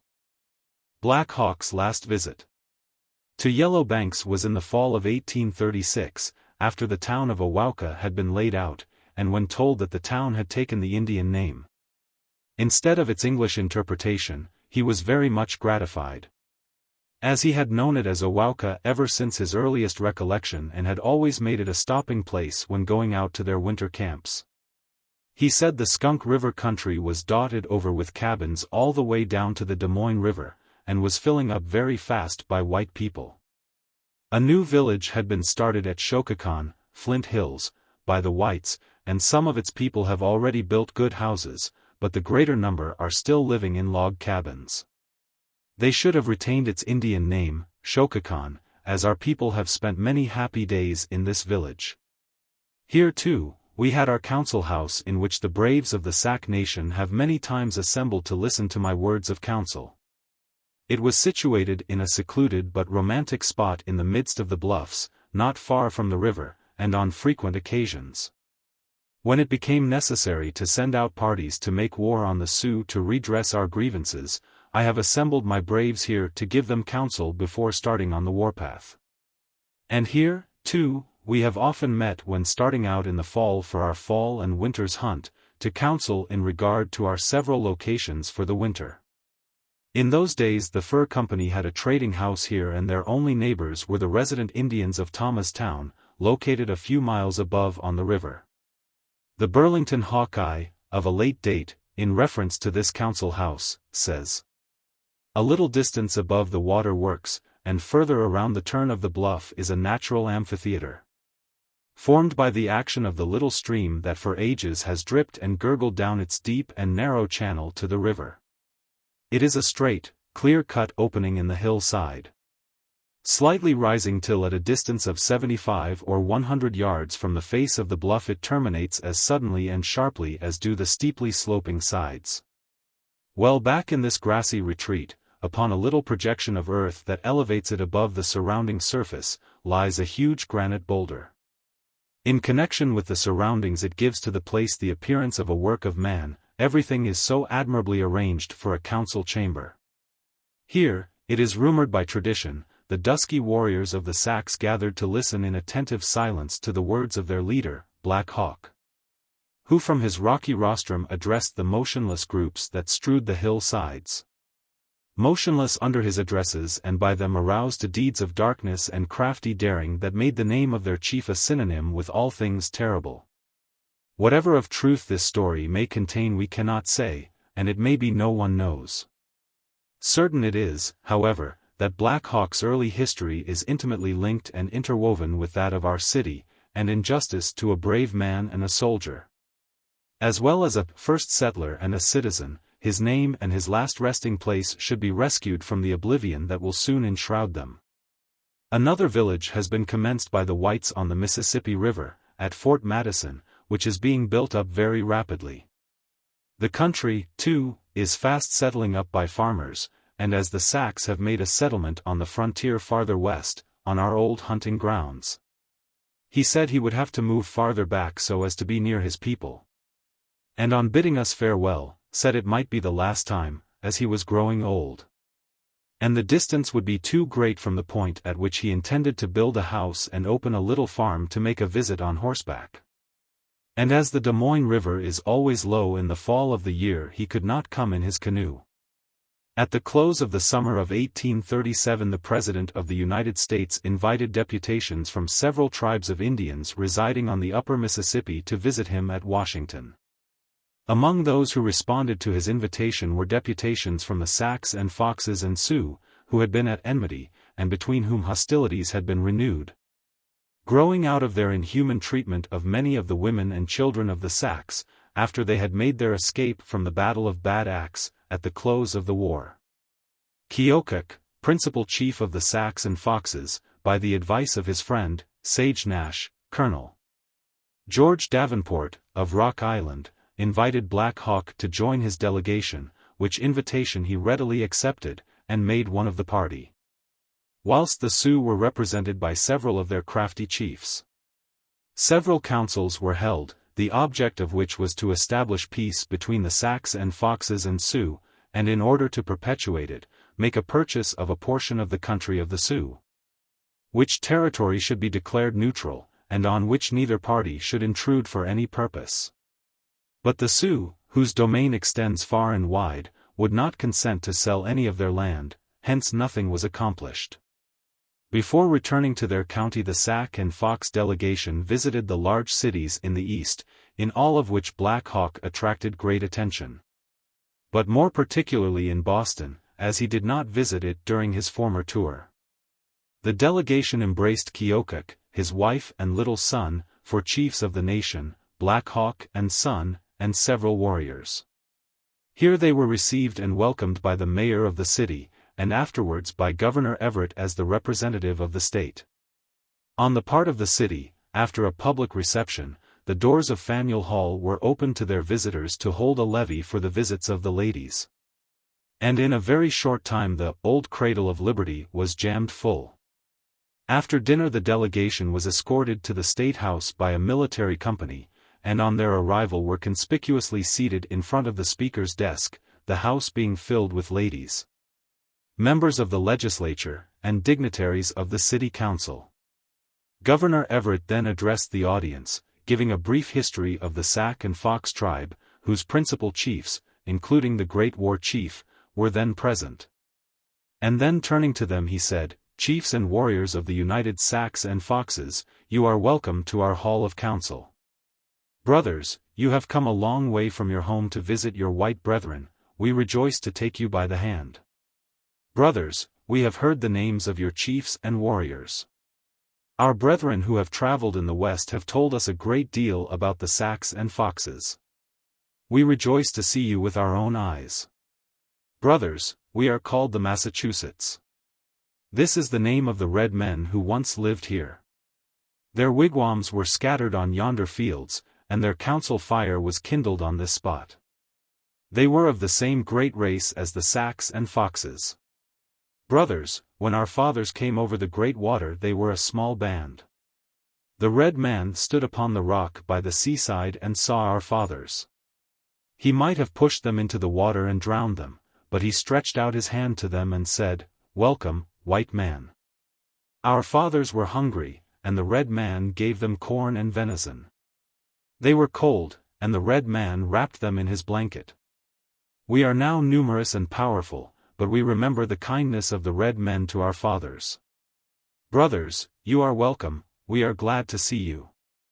Brothers, our faces are pale, and your faces are dark, but our hearts are alike. The Great Spirit has made his children of different colors, but he loves them all. Brothers, you dwell between the Mississippi and Missouri. They are mighty rivers. They have one branch far east in the Alleghenies and another far west in the Rocky Mountains, but they flow together at last into one great stream and ran down into the sea. In like manner the red man dwells in the west and the white man in the east, by the great water, but they are all one band, one family. It has many branches, but one head. Brothers, as you entered our council house, you beheld the image of our great father, Washington. It is a cold stone. It cannot speak to you, but he was the friend of the red man, and bade his children live in friendship with their red brethren. He is gone to the world of spirits, but his words have made a very deep print in our hearts, like the step of a strong buffalo on the soft clay of the prairie. Brother, addressing Kiokuk, I perceive your little son between your knees. May the Great Spirit preserve his life, my brother. He grows up before you, like the tender sapling by the side of the great oak. May they flourish for a long time together. And when the mighty oak is fallen on the ground, may the young tree fill its place in the forest, and spread out its branches over the tribe. Brothers, I make you a short talk and again bid you welcome to our council hall. Keokuk rose and made an eloquent address.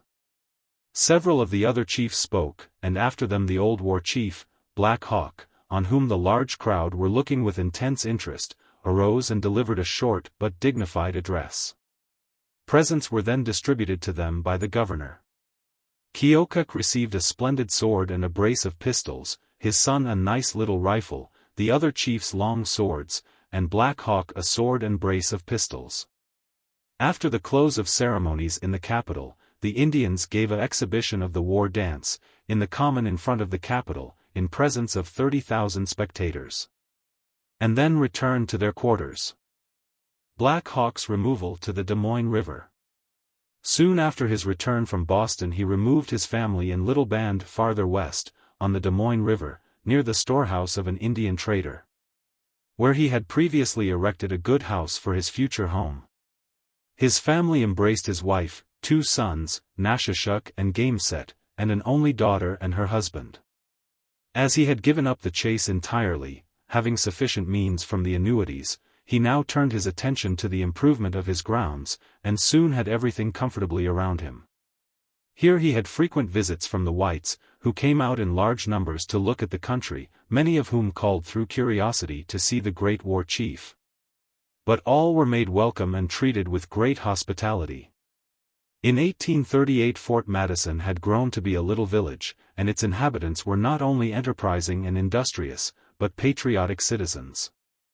On the 4th of July of that year they had a celebration, and having known and respected Black Hawk while residing in that part of the country, invited him to join them as a guest on that occasion. In reply to a letter of B. F. Drake, Esq., of Cincinnati, asking for such incidents in the life of Black Hawk as he knew, Hon. W.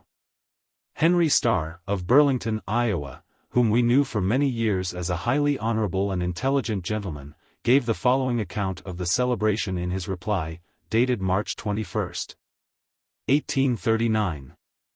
On the 4th of July 1838, Black Hawk was present by special invitation, and was the most conspicuous guest of the citizens assembled in commemoration of that day. Among the toasts called forth by the occasion was the following. Our illustrious guest, Black Hawk, may his declining years be as calm and serene as his previous life has been boisterous and full of warlike incidents. His attachment and great friendship to his white brethren, fully entitle him to a seat at our festive board. So soon as this sentiment was drank, Black Hawk arose and delivered the following speech, which was taken down at the time by 2 interpreters, and by them furnished for publication. It has pleased the Great Spirit that I am here today. I have eaten with my white friends. The earth is our mother, we are now on it, with the Great Spirit above us, it is good. I hope we are all friends here. A few summers ago I was fighting against you, I did wrong, perhaps, but that is past, it is buried, let it be forgotten. Rock River was a beautiful country, I liked my towns, my cornfields, and the home of my people. I fought for it. It is now yours, keep it as we did, it will produce you good crops. I thank the Great Spirit that I am now friendly with my white brethren, we are here together, we have eaten together, we are friends, it is His wish and mine. I thank you for your friendship. I was once a great warrior, I am now poor.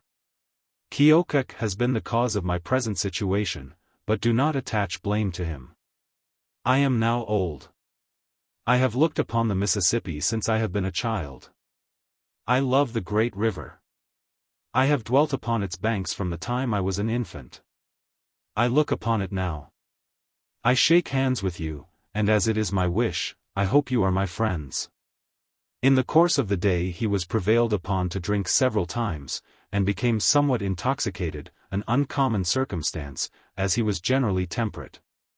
In the autumn of 1837, he was at the house of an Indian trader, in the vicinity of Burlington, when I became acquainted and frequently convened with him in broken English, and through the medium of gestures and pantomime. A deep-seated melancholy was apparent in his countenance and conversation. He endeavored to make me comprehend, on one occasion, his former greatness, and represented that he was once master of the country, east, north, And south of us, that he had been a very successful warrior, called himself, smiting his breast, Big Captain Black Hawk, Neso Kaskaskias, killed the Kaskaskias, Neso Sioux a heap. Killed a great number of Sioux. He then adverted to the ingratitude of his tribe, in permitting Keokuk to supersede him, who, he averred, excelled him in nothing but drinking whiskey. Toward Keokuk he felt the most unrelenting hatred. Keokuk was, however, beyond his influence, being recognized as chief of the tribe by the government of the United States. He unquestionably possessed talents of the first order, excelled as an orator, but his authority will probably be short-lived. On account of his dissipation and his profligacy in spending the money paid him for the benefit of his tribe, and which he squanders upon himself and a few favorites, through whose influence he seeks to maintain his authority. You inquire if Black Hawk was at the Battle of the Thames? On one occasion I mentioned to come to him and he expressed the greatest joy that I had heard of him, and pointing away to the east, and making a feint, as if aiming a gun, said, "Kemikoman, white man, Neso, kill." From which I had no doubt of his being personally acquainted with Tecumseh, and I have been since informed, on good authority, that he was in the Battle of the Thames and in several other engagements with that distinguished chief. In September, 1838, he started with the head men of his little band to go to Rock Island, the place designated by the agent, to receive their annuities, but was taken sick on the way and had to return to his home. He was confined to his bed about 2 weeks, and on the 3rd day of October, 1838, he was called away by the Great Spirit to take up his abode in the happy grounds of the future. At the age of 71 years. His devoted wife and family were his only and constant attendants during his last sickness, and when brought home sick, she had a premonition that he would soon be called away. The following account of his death and burial we take from the Burlington Hawkeye, and as we knew the writer as a reliable gentleman, many years ago, we have no doubt of it being strictly correct. Captain James H. Jordan, a trader among the Sacs and Foxes before Black Hawk's death, was present at his burial, and is now residing on the very spot where he died. In reply to a letter of inquiry he writes as follows. Eldon, Iowa, July 15, 1881.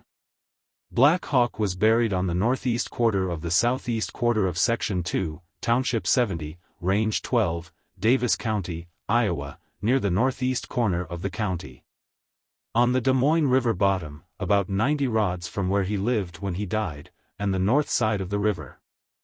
I have the ground on which he lived for a dooryard, it being between my house and the river.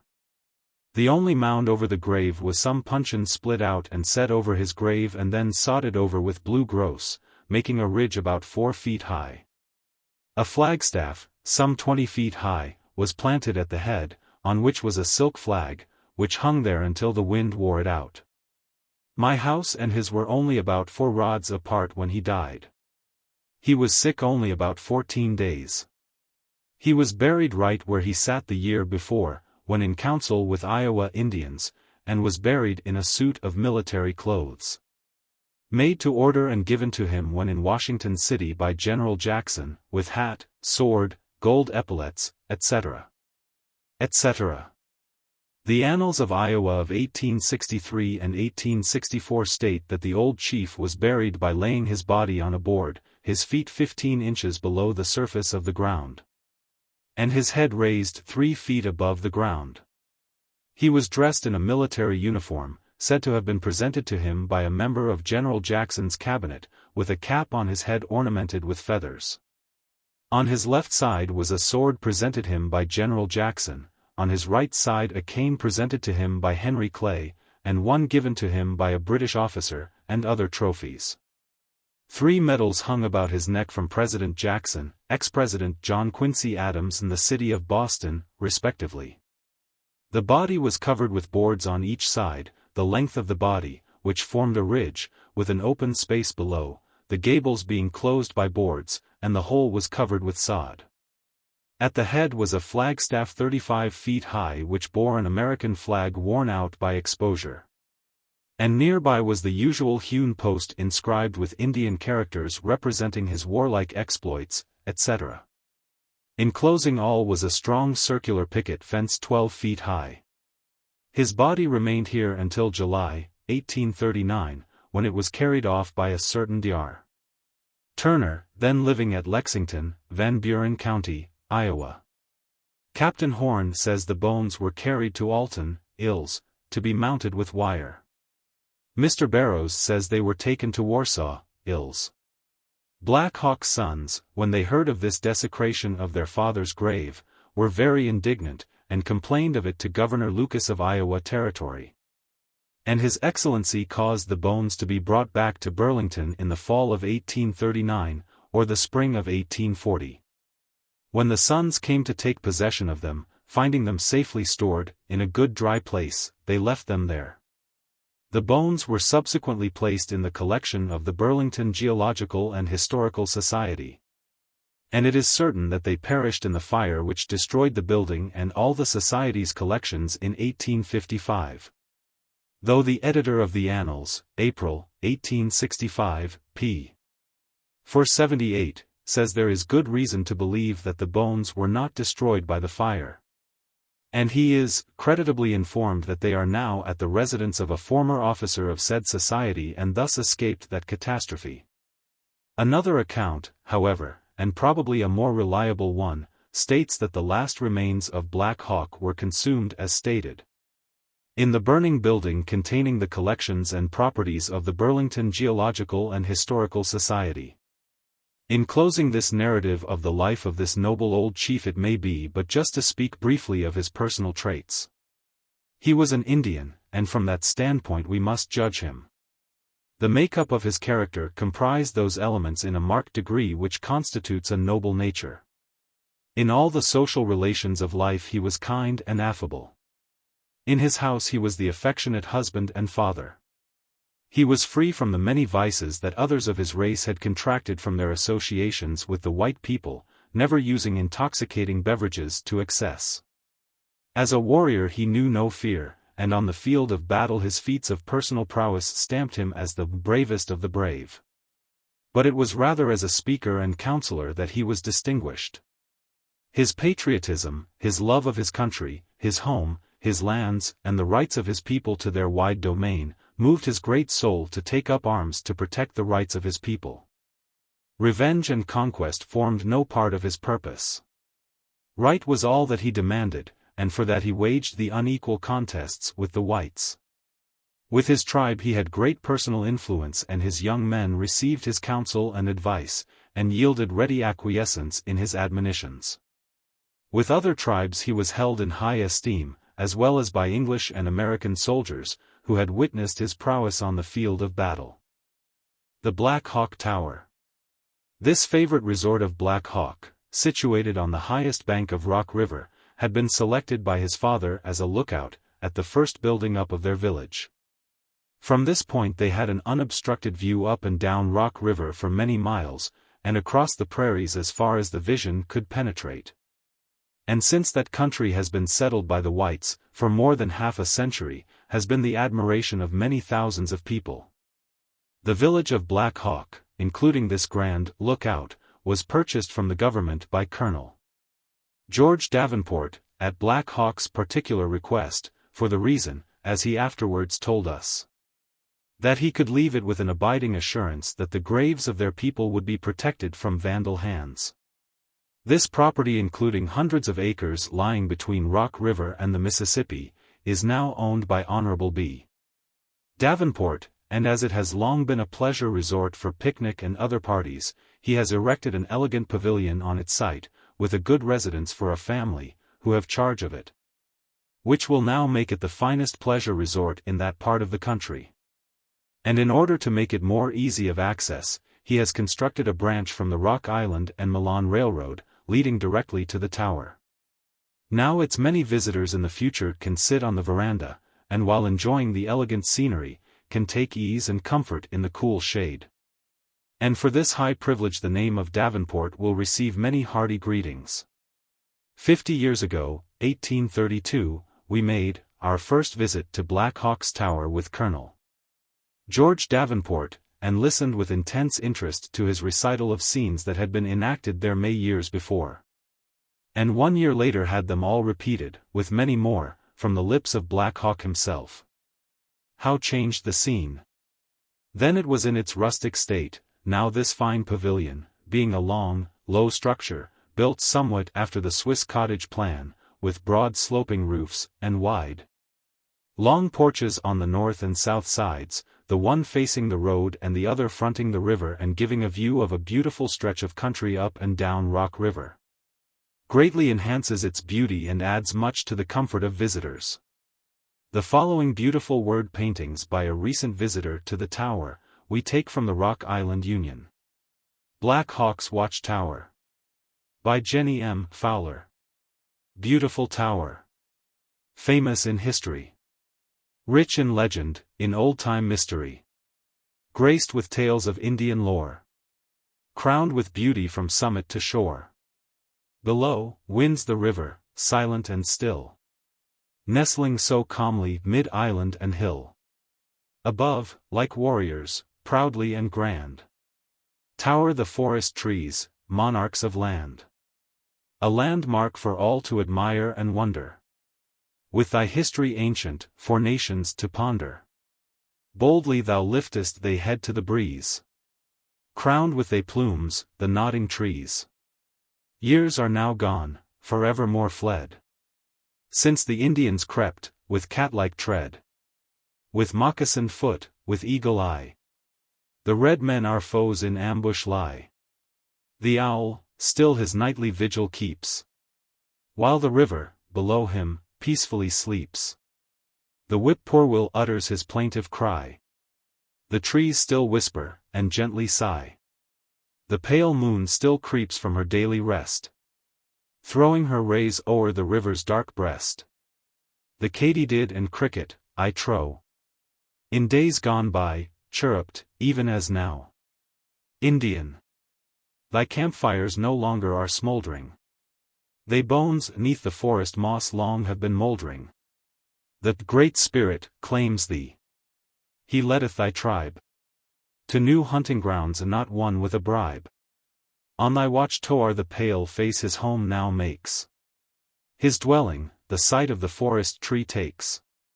Gone are thy wigwams, the wild deer now fled. Black Hawk, with his tribe, lie silent and dead. Rock Island, August 18, 1882. The Black Hawk War. Fox murderers wanted. Early in April, 1832, Brig. General Atkinson, with about 300 troops, was ordered to Fort Armstrong to prevent a threatened war between the Menomonies and Fox Indians, on account of a massacre committed by a band of the latter on a small band of drunken Menomonies the previous summer at a point near Fort Crawford. To prevent bloodshed he was directed to demand the murderers of the Foxes. But on arriving at Rock Island he soon learned that there was imminent danger of a war of a different character, that Black Hawk, with his entire band, was then on his way to invade the state of Illinois and would probably be joined by the Potawatomis and Winnebagos. In order to ascertain the facts in the case, he called upon the Indian agent and Colonel George Davenport, both located here, and requested them to furnish, in writing, all the information they had in relation to the movements and intentions of Black Hawk in coming to the state of Illinois. Both gentlemen replied to his inquiries immediately as follows. Rock Island, April 12, 1832. My opinion is that the squaws and old men have gone to the Prophet's Town, on Rock River, and the warriors are now only a few miles below the mouth of Rock River, within the limits of the state of Illinois. That these Indians are hostile to the whites there is no doubt. That they have invaded the state of Illinois, to the great injury of her citizens, is equally true. Hence it is that the public good requires that strong as well as speedy measures should be taken against Black Hawk and his followers. Respectfully, I have the honor to be your obedient servant. Signed, Andrew S. Hughes. To Briggen Atkinson. Rock Island, April 13, 1832. Dear Sir, in reply to your inquiry of this morning, respecting the Indians, I have to state that I have been informed by the man I have wintering with the Indians that the British band of Sauk Indians are determined to make war upon the frontier settlements. The British band of Sauk Indians did rendezvous at old Fort Patterson, and induced a great many of the young men to join them on their arrival at the Yellow Banks. They crossed about 500 head of horses into the state of Illinois, and sent about 70 horses through the country toward Rock River. The remainder, some on horseback the others in canoes, in a fighting order, advanced up the Mississippi, and were encamped yesterday 5 or 6 miles below Rock River and will no doubt endeavor to reach their stronghold in the Rock River swamps if they are not intercepted. From every information that I have received, I am of the opinion that the intentions of the British band of Sauk Indians is to commit depredations on the inhabitants of the frontier. Respectfully, your obedient servant. Signed, George Davenport. To Brig General Atkinson. Being satisfied from the information thus acquired, that there was danger ahead for the small settlements of whites in the northern portion of the state, he immediately addressed a letter to Gov. Reynolds, of Illinois, from which we take the following. Fort Armstrong, April 13, 1832. Dear Sir, the band of Sacs, under Black Hawk, joined by about 100 Kickapoos and a few Potawatomis, amounting in all to about 500 men, have assumed a hostile attitude. They crossed the river at the Yellow Banks on the 6th inst, and are now moving up on the east side of Rock River, towards the Prophet's village. The regular force under my command is too small to justify me in pursuing the hostile party. To make an unsuccessful attempt to coerce them would only irritate them to acts of hostility on the frontier sooner than they probably contemplate. Your own knowledge of the character of these Indians, with the information herewith submitted, will enable you to judge of the course proper to pursue. I think the frontier is in great danger, and will use all the means at my disposal to cooperate with you in its protection and defense. With great respect. Your most obedient servant. H. Atkinson, Brigadier General of the U.S. Army. His Excellency, Governor Reynolds, Belleville, Ills. On receipt of General Atkinson's letter, Gov. Reynolds issued his proclamation, calling out a strong detachment of militia to rendezvous at Beardstown on the 22nd of April. In obedience to this command, a large number of citizens assembled and offered their services. They were met by Governor Reynolds, and after being organized into a brigade, he appointed Brig Gen. Samuel Whiteside's commander. His brigade embraced 1,600 horsemen and 200 footmen, being 4 regiments and an odd spy battalion.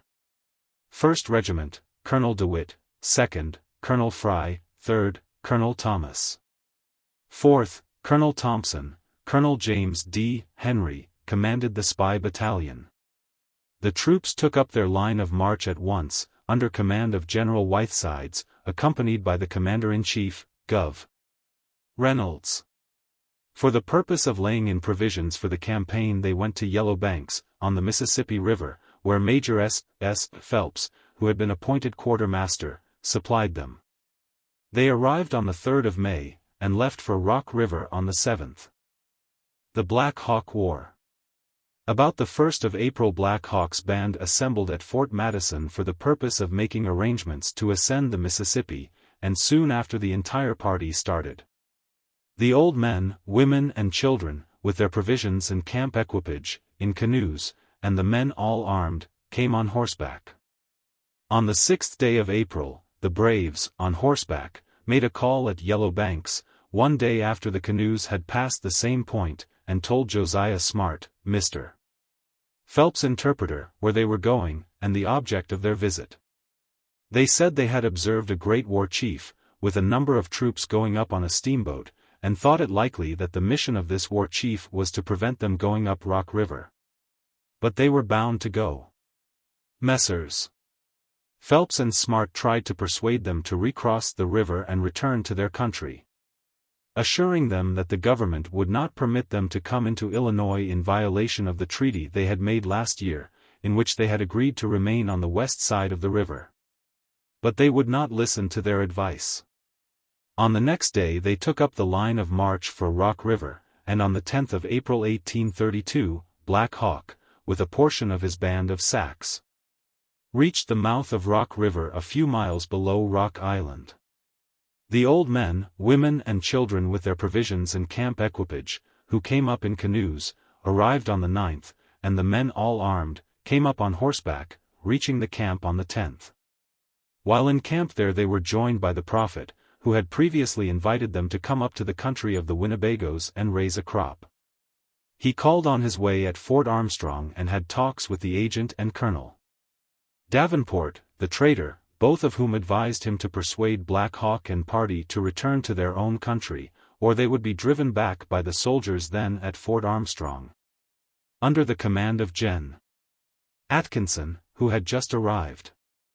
The prophet would not listen to their advice, but assured Black Hawk that he had a right to go forward with his entire party to the Winnebago country. And as he expected large reinforcements to his little army as he ascended Rock River, he was determined to go forward, but had given positive orders to his band, under no circumstances, to strike a blow until they had been reinforced by warriors from the Winnebagos and Potawatomis. Early next morning they broke camp and started up Rock River, but were soon overtaken by a small detachment of soldiers, who held a council with Black Hawk and communicated to him the orders of Gen. Atkinson. These were for him to return with his band and recross the Mississippi. Black Hawk said, as he was not on the war path, but going on a friendly visit to the prophet's village, he intended to go forward, and continued on his journey. On receipt of his answer, Gen. Atkinson sent another detachment to Black Hawk with imperative orders for him to return, or he would pursue him with his entire army and drive him back. In reply, Black Hawk said the general had no right to make the order so long as his band was peaceable, and that he intended to go on to the prophet's village. In the meantime the forces under the command of General Whitesides had arrived, and were turned over to General Atkinson by the governor. The brigade, under the command of Gen. Whitesides, was ordered up Rock River to Dixon's Ferry, and as soon as boats could be got ready, Gen. Atkinson started for the same destination with 300 regulars and about the same number of Illinois militia. Black Hawk with his party had already reached a point some 30 or 40 miles above Dixon's Ferry, where they were met in council by some Potawatomis and Winnebago chiefs. They assured Black Hawk that their people would not join him in making war against the United States, and denied the prophet's story to him. During this council Black Hawk became convinced that he had been badly imposed upon by the prophet, and resolved at once to send a flag of truce to Gen. Atkinson and ask permission to descend Rock River, recross the Mississippi and go back to their country.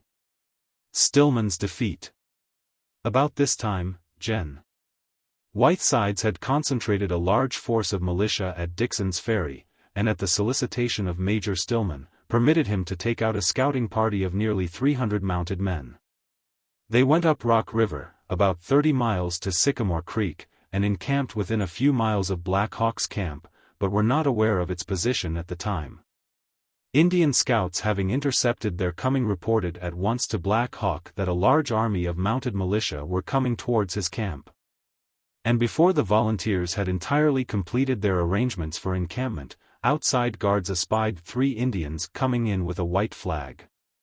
After holding a parley with them, one of the guards being able to talk a little with them in their own language, they were hurried into camp, and before any explanations were made, the flag-bearer was shot and instantly killed, whilst his comrades made their escape during the confusion in getting the regiment ready to pursue the fleeing Indians.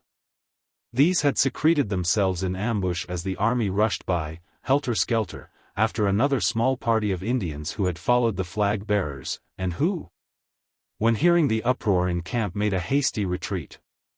The entire regiment was soon mounted and started out in squads towards the camp of Black Hawk.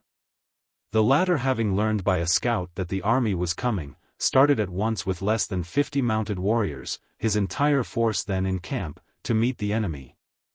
And on arriving at a copse of timber and underbrush near Sycamore Creek, made ready to meet them. Captain Eads' company, who were the first to start out, killed 2 of the 5 fleeing Indians.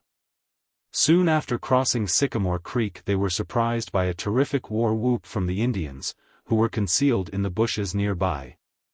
And with deadly aim commenced firing into the front ranks of the regiment, and with unearthly yells, as one of the fleeing party told us on arriving at Galena, charged upon our ranks, with tomahawks raised, ready to slaughter all who might come within their reach.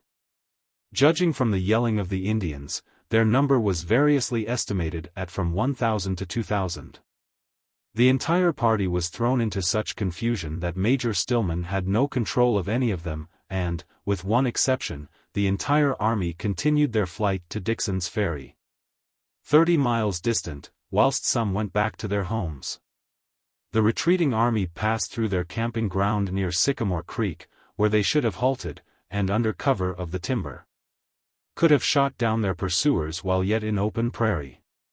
Black Hawk and a small portion of his command gave up the chase, and returned to his camp, while the remainder pursued the fugitives for several miles, occasionally overtaking and killing some soldiers, whose horses had given out. Among the retreating party was a Methodist preacher, whose horse was too slow to keep out of the reach of the Indians, who adopted a novel plan to save himself and horse. On coming to a ravine he left the track of his pursuers some distance, and followed down the ravine until he found a place deep enough to shelter himself and horse from view, and remained there for 2 hours in safety. He had the precaution to keep a strict count of the Indians as they went forward, and waited their return. Being satisfied that all had returned and continued on the way to their camp, he quietly left his hiding place, trotted leisurely along and reached Dixon's Ferry about sunrise next morning. He reported his mode of procedure and the strategy used to render his safety certain from the Indians who had dispersed and driven the army before them. He was interrogated into the number, and when he reported 25, great indignation was manifested by some of the brave volunteers who had got into camp some hours before him, and reported the number at 1,500 to 2,000.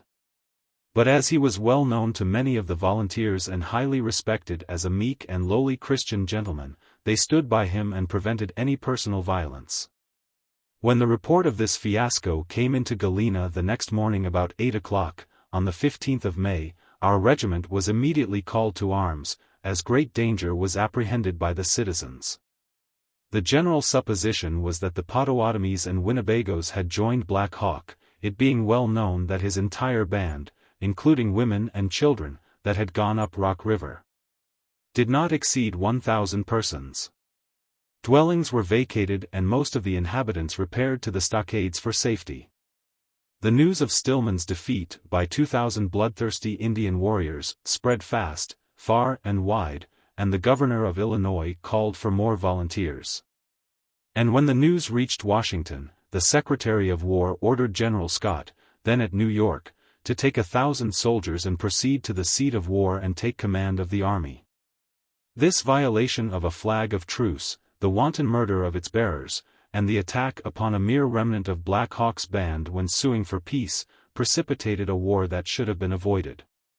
In confirmation of the dastardly act of the volunteers in killing the bearer of a white flag, and by which the war was precipitated, we give the following letter of Mr. Elijah Kilbourn, one of the scouts connected with Stillman's command. Mr. K. is the man Black Hawk makes mention of in his narrative as having been taken captive during our last war with Great Britain, and by him adopted into the Sauk tribe, and again taken prisoner by 3 of his braves at the Battle of Sycamore Creek. Kilbourn's narrative. A reminiscence of Black Hawk. From the Soldier's Cabinet. Much has been said both for and against the Indian character. But we doubt whether greater or nobler qualities have ever been exhibited in the conduct of civilized rulers or commanders than are shown in the incidents we are about to relate concerning Black Hawk, whose deeds upon the northwestern frontier will render his name illustrious while history exists. Elijah Kilbourn, the subject of the great chieftain's kindness, and to whom we are indebted for the present sketch, was a native of Pennsylvania. Just before the outbreak of the late war with Great Britain, he left the place of his birth to join the stirring scenes of adventure on the borders. And although now an old man, he still remembers, and loves to recount, the deed, and perils of his younger days, and especially those we are about to record. We had been, commenced Kilbourn, in whose own language the story shall be given, scouting through the country that lay about Fort Stephenson. When early one morning one of our number came in with the intelligence that the fort was besieged by a combined force of British and Indians. We were very soon after in our saddles, bearing down with all speed in that direction for the express purpose of joining in the fight, but on arriving, we found that the enemy had been signally repulsed by the brave little garrison under the command of Major Croghan. Our disappointment at learning this was, however, in a measure lessened, when we learned that Black Hawk, the leader of the savages, had, soon after the termination of the battle, gone with some 20 of his warriors back to his village on Rock River, whither we instantly determined to follow him. At sunrise the next morning we were on his trail, and followed it with great care to the banks of a stream. Here we ascertained that the savages had separated into nearly equal parties, the one keeping straight down the banks of the stream, while the other had crossed to the other side and continued on toward Rock River. A council was now held, in which the oldest members of our party gave it as their opinion that Black Hawk had changed his intention of going to his village and had, with the greater part of his followers, pursued his way down the stream, while the rest had been sent by him for some purpose to the town. In this opinion all coincided. But still our leader, who was a very shrewd man, had some doubts on his mind concerning the movements of the chief, and therefore, to make everything sure, he detailed 4 of us to follow the trail across the stream, while he with the rest, some 7 or 8 in number, immediately took the one down the bank. We soon after found ourselves alone and in the vicinity of Indian settlements, and we were therefore obliged to move with the utmost caution, which had the effect of rendering our progress extremely slow. During the course of the following morning we came across a great many different trails, and by these we were so perplexed that we resolved to return to the main body. But from the signs we had already seen we knew that such a step would be attended with the greatest risk, and so it was at last decided that it would be far more safe for all hands to separate, and each man look out for himself. This resolve was no sooner made than it was put into execution, and a few minutes later found me alone in the great wilderness. I had often been so before, but never before had I been placed in a situation as dangerous as the present one, for now on all sides I was surrounded by foes, who would rejoice in the shedding of my blood. But still I was not going to give up easily, and looking well to my weapons and redoubling my caution, I struck off at an angle from the course I had first chosen, why I hardly knew. I encountered nothing very formidable till some 2 hours before sunset, when, just as I emerged from a tangled thicket, I perceived an Indian on his knees at a clear, sparkling spring, from which he was slaking his thirst. Instinctively I placed my rifle to my shoulder, drew a bead upon the savage and pulled the trigger. Imagine, if you can, my feelings as the flint came down and was shivered to pieces while the priming remained unignited. The next moment the savage was up on his feet, his piece leveled directly at me and his finger pressing the trigger. There was no escape, I had left my horse in the woods some time before. The thicket behind me was too dense to permit me to enter it again quickly, and there was no tree within reach of sufficient size to protect me from the aim of my foe, who, now finding me at his mercy, advanced, his gun still in its threatening rest, and ordered me to surrender. Resistance and escape were alike out of the question, and I accordingly delivered myself up his prisoner, hoping by some means or other to escape at some future period. He now told me, in good English, to proceed in a certain direction. I obeyed him, and had not gone a stone's throw before, just as I turned a thick clump of trees, I came suddenly upon an Indian camp, the one to which my captor undoubtedly belonged. As we came up all the savages, some 6 or 8 in number, rose quickly and appeared much surprised at my appearing thus suddenly amongst their number. But they offered me no harm, and they behaved with most marked respect to my captor, whom, upon a close inspection, I recognized to be Black Hawk himself. The white mole digs deep, but Ma-Ka-Tai-Me-She-Kia-Kiak, Black Hawk, flies high and can see far off, said the chieftain in a deep, guttural tone, addressing me. He then related to his followers the occasion of my capture, and as he did so they glared on me fiercely and handled their weapons in a threatening manner. But at the conclusion of his remarks they appeared better pleased, although I was the recipient of many a passing frown.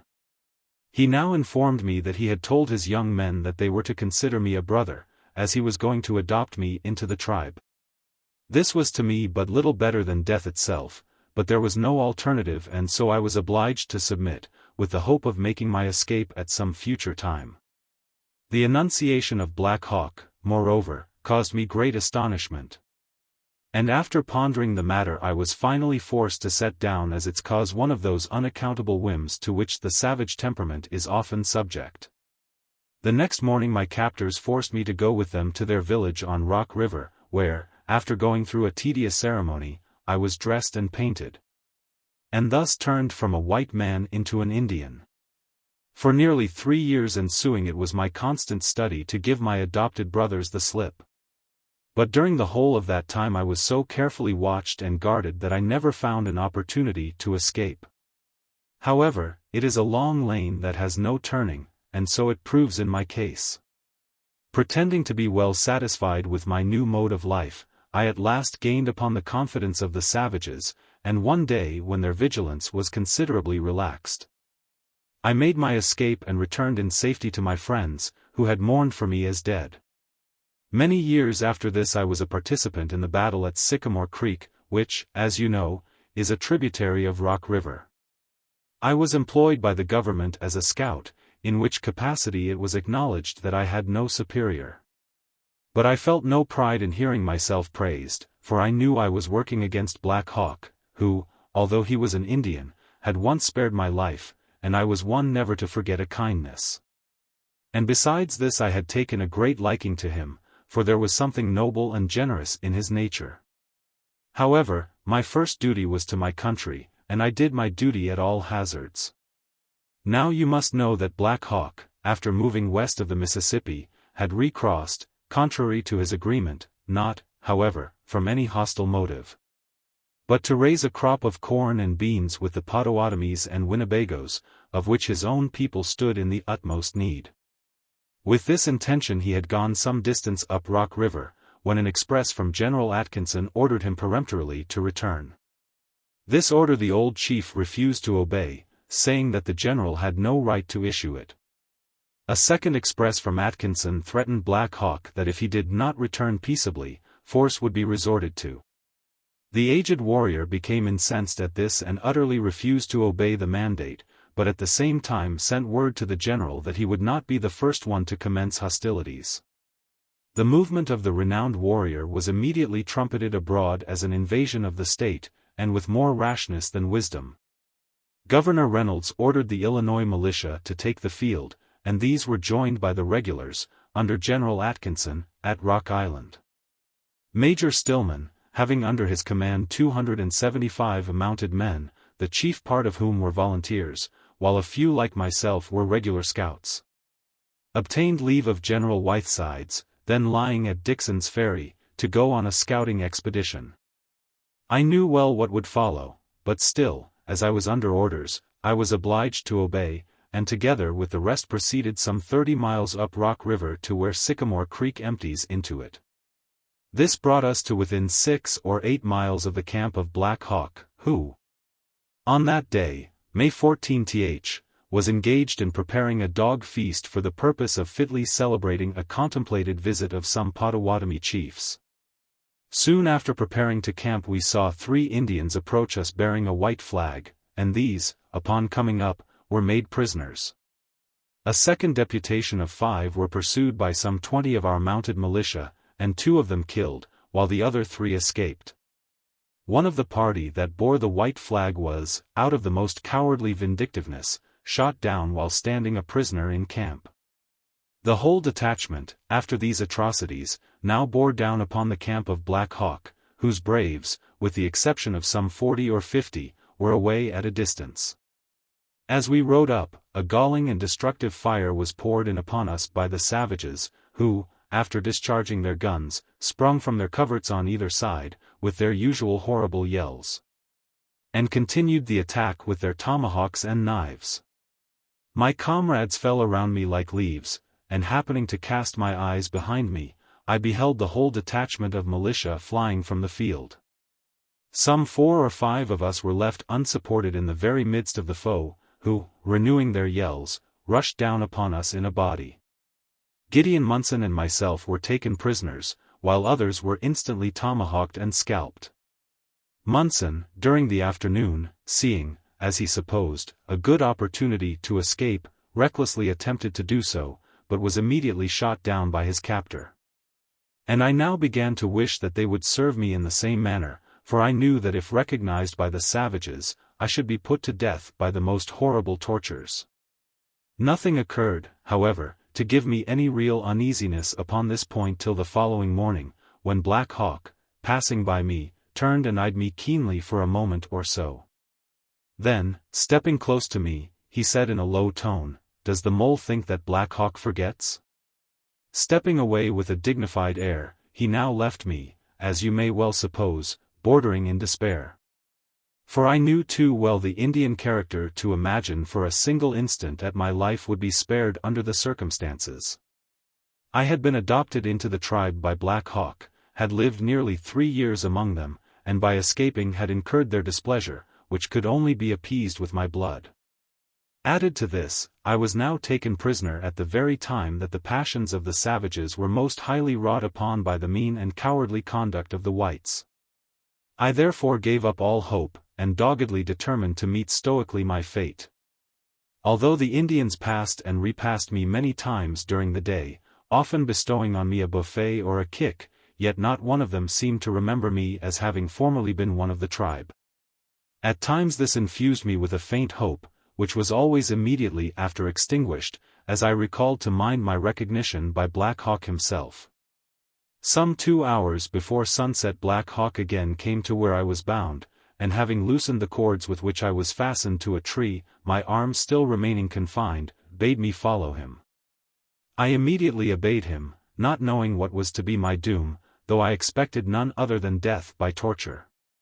In silence we left the encampment, not one of the savages interfering with us or offering me the slightest harm or indignity. For nearly an hour we strode on through the gloomy forest, now and then starting from its retreat some wild animal that fled upon our approach. Arriving at a bend of the river my guide halted, and turning toward the sun, which was rapidly setting, he said, after a short pause, "I am going to send you back to your chief. Though I ought to kill you for running away a long time ago, after I had adopted you as a son, but Black Hawk can forgive as well as fight. When you return to your chief I want you to tell him all my words. Tell him that Black Hawk's eyes have looked upon many sons, but they shall not see many more. And that his back is no longer straight, as in his youth, but is beginning to bend with age. The Great Spirit has whispered among the tree tops in the morning and evening and says that Black Hawk's days are few, and that he is wanted in the spirit land. He is half dead, his arm shakes and is no longer strong, and his feet are slow on the war path. Tell him all this, and tell him, too," continued the untutored hero of the forest, with trembling emotion and marked emphasis, that Black Hawk would have been a friend to the whites. But they would not let him, and that the hatchet was dug up by themselves and not by the Indians. Tell your chief that Black Hawk meant no harm to the palefaces when he came across the Mississippi, but came peaceably to raise corn for his starving women and children. And that even then he would have gone back, but when he sent his white flag the braves who carried it were treated like squaws and one of them inhumanly shot. Tell him too," he concluded with terrible force, while his eyes fairly flashed fire, "that Black Hawk will have revenge, and that he will never stop until the Great Spirit shall say to him, 'Come away.'"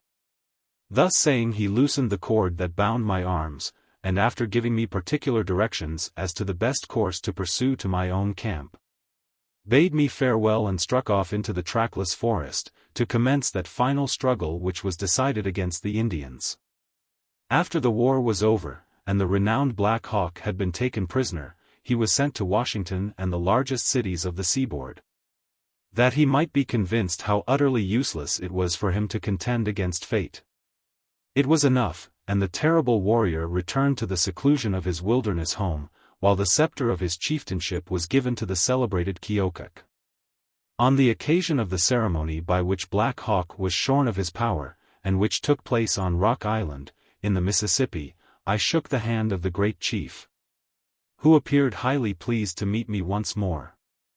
And upon parting with me he said with mournful dignity, as he cast above him a glance of seeming regret, "My children think I am too old to lead them any more." This was the last time I ever saw him. And the next I learned of him was that he had left his old hunting grounds forever. And his spirit had gone to that bar where the balance will be rightly adjusted between the child of the forest and his pale-face brethren. Although the Winnebagoes and the Potawatomis had resolved to take no part in the war, a few young men from each of these tribes, being emboldened by Black Hawk's victory in the engagement with Stillman's regiment, concluded to join him.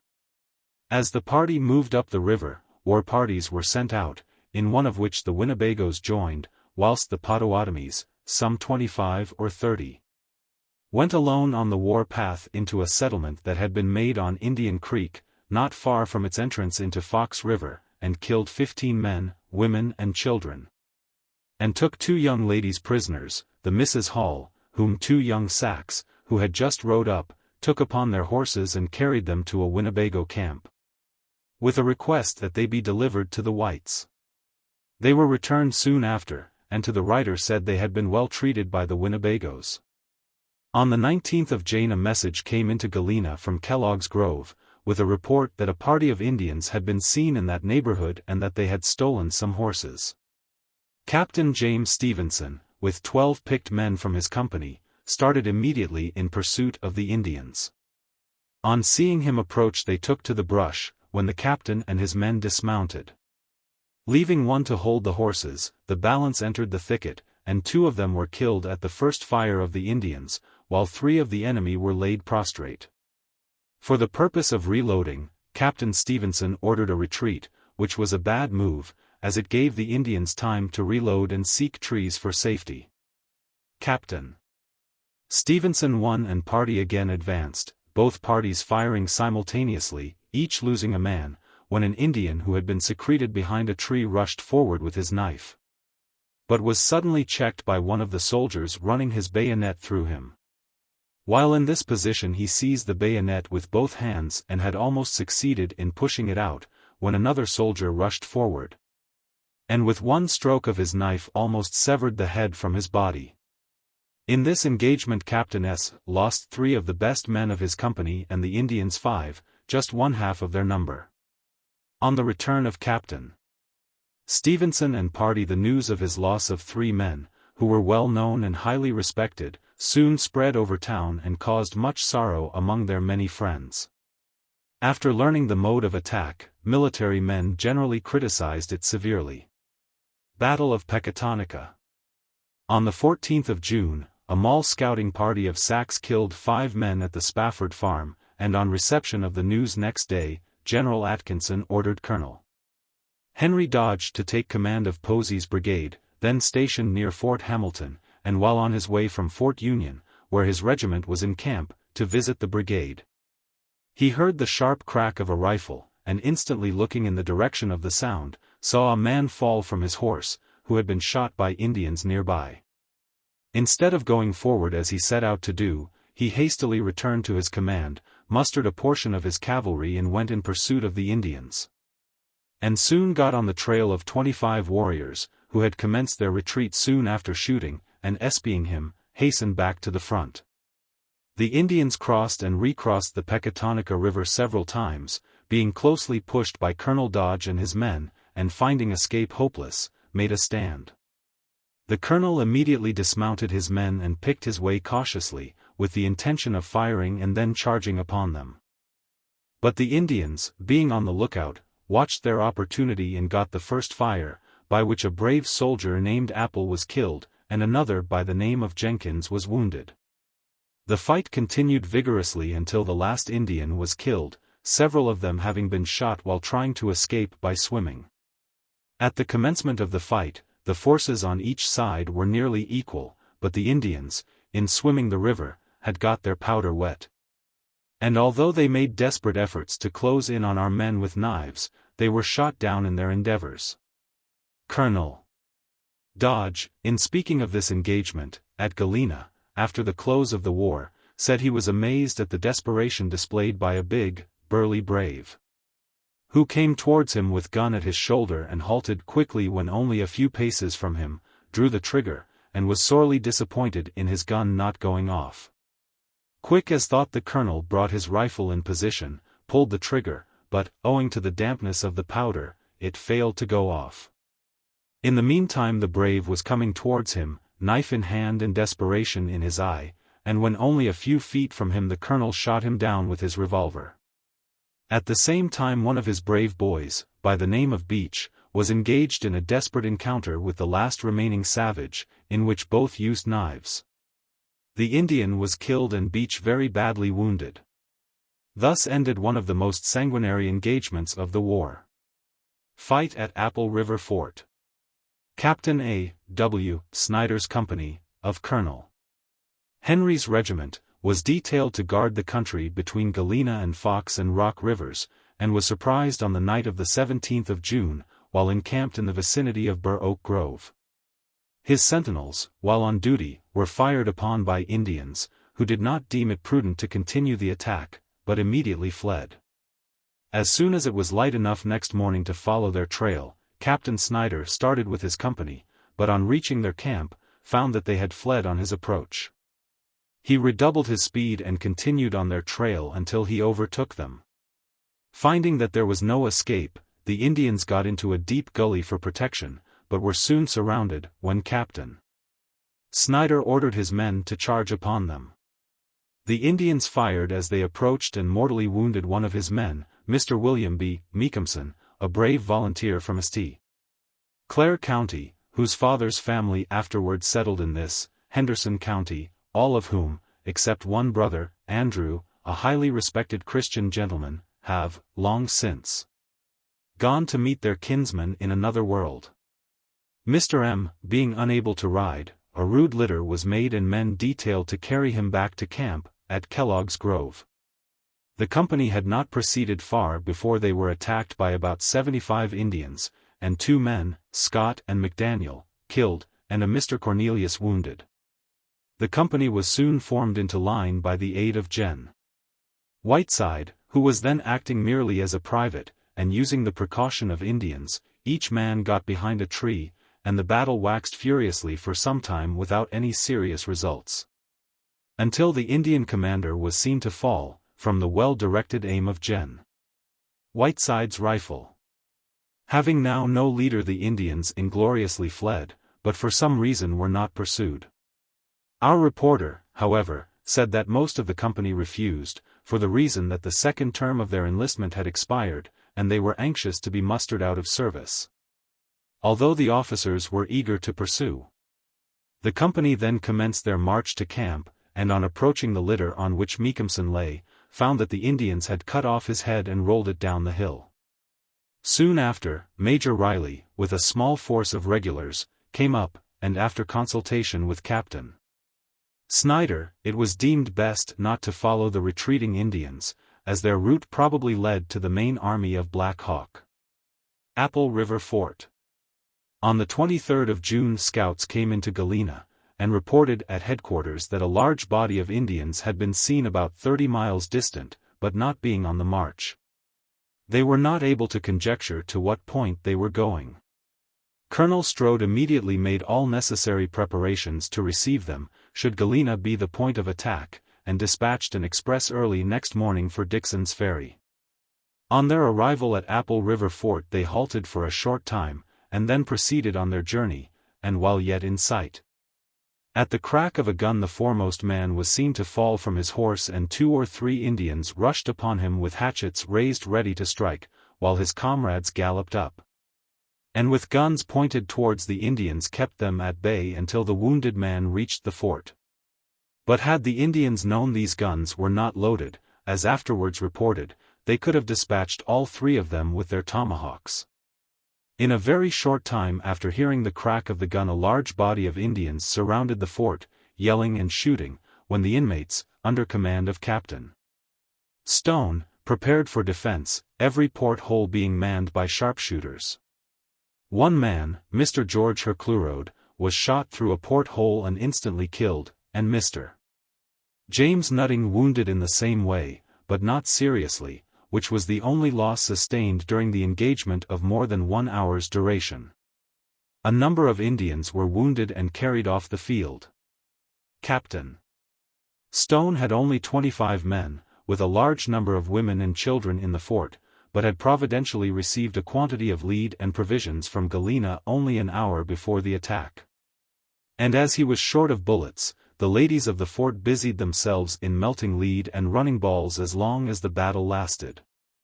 Black Hawk, finding the fort impregnable from assault without firing it, an act that he well knew would, in a very short time, have brought a large body of troops on his path, concluded that it would be better to return and carry with them all the flour they could, killed a number of cattle and took choice pieces of beef, and all the homes that were in the stable. One of the expressmen, not deeming the fort a place of safety, hurried back to Galena, but getting lost on the way did not get in until early next morning. On hearing the news, Colonel Strode took 100 picked men, well mounted, and went to the relief of the fort, and was much gratified to find that its noble defenders had put to flight about 150 Indians who had been under the command of Black Hawk himself. Kellogg's Grove Fort. After leaving Apple River Fort, being well supplied with provisions, the Indians moved leisurely toward the fort at Kellogg's Grove, with the intention of taking it. As scouts had come in and reported that it was not very strongly garrisoned on the day previous to their arrival on the 23rd of June. At this time the Illinois troops were rendezvoused at a place known as Fort Wilburn on the Illinois River, at or near where now stands the city of LaSalle. What was then called the New Levy, after Stillman's defeat, were assembled there, numbering about 3,000 men, being formed into military organizations consisting of 3 brigades. The 1st Brigade was commanded by General Alexander Posey, the 2nd by General M.K. Alexander, and the 3rd by General James D. Henry. Major John Dement, of Vandalia, was elected to the command of a spy battalion composed of 3 companies. Gen. Atkinson, of the United States Regulars, commanding, while these organizations were progressing. The Indians had made a raid on Bureau Creek, situated between the Illinois and Rock Rivers. John Dement had been chosen major by the members of 3 companies of General Posey's brigade, which was a spy battalion. The major's battalion being ready for duty when the news reached the fort of the attack upon the settles on Bureau Creek. It was ordered to march at once to the scene of danger for protection of the settlers, and to discover and watch the movements of the Indians, if possible. The major was ordered to scour the country through to Rock River, and then to report to Colonel Zachary Taylor, who commanded a small force of United States troops at a small fortification at Dixon's Ferry on Rock River.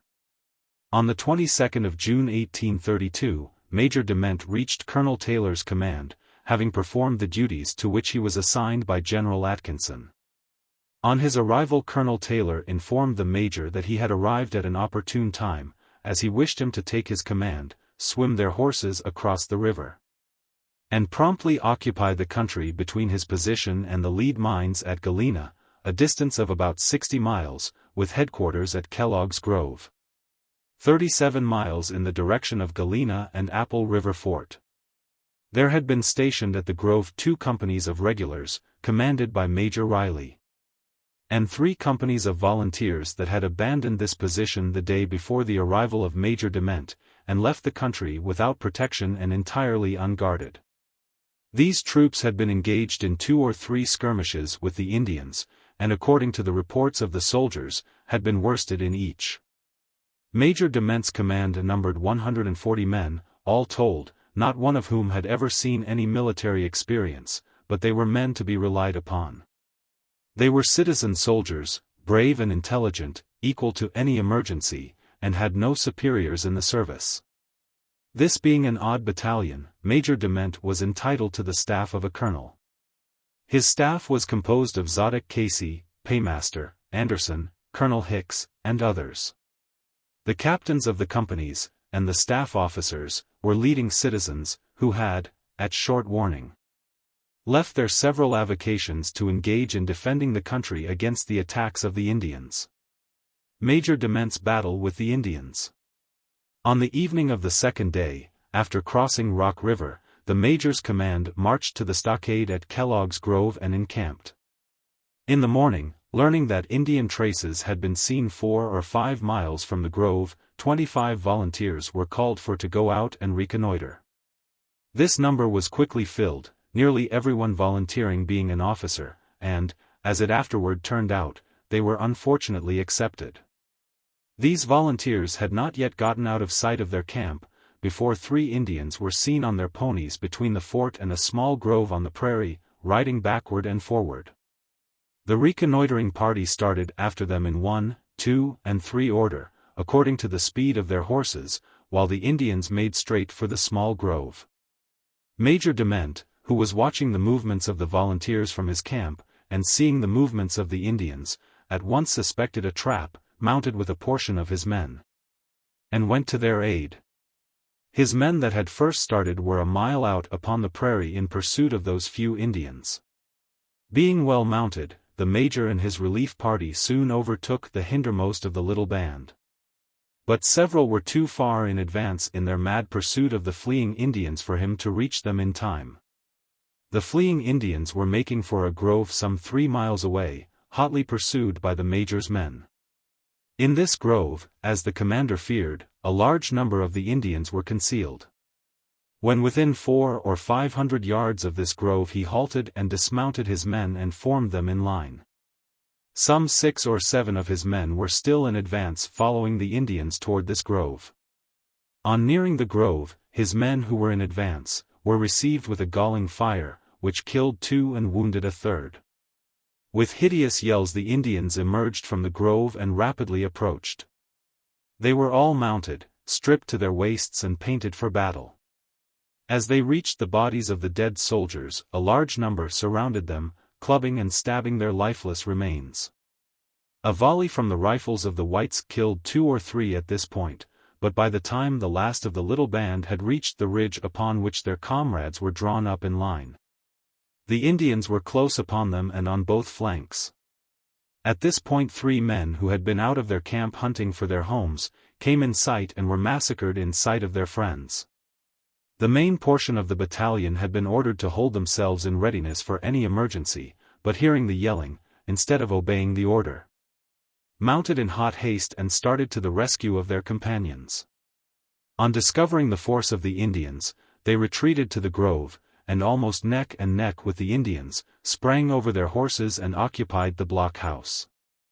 On the least exposed side of the fort was a workbench. Over this the Major threw the bridle rein of his horse, and most of the horses huddled around this as if conscious of their danger.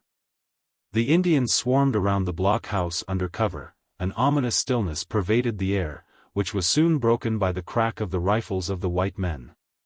The best marksmen with the best guns were stationed at the port-holes, and a lively fire was kept up by the little garrison. The Indians, finding that they were making no impression, turned their attention to shooting the horses, 25 of which they succeeded in killing. After sharp firing for 2 hours they retreated, leaving 9 of their men dead on the field. This was the first engagement in this war, in which the whites had held their position until reinforcements arrived, without retreating. If the main force had remained in the grove at this blockhouse after the volunteers went out, without making any demonstration when the Indians came charging up and still in the open prairie, they could have been easily repulsed. This was the Major's plan of action, but the men became excited by the firing, and having no commissioned officers to guide them, started without order to assist their exposed comrades in the open prairie, when they were flying for their lives to the blockhouse. That evening Gen. Posey came up with his brigade, and although the Indians were encamped a short distance away, he made no effort to attack them but contented himself with reporting the situation to Colonel Z. Taylor at Dixon's Ferry. Gen. Whiteside had said to Major Dement before crossing Rock River, that he was going into the Indian rendezvous, where he could have an Indian for breakfast every morning, and he found it literally true. It seems strange that Major Dement should have been ordered by Colonel Taylor into the enemy's country, across Rock River, with so small a force of volunteers, while a large force of regulars and volunteers, commanded by regular United States officers, remained securely entrenched in the rear.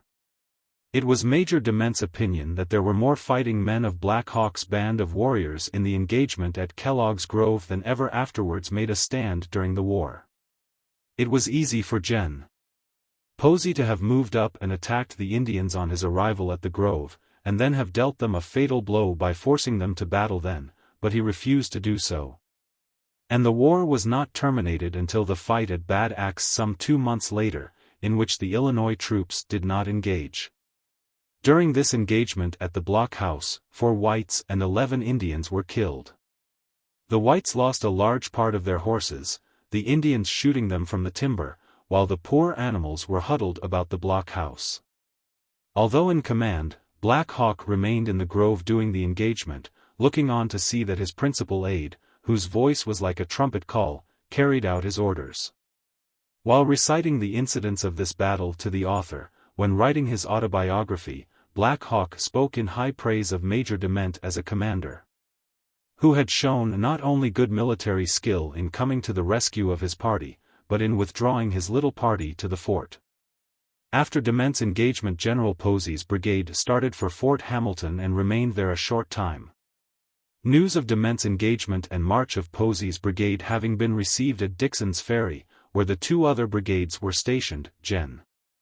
Alexander, with the 2nd Brigade, was ordered to cross Rock River and march to Plum River to intercept the Indians, as it was deemed probable that they would make for that point to cross the Mississippi. General Atkinson, with regulars, and General Fry with his brigade, remained at Dixon waiting for news of the route taken by the Indians. Next day Captain Walker and 3 Potawatomi Indians came into Dixon and reported 75 Potawatomis ready to join the army now encamped at Sycamore Creek. And they were afraid that Black Hawk and his army was not far off.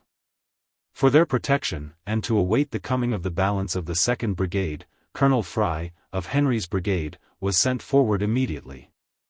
The next morning Gen. Henry's brigade moved forward with General Atkinson at the head, intending to march up Rock River, to the 4 lakes, and camped at Stillwell's battleground the first night and joined Colonel Fry and his Potawatomi Indians on the 29th, and continued their march. On the 30th, when going into camp, they saw signs of Sac Indians, but the sentinels were undisturbed during the night. The next day they saw 1 Indian, but he was on the other side of Plum River. On the 2nd of July, Major Ewing being in front, spied a fresh trail, and soon after came upon the fresh trail of Black Hawk's entire force, at a point near Kishkanoe Lake. Scouts from the battalion came up to Black Hawk's encampment, from which they had apparently taken their departure a few days before.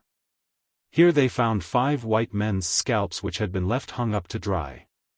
This battalion continued to march around the lake in detachments, one of which found where there had been another encampment. But on returning to camp and comparing notes they began to despair of finding the main body of Black Hawk's army in that region. On the 5th of July, General Atkinson with his army took a rest. During the day some scouts brought in an old Indian nearly blind and half famished with hunger, whom the Indians had left in their flight. After eating, Gen. Atkinson questioned him closely as to the whereabouts of Black Hawk and his army, but was satisfied from his replies and helpless condition, that he did not know. But on taking up his line of march the near morning, Gen. Atkinson did not leave him as the Indians had done, alone and without any means of subsistence, but left him an abundance of food, and as we afterwards learned, the old man recruited and afterwards got back to his tribe. On the evening of the 9th the army encamped at Whitewater, and the next morning Indians were seen on the other side of this stream which was not fordable, one of whom shot and wounded a regular. After breaking camp, General Atkinson ordered a move up the river, and that night camped with his entire force, all having met at the same point. Gen. Dodge's corps had taken a Winnebago prisoner and brought him into camp for the purpose of finding out if he knew where Black Hawk's forces were.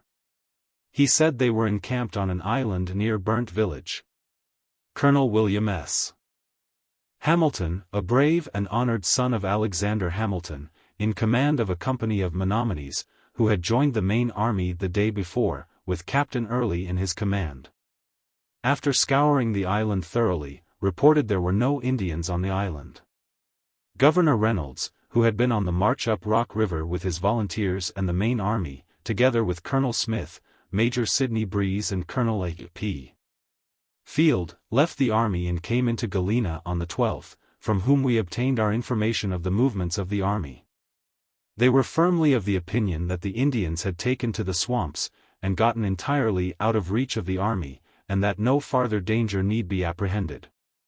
Colonel Field, who is an eloquent speaker, at the solicitation of Colonel Strode, although nearly worn out with hard marches, made an able and soul-stirring speech to our regiment, and a large number of the inhabitants of Galena. At this time the army was nearly out of provisions, and Fort Winnebago, about 75 miles distant, the nearest point at which they could replenish. General Atkinson then ordered General Posey with his brigade, to Fort Hamilton, General Henry's and Alexander's brigade and General Dodge's squadron to Fort Winnebago for provisions. And sent General Ewing and his regiment to Dixon with Colonel Dunn, who had been seriously wounded by one of his own sentinels, but who afterwards recovered. General Atkinson then built a fort near the camping ground, which was Fort Kishkonong. General Alexander returned on the 15th with provisions to the fort, while Generals Dodge and Henry thought best to go with their commands to the head of Fox River. And while on the way stopped at a Winnebago village and had a talk with their head men, who assured them that Black Hawk was then at Cranberry Lake, a point higher up Rock River. After a consultation by the generals, it was deemed best to send an express to General Atkinson at Fort Kishkonong, to let him know of the information they had got, and their intention of moving on the enemy the next morning. Dr. Merriman, of Colonel Collins' regiment, and Major Woodbridge, adjutant of General Dodge's corps, volunteered to go, and with Little Thunder, a Winnebago chief, as pilot, started out to perform this dangerous service, and after traveling a few miles, came on fresh Indian trails, which Little Thunder pronounced to have been made by Black Hawk's party. And fearing that they would be intercepted, insisted on returning to camp. Night was then approaching, and having no guide to lead them forward, they reluctantly followed Little Thunder back to camp. Orders were then given for an early move next morning, and at daylight the bugle sounded, and the army moved onwards. The trail was followed for 2 days, leading for 4 lakes. On the second day, July 21st, scouts from General Dodge's corps came in and reported Indians, and as a confirmation of the fact, Dr. A.K. Filio exhibited a scalp that he had taken from the head of one that he had shot. Dr. Filio was brave as the bravest, and whenever a scouting party started out to look for Indians, unless his services were required in camp, was always in the lead, and this being his first Indian, took his scalp, and sent it to the writer, with written instructions how to preserve it. To this end we handed over both to a deaf and dumb printer in the office, who boasted somewhat of his chemical knowledge, who spent considerable time for a number of days in following the doctor's instructions. After the killing of this Indian, some of the scouts discovered fresh signs of more Indians, and after pursuing it for some miles, Dr. Filio and his friend Journey, equally as brave, being in the lead, espied 2 more Indians, when each picked his man and fired, and both fell. One of them, although badly wounded, fired as he fell, and wounded one of the scouts. The doctor's attention was now directed to his wounded companion, hence his second Indian was allowed to retain his scalp. The scouts, finding that the trail was fresh, and the Indians were rapidly retreating, having strewed their trail with camp equipage, in order to facilitate their movements, sent an express back to camp, when the army hastily took up the line of march, with Dodge's corps and Ewing's spy battalion in the front. By fast riding they soon came up with the Indians, whom they found already in line to receive them. At Wisconsin Heights, orders were at once given to dismount, leaving enough to hold the horses, and charge upon the Indians. They had scarcely time to form into line when they were met by the yelling Indians and a heavy volley from their guns. Dodge and Ewing ordered a charge, and as they moved forward, returned the fire at close quarters, with deadly effect. The Indians then commenced a flank movement, and by securing a position in the high grass where they could in a measure conceal themselves, fought bravely. Until Dodge and Ewing gave orders to charge upon them at the point of the bayonet. In this engagement Colonel Jones had his horse shot from under him, and one man killed, but at the word "charge," he went forward with his brave men, and all performed their duty nobly and fearlessly, and soon dislodged the Indians from their hiding place and forced them into a hasty retreat.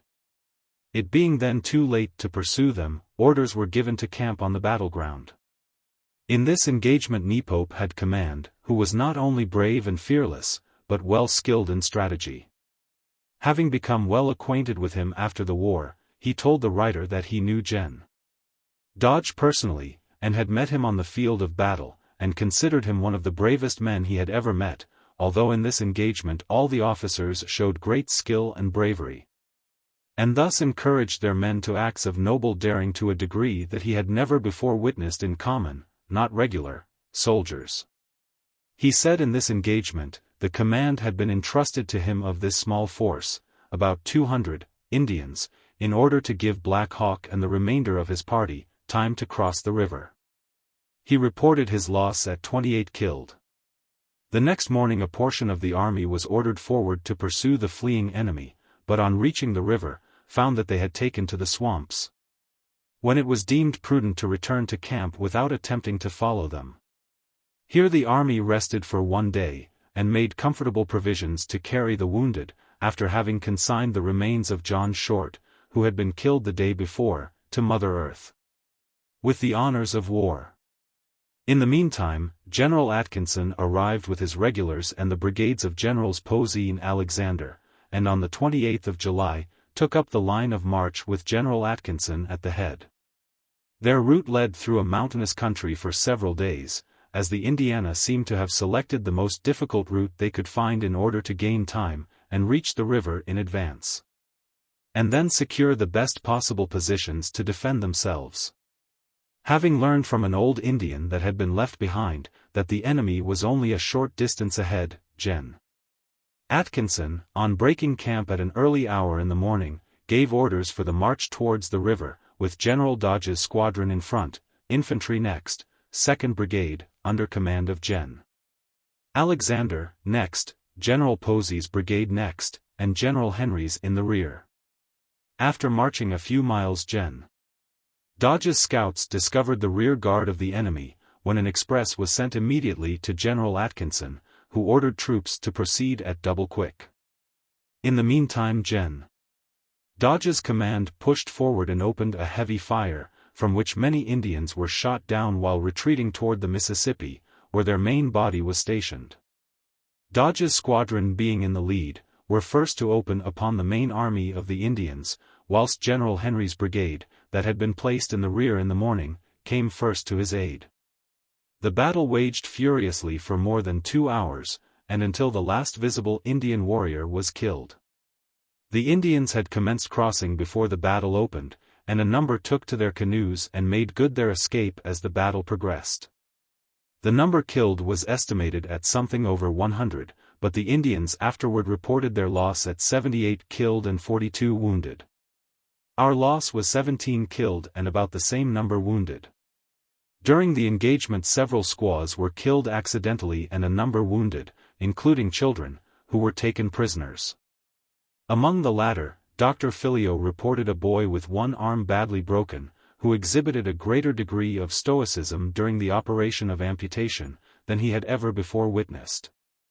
Being very hungry, they gave him a piece of bread to eat, which he ravenously masticated during the entire operation, apparently manifesting no pain whatever from the work of the surgeon.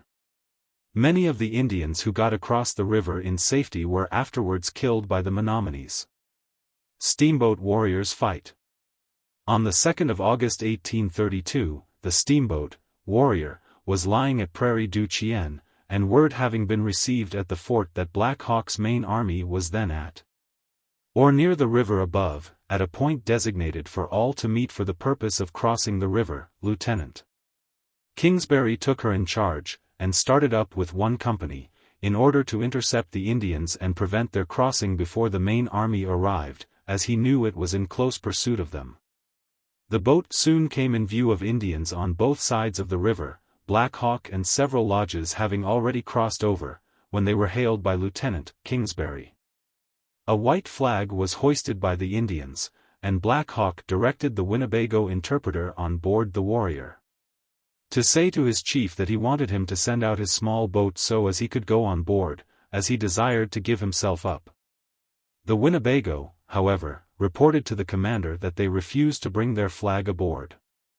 He then directed his interpreter to say that if they still refused he would open fire upon them. In reply, the interpreter said they still refused, when the lieutenant directed his 6-pounder to be fired among them, and also opened a musketry fire by his company. This was returned by the Indians, and the battle continued for some time. Several Indians were killed at the first fire, after which the remainder sought protection behind trees, stumps, etc. It was then getting late in the afternoon, and as the boat was nearly out of wood they dropped down to the fort to replenish, and started back again the next morning.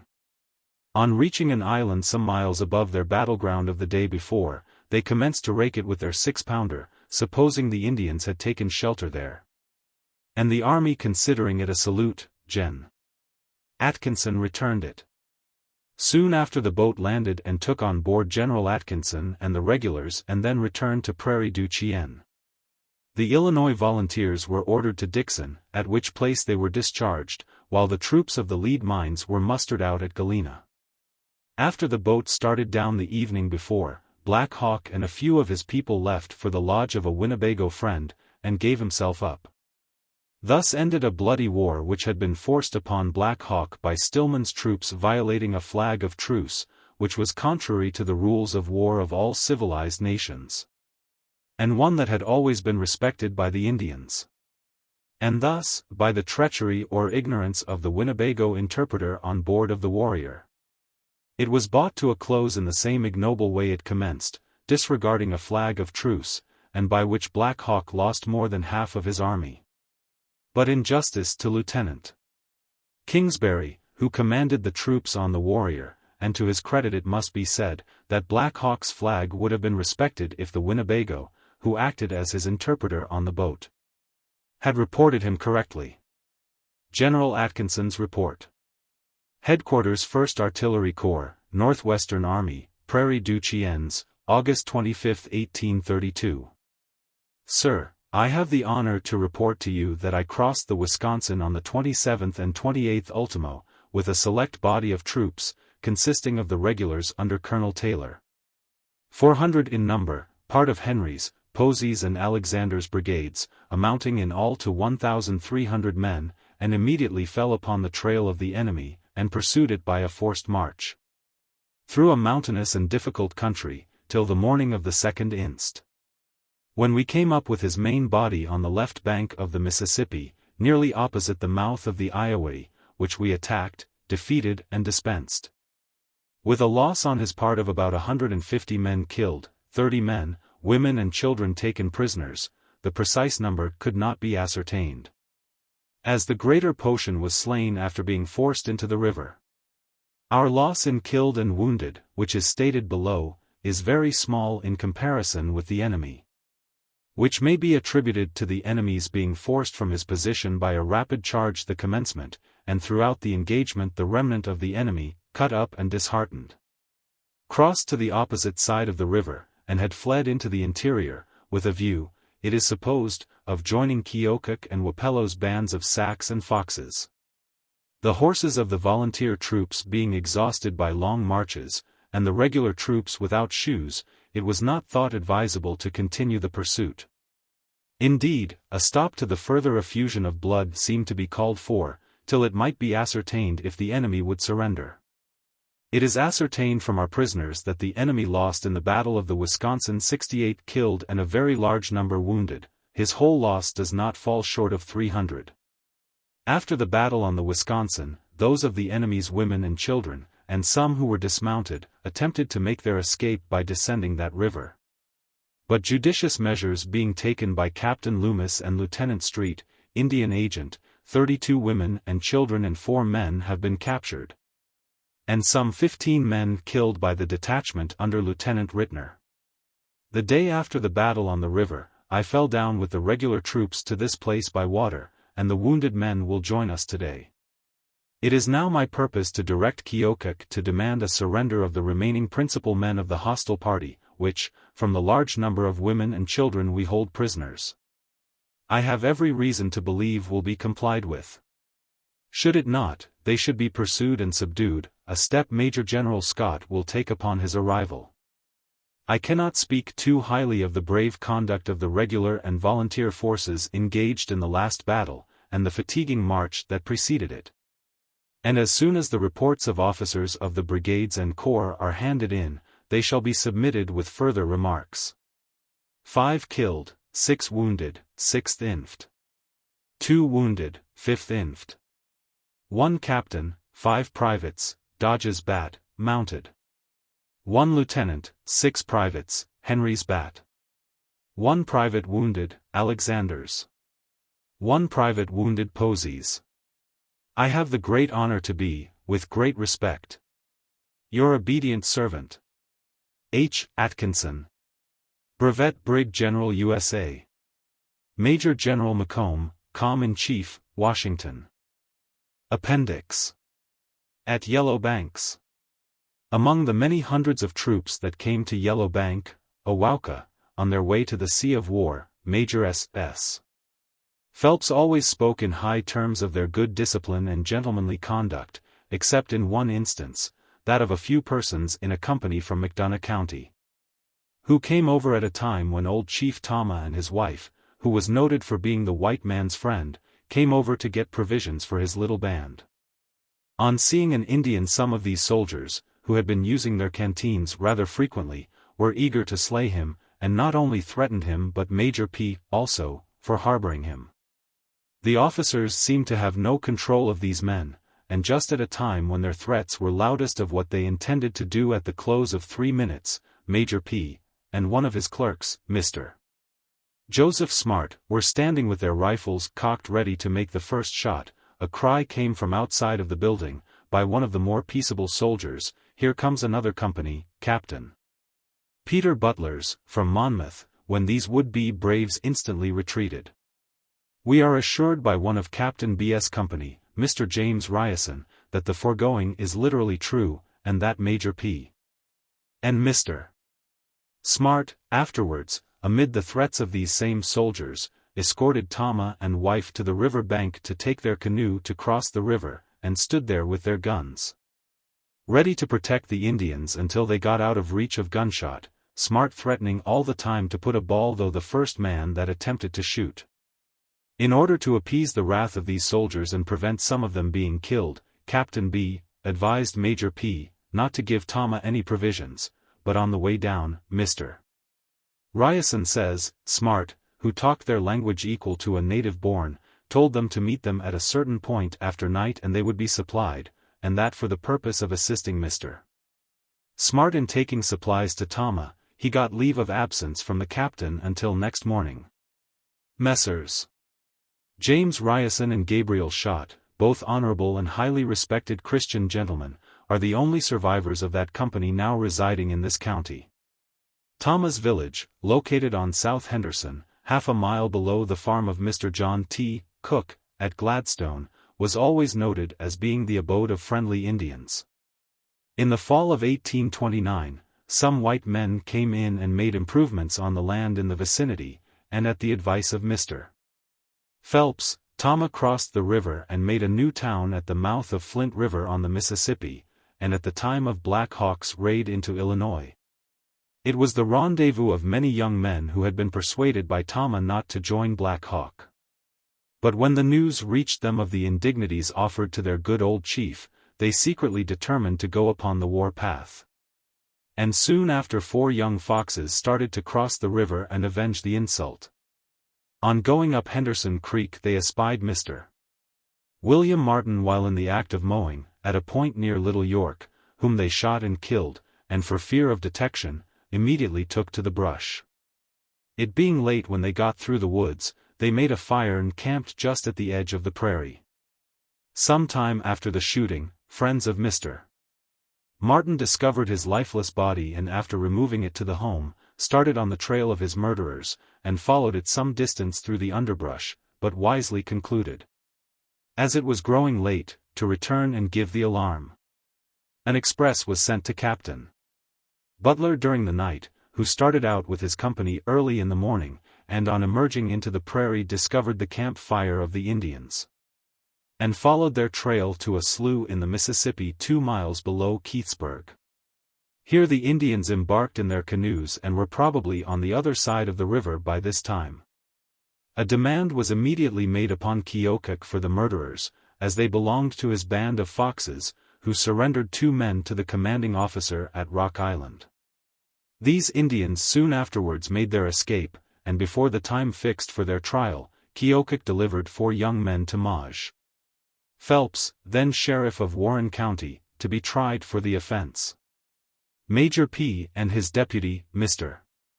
James Ryerson, took them to Monmouth Jail, where the following proceedings were had before the Circuit Court, for a copy of which we are indebted to George C. Rankin, Esq. Now Circuit Clerk. Warren County Circuit Court. William Martin was shot and scalped by 2 Indians, near Little York, Warren County, August 9, 1832.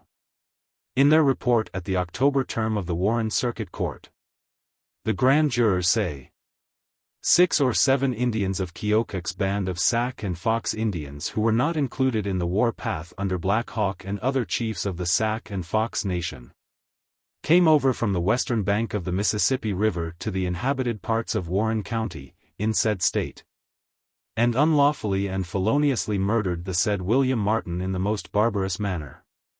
That the names of the said Indians are unknown to the grand jury. That 2 of the said Indians have been heretofore given up by the chiefs of said Indians, that they were confined in the fort at Rock Island for some time but have made their escape, and are now at large in their own country. That the grand jury cannot now find an indictment because the names of the said Indiana are unknown to said jury. But they recommend that the governor of the state be furnished with a copy of this presentment, and that he be desired to request of the President of the United States that the whole of the said Indians concerned in the said murder may be demanded of the said Sac and Fox Nation that they may be indicted and punished for murder under the authority of the laws of this state. In compliance with the demand of the President, the chiefs surrendered 4 Indians, namely, with their interpretations. Sa-se-pai-ma, he that troubleth. Ka-ko-mo, he that speaks with something in his mouth. Iona, stay here. Wapashakan, the white string. Concerning which the grand jury at the June term 1833 say, from an examination made by this grand jury they are now able to state that the 4 Indians lately surrendered by the chiefs at the request of the President of the United States are not the real murderers of Martin. The chiefs represent that at the time the demand was made the real offenders had escaped from the territory and power of their nation. That the prisoners now in custody volunteered themselves to be surrendered in place of those who escaped, and that from custom amongst Indians. They supposed this would be a sufficient compliance with the requisition of the President. The grand jury will not positively say that the chiefs have prevaricated, but they do say that the demand already made has been eluded. By a writ of habeas corpus, the 4 Indians above named were brought before the judge, presiding, Honorable Richard M. Young, June 14, 1833, and released.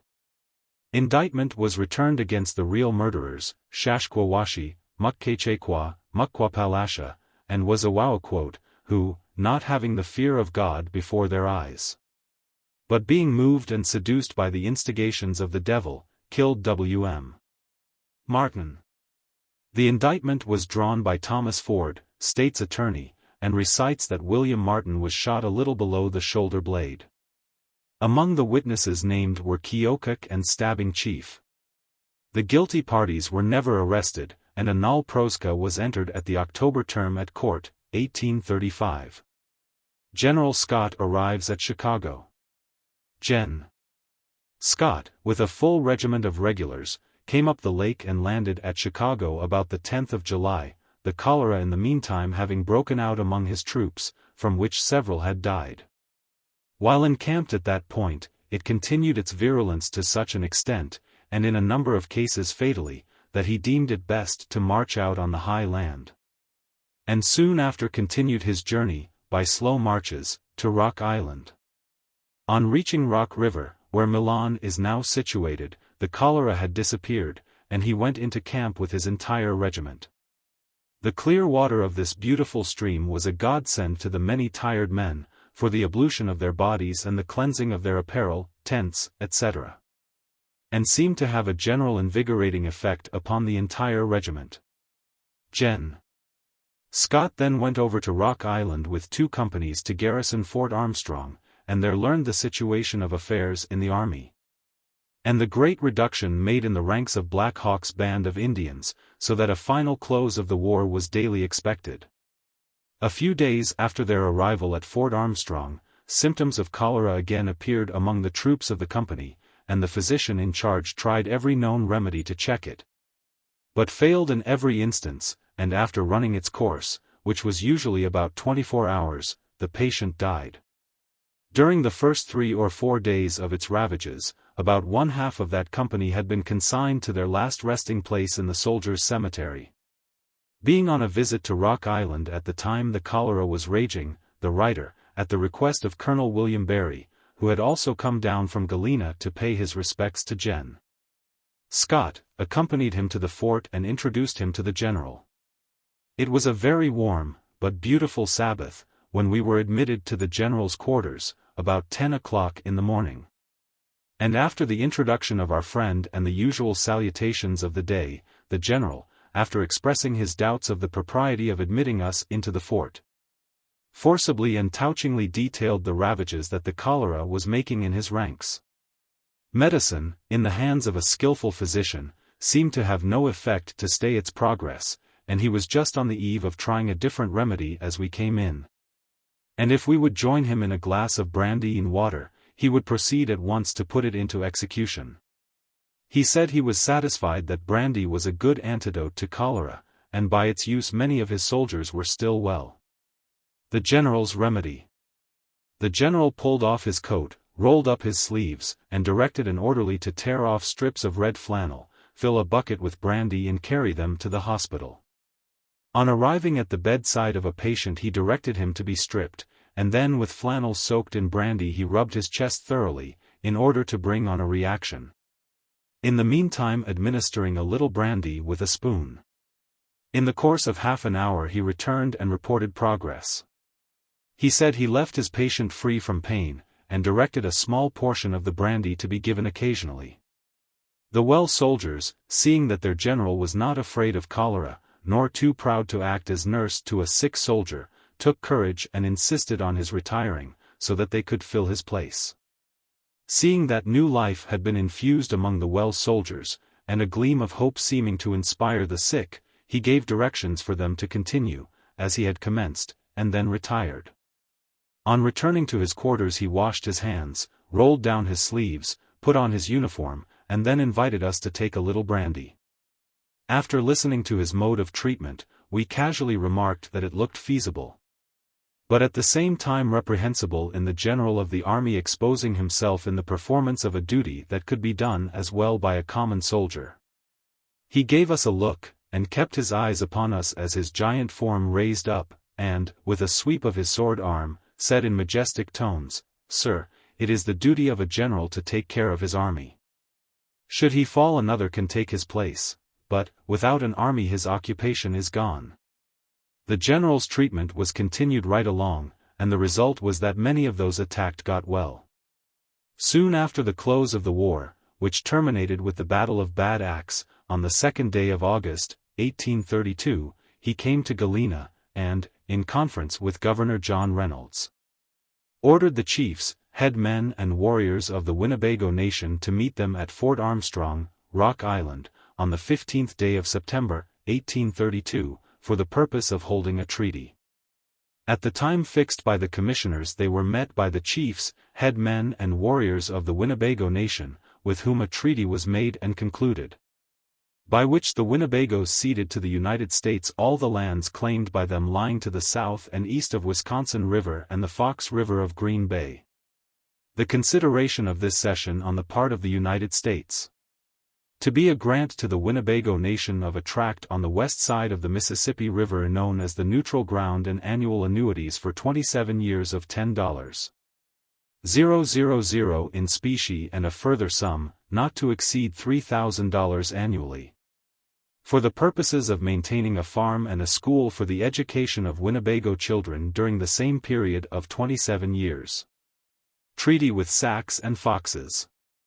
After concluding the treaty with the Winnebagos, and for the purpose of making a lasting peace with the Sacs and Foxes, these commissioners held a treaty at the same place, and a week later, on the 21st day of September, with chiefs, head men and warriors of that Confederate tribe.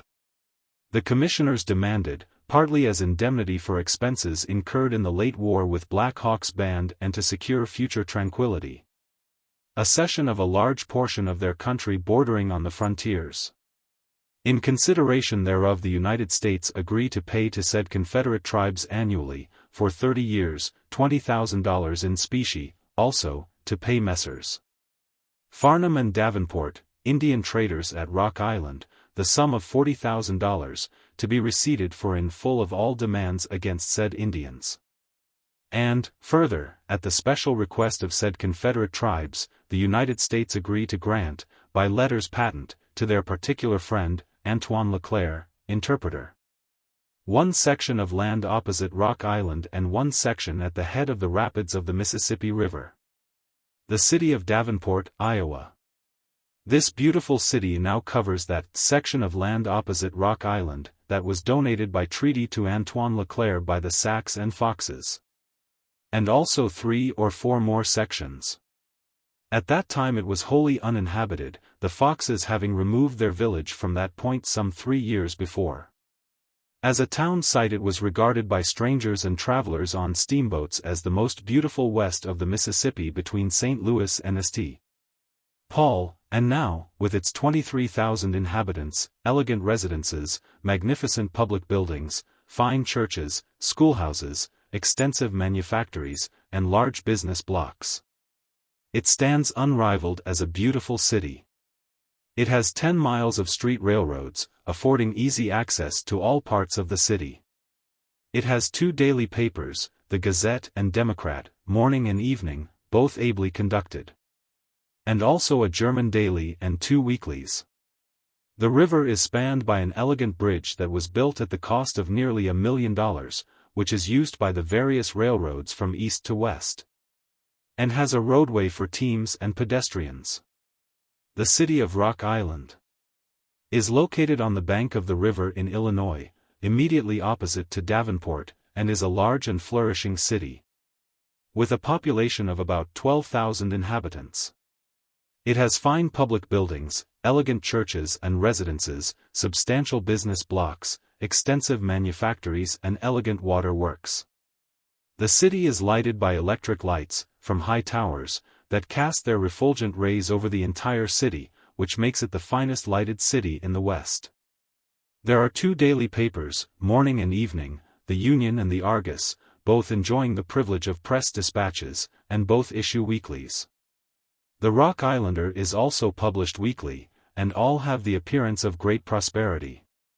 The professions are represented by men of fine ability, including some of wide reputation.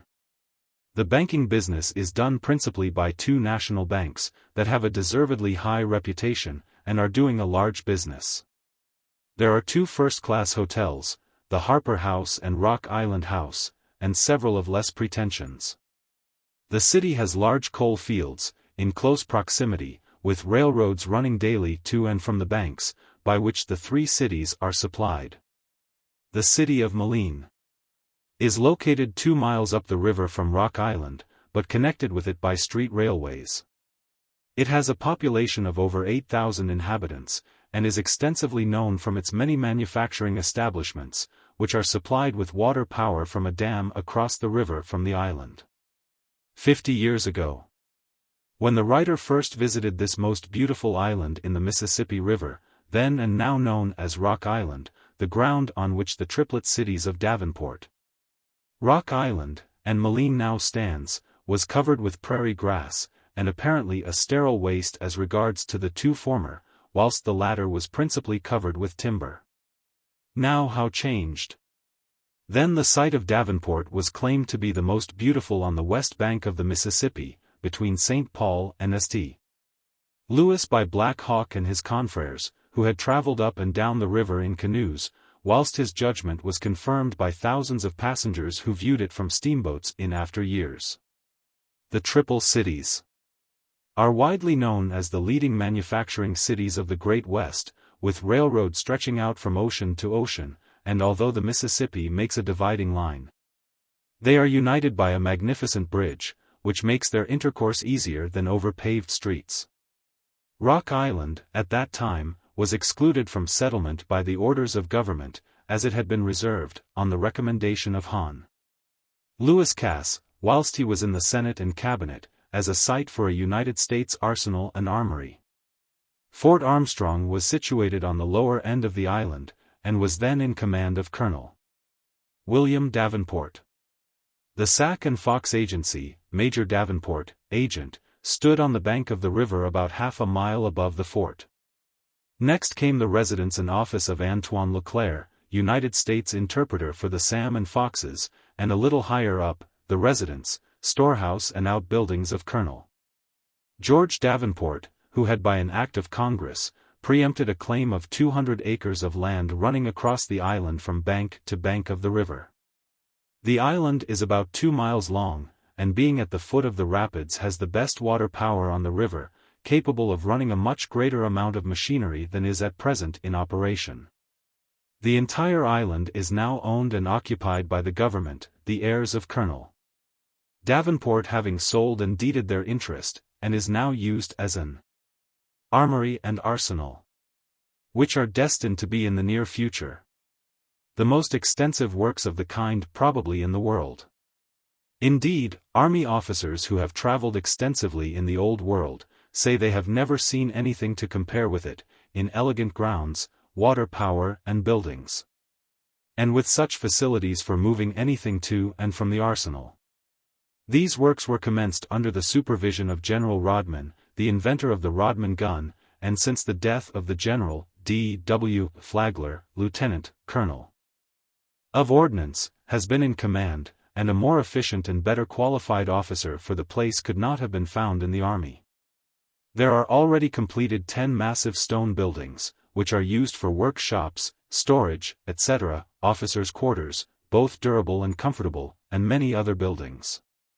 The former residence of Colonel George Davenport, the house in which he has killed for money many years ago, built in 1831, of solid-hewed timber, and afterwards weather-boarded, still stands unoccupied. The island is mostly covered with trees of different varieties, which are kept neatly trimmed, and is laid out like a park, with wide avenues extending its whole length, which makes the most elegant drives and shady walks for the thousands of visitors who flock to the island to feast their eyes upon its magnificence. The city of Keokuk, Iowa, is located at the foot of the lower rapids, 139 miles from Rock Island, and bears the name of the distinguished chief of the Sacs and Foxes. At our first visit there, in 1832, there was a long row of one-story buildings fronting on the river, that were used by Colonel Farnham, agent of the American Fur Company, as a store and warehouse, this being the principal depot for trade with the Sacs and Foxes, who were then the sole proprietors of the country and its principal inhabitants, with the exception of a few individuals who had got permission to put up shanties for occupation during the low-water season, while they were engaged in lighting steamers passing up and down the river, but unable to cross the rapids while loaded. At that day the old chief, Keokuk, boasted of having the handsomest site for a big village that could be found on the river, and since that day it has grown to be a large and elegant city, with wide streets, fine public buildings, nice churches, schoolhouses, elegant residences, extensive business houses, wholesale and retail stores, manufactories, and a flourishing medical university with elegant buildings, which has been in successful operation for more than 20 years. The United States District Court for Southern Iowa is also located here. The city is well provided with good hotels. The Patterson House, an immense building, 5 stories high, being chief, which has always ranked as first class, with a number of hotels of smaller dimensions, but well kept, affording ample accommodation for the thousands of travelers that frequently congregate at this place. The various professions are represented by men of fine ability, some of them of wide reputation. They have 2 daily papers, the Gale City, and the Constitution, which are ably conducted. A fine canal, running the entire length of the rapids, from Montrose to Keokuk, has been built by the United States, through which steamboats can now pass at any stage of water, but designed more particularly for low water, so that there is no longer any detention to lighten steamboats over the rapids. The city of Muscatine, Iowa. Muscatine was first settled as a wood yard by Colonel John Vannater, in July, 1834, and was laid out as a town by him in 1836, and called Bloomington. The county was organized in 1837, under the name of Muscatine, and Bloomington made the county seat. The name of the town was changed to correspond with that of the county in 1851. Its population at the last census was 8,294, present population not less than 10,000. Besides being the center of a large trade in agricultural products, it is extensively engaged in manufacturing lumber, sash, doors and blinds, and possesses numerous large manufactories, oatmeal mills, and the finest marble works in the state. It is also the centering point of a very large wholesale and retail trade. It is situated at the head of the rich Muscatine Island, the garden spot of the Northwest, and is the shipping point for millions of melons and sweet potatoes annually. Muscatine is a good town, with a good business and good newspapers. The Journal and Tribune are published daily, semi-weekly, and weekly. Hon. John Mahin has been the editor of the Journal since 1852, and there is no editor in the state whose service dates further back than his. The city of Dubuque. Soon after the close of the war and the discharge of the volunteer army, the writer, with some 20 others who had served through the war, formed a company for the purpose of laying out the town of Dubuque. One of their number, Captain James Craig, being a surveyor, he was selected to survey the lines and lay out the town. About the middle of September, 1832, he started out from Galena with his chain carriers, stake drivers, etc. Stakes having been previously sawed and split on an island opposite, all ready for use, and in due time completed the survey. Blocks fronting the river on 3 or 4 streets back were completed, each lot receiving its stakes, whilst those farther back were staked as blocks, and not subdivided. A few of the original proprietors built and took possession at once. Among them were the Messrs. Langworthy, enterprising and energetic young gentlemen, who commenced business as grocers in a small way, with supplies for miners.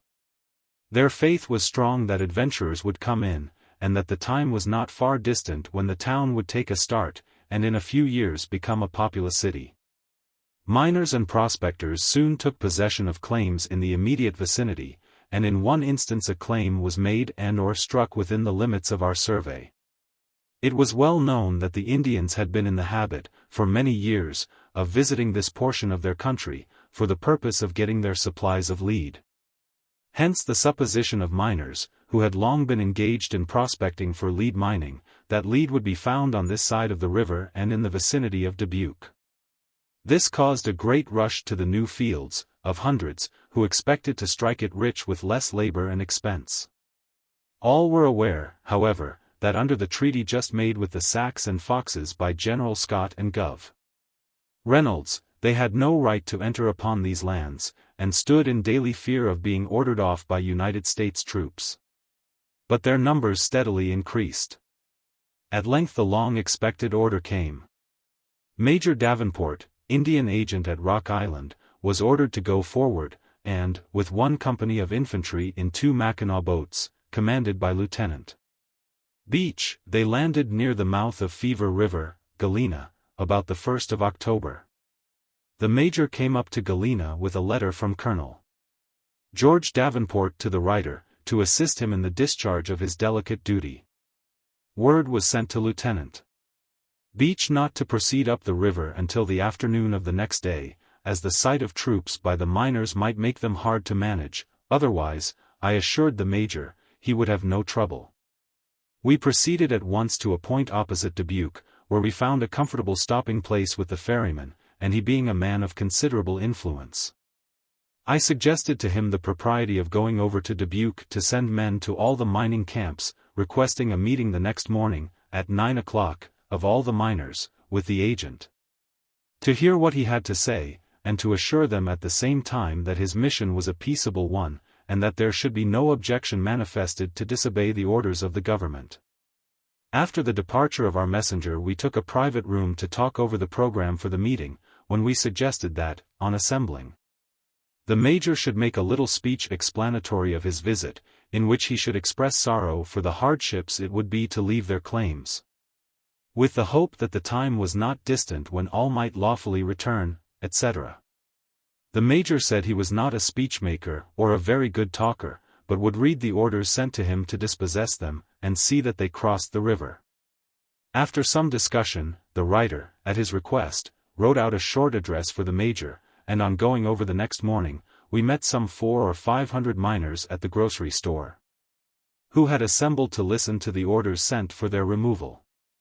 There being no boards or boxes into which to improvise a stand for the speaker, a whiskey barrel was introduced, from the head of which, after apologizing to the miners for the disagreeable duty that had been placed upon the Major, and in consequence of his suffering from a bad cold, we had taken the stand to read to them his short address, and as most of them had spent the summer in the service of the government as soldiers in the field, and had been honorably discharged, the Major felt satisfied that there would be no objection manifested by anyone in the large crowd before us to disobey an order from the government. After the close of the Major's address, the question was put to vote by raising of hands. There was a general upraising of hands, which was declared to be unanimous for immediate removal. Owing to the good treatment received by the Major, he proposed to treat the entire party, and, to facilitate the matter, buckets of whiskey with tin cups were passed around. And after all had partaken they shook hands with the Major and commenced crossing over in flatboats. At 3 o'clock in the afternoon we crossed over on the last boat, and took our departure for Galena. During the evening the Major's report of how his peaceable removal of a large body of intruders from the west to the east bank of the Mississippi had been accomplished, was made out and mailed. But the further fact that all those miners had recrossed the river, and were then in their mining camps, was not recorded, for the reason that the Major had not been posted as to their intentions. Owing to the provisions of the treaty, it was a long time before Congress passed an act for the sale of these lands, and confirmation to the titles of town sites. Hence, many of those who had laid out the town of Dubuque had left the county, and at the time of proving up their claims failed to put in an appearance, the writer being one of them, whilst those who remained, with the Messrs. Langworthy, became sole proprietors, the latter having lived to see the town rise in importance, and at this time become one of the most populous cities on the west side of the Mississippi.